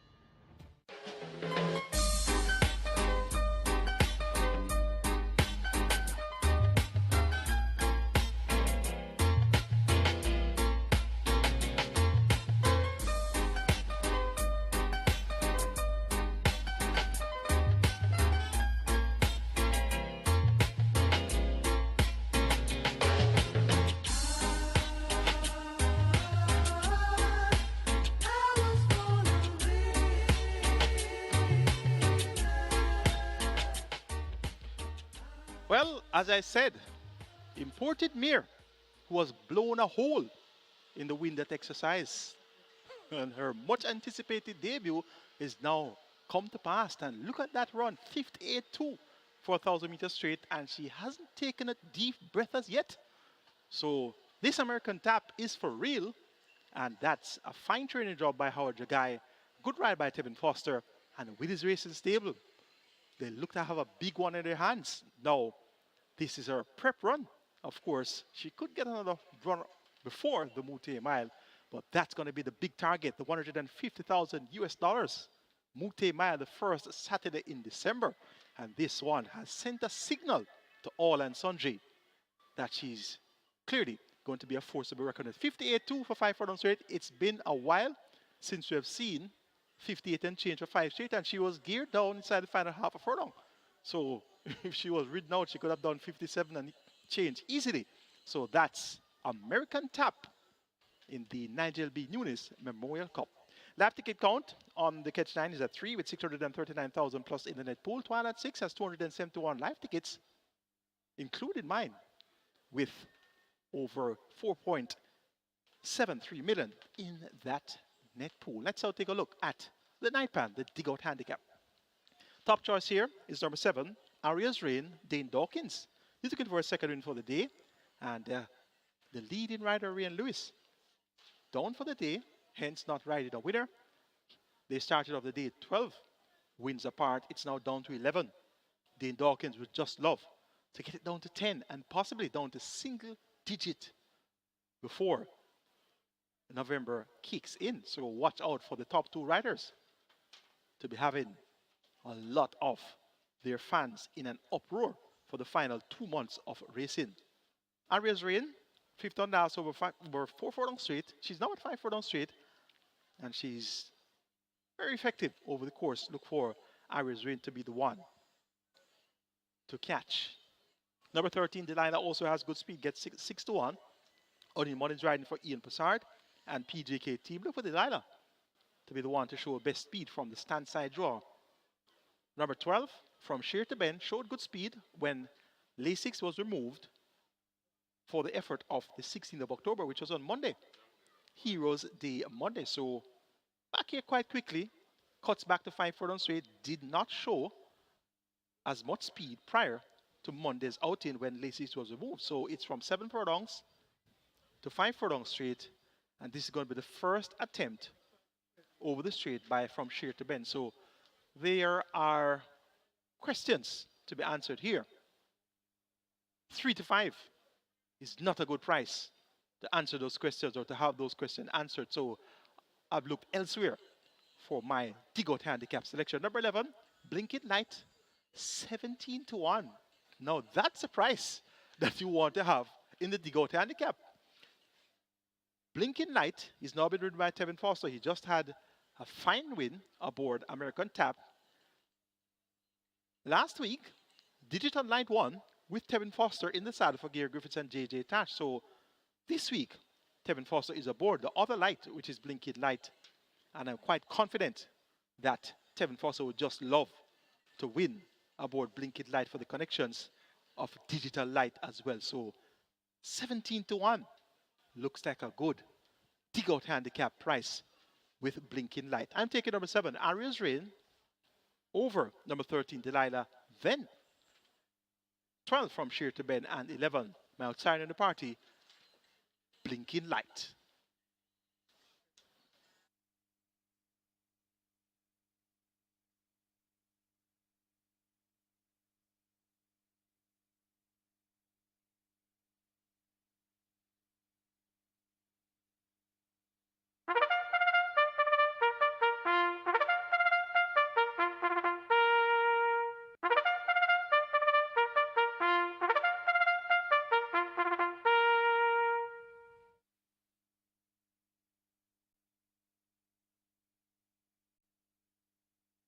Horses take the track for the 9th.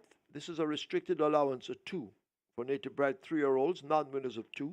And imported 3-year-olds and up, maidens the distance 1,000 meters straight. Number 2, War Horse, make the weight 54.5. 3, Manouche, 52. 4, City Hawk, 50. Scratch 5 Superior, sick. 8 Maggie's Tricks, 51.5. Scratch 9 Ridgeliner, lame. Wagering on Exacta. Quinella Trifecta Superfecta, high 5. 5 minutes, get your bets on.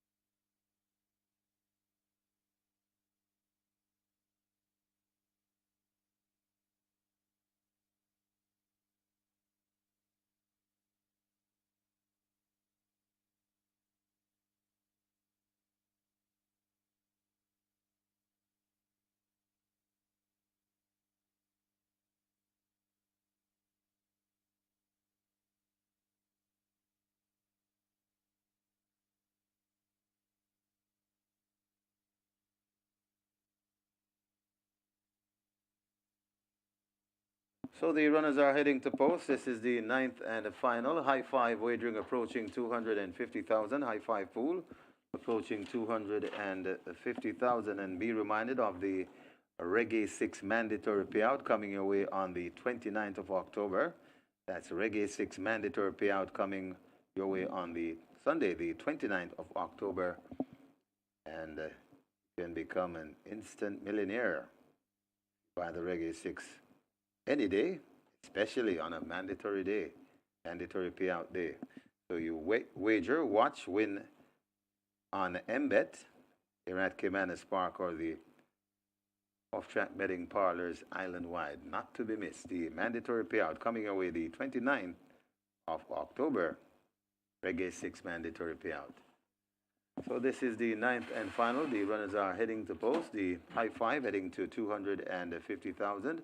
Be reminded when this one is over at Caymanas Park, we simulcast until about 10 o'clock this evening, closing with Delta Downs and Charlestown, and not to mention the CT6 at Charlestown, a very big Super 6 seller. The CT6 Charlestown. Well, where to your wagers?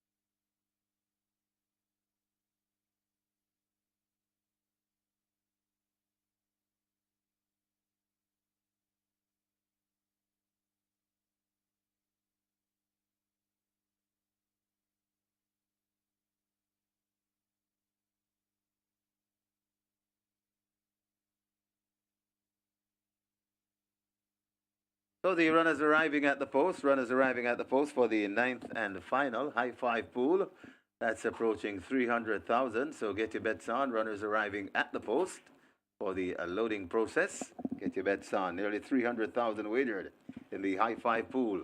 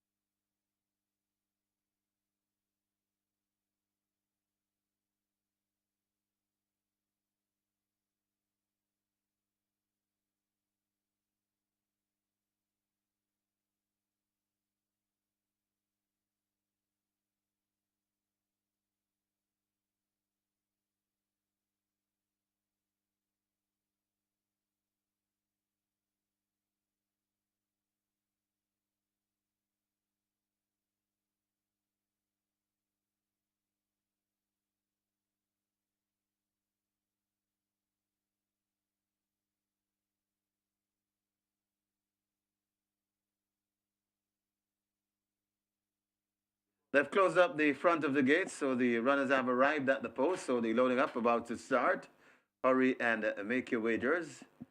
High five in the meantime. It's gone past 300,000. Could be heading to 350,000.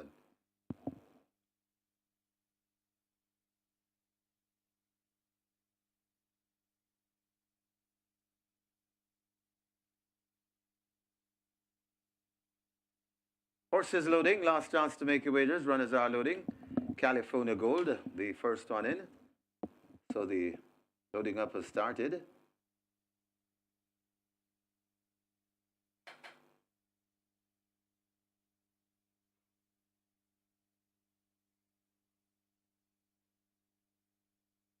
Warhorse is next at 2.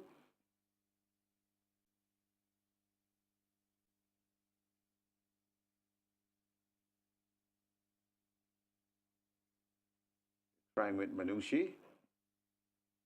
3, they've opened the front of the gate. Cooks that one in.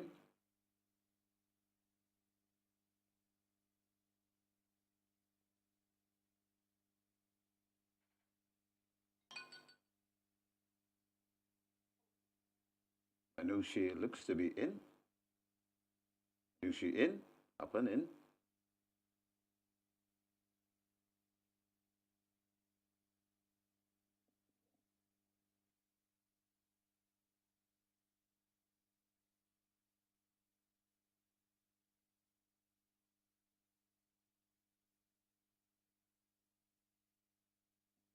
Tiger Amidat in gate number 6.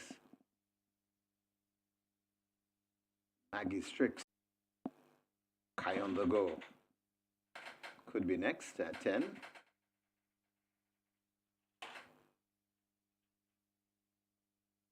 City Hawk lining up for 4.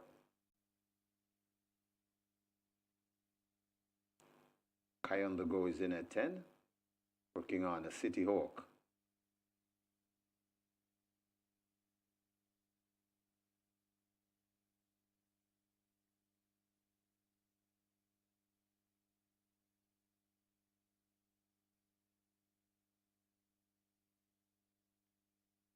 City Hawk still refusing. Part of the way in.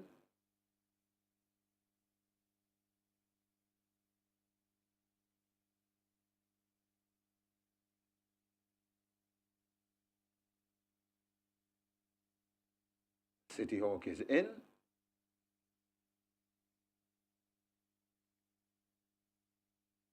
Rider comes down from Delilah.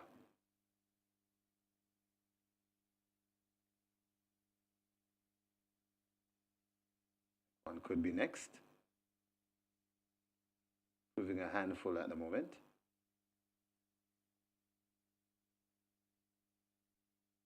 Blinking lights. From sheer to bend, Arias Rain. Waiting. Delilah forced into gate number 13.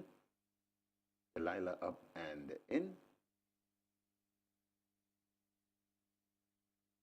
Blinking light is next.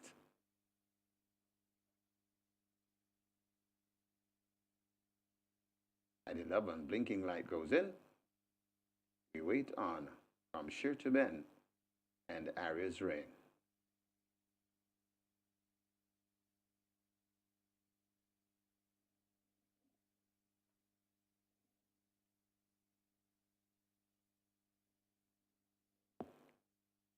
Comes down from Arias Rain, that's devastating the Indokings. Arias Rain is in. Rider will climb aboard. From sheer to bend also in. So we looks as though we have a line. 5 furlongs straight the trip. Best of luck if you're closing on all the exotics. They're often racing. From sheer to bend gets a good start closest to us. Blinking light is also there. Arias Rain is right in the middle and running fast and true at the moment. Over on the far side, that's Warhorse and California Gold, but Arias Rain in the middle looks to be charting the course. Closest to us, that's from sheer to bend and Delilah. Blinking light is also in the mix. They're coming towards the 3 furlong point and coming to the 2, and it's Arias Rain over on the far side. Closest to us, that's Delilah from Sheer to Bend, left back in third. Arias Rain over on the far side from Sheer to Bend, getting into it along with Delilah, but it's Delilah and from Sheer to Bend closest to us. This is where the race lies. Delilah and from Sheer to Bend, looks to have the overall lead from Delilah trying to come forward. It's from Sheer to Bend, beginning to pull away from these. From Sheer to Bend, beats Delilah. Blinking Light runs on to be third. Looks like Arias Rain could have held off Manushi for fourth.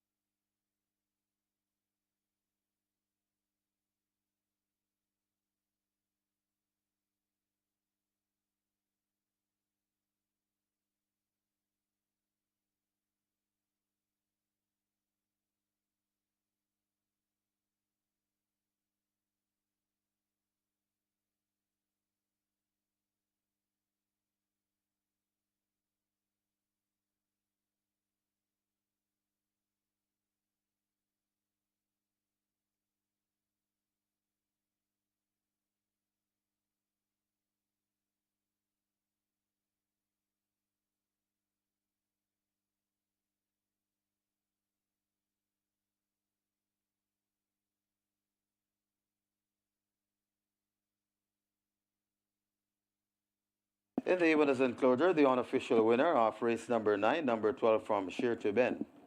A 3-year-old bay colt by Here Comes Ben. Sheer Madness by Traditional. Roy Anthony Williams. Owned and trained Alfred Brown, the winning rider.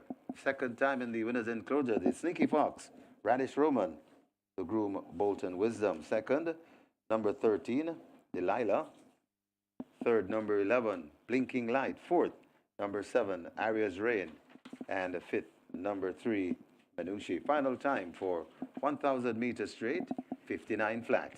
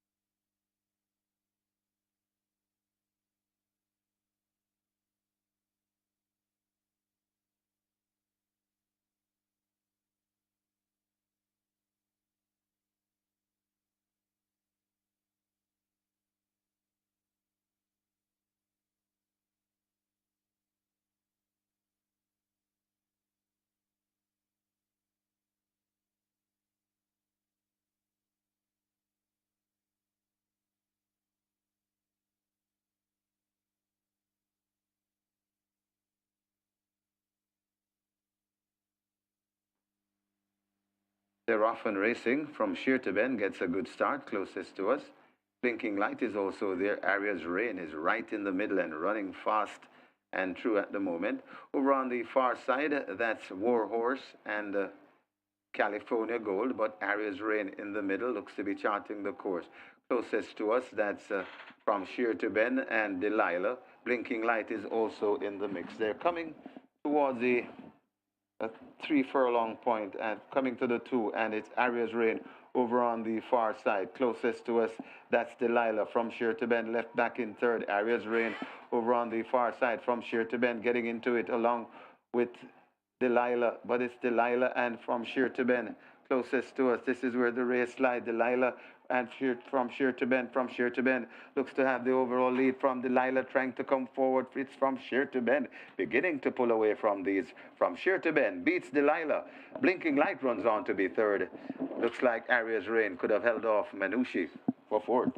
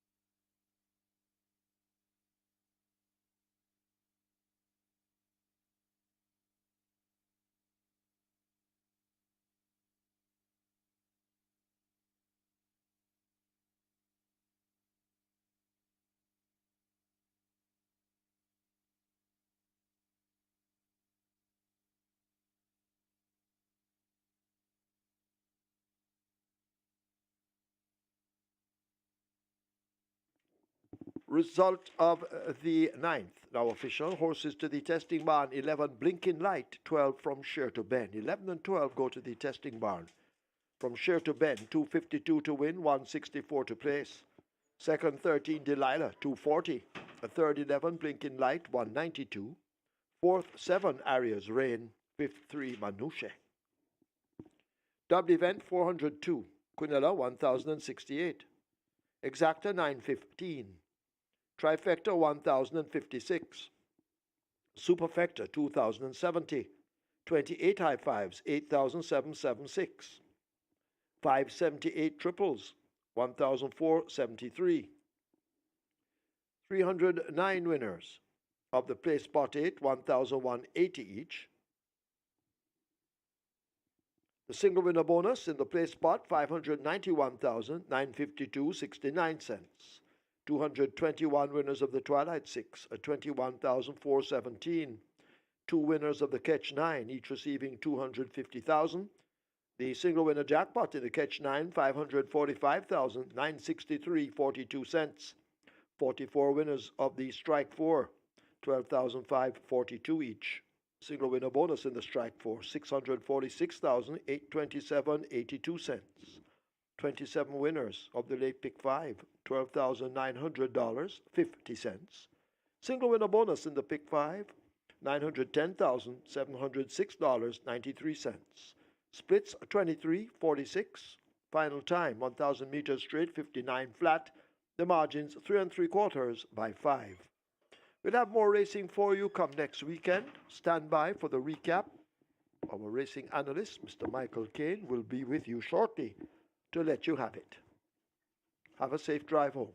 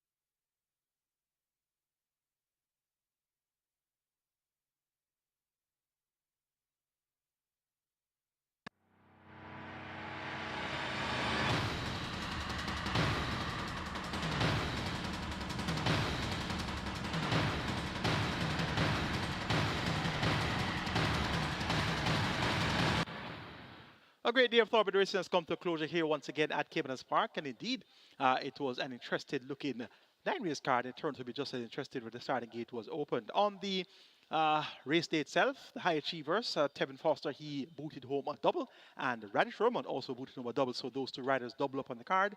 And the trainer Greg Fennell saddled 2 winners on the card, so a double for Greg Fennell as well. We had the feature as the NIGEL NUNES Memorial Cup, and it was race number 8 on the card, and there was a horse by the name of American Tap who was making her long-awaited local debut. She's 6 years old. She's a 6-year-old mare. She won at least 4 races overseas. She's bred in Canada, and she has been blowing a hole in the wind at exercise for her local debut, and she was expected to dominate proceedings, and as such she was made the very short price favorite with Tevin Foster in the saddle for Howard Jagai and with his racing stable. Let's see how American Tap performed in the NIGEL NUNES Memorial Cup. They're off for the NIGEL NUNES. American Tap comes away with press conference. Ring Charmer in behind them. Moreover, toward the center, True Bravado in the bright orange is running pretty quickly in the early exchanges. Ultimate Machine is in the middle and also showing some good speed. A gift from Ben and Madeline Sunshine more toward the far side. but they're spread right across the course, and American Tap looks to have that advantage. True Bravado in chase. Luxol just in behind him. Press conference near to us. On the far side, a gift from Ben and Ultimate Machine asked to get going, but American Tap seems to be cruising the rider. Now changing his hold, and American Tap has them all off their legs. Ultimate Machine in the middle. A gift from Ben on the far side with Madeline Sunshine, but this American Tap is in full flight and running away from them inside the final 16th. It's American Tap, a smart one, and American Tap comes away to win by maybe 5 over Press Conference. Ring Charmer is next, close between Duke and on the far side, a gift from Ben. So a big performance was expected from American Tap on her debut, her local debut, and she did not disappoint. Stopped the clock in 58.2 for 5 furlongs straight, and it's been a while since we have seen a time less than 59 and change, so she did 58.2, geared down in the end, and that's indeed an auspicious local debut for the 6-year-old bay mare, American Tap, and she's said to be of multi-mile quality. So we expect that American Tap will go on to better things. And of course, the multi-mile is for the first Saturday in December with a purse of US $150,000. That's going to be it from us here in a nutshell at Caymanas Park. It was a pleasure taking to live and direct. I'm your analyst, Michael Kane, on behalf of the team of the Home of Champions Sports Max, as well as on behalf of the promoters, Supreme Ventures Racing and Entertainment Limited. Have a great week and prepare for a double-header weekend of racing next Saturday and Sunday, the 28th and 29th of October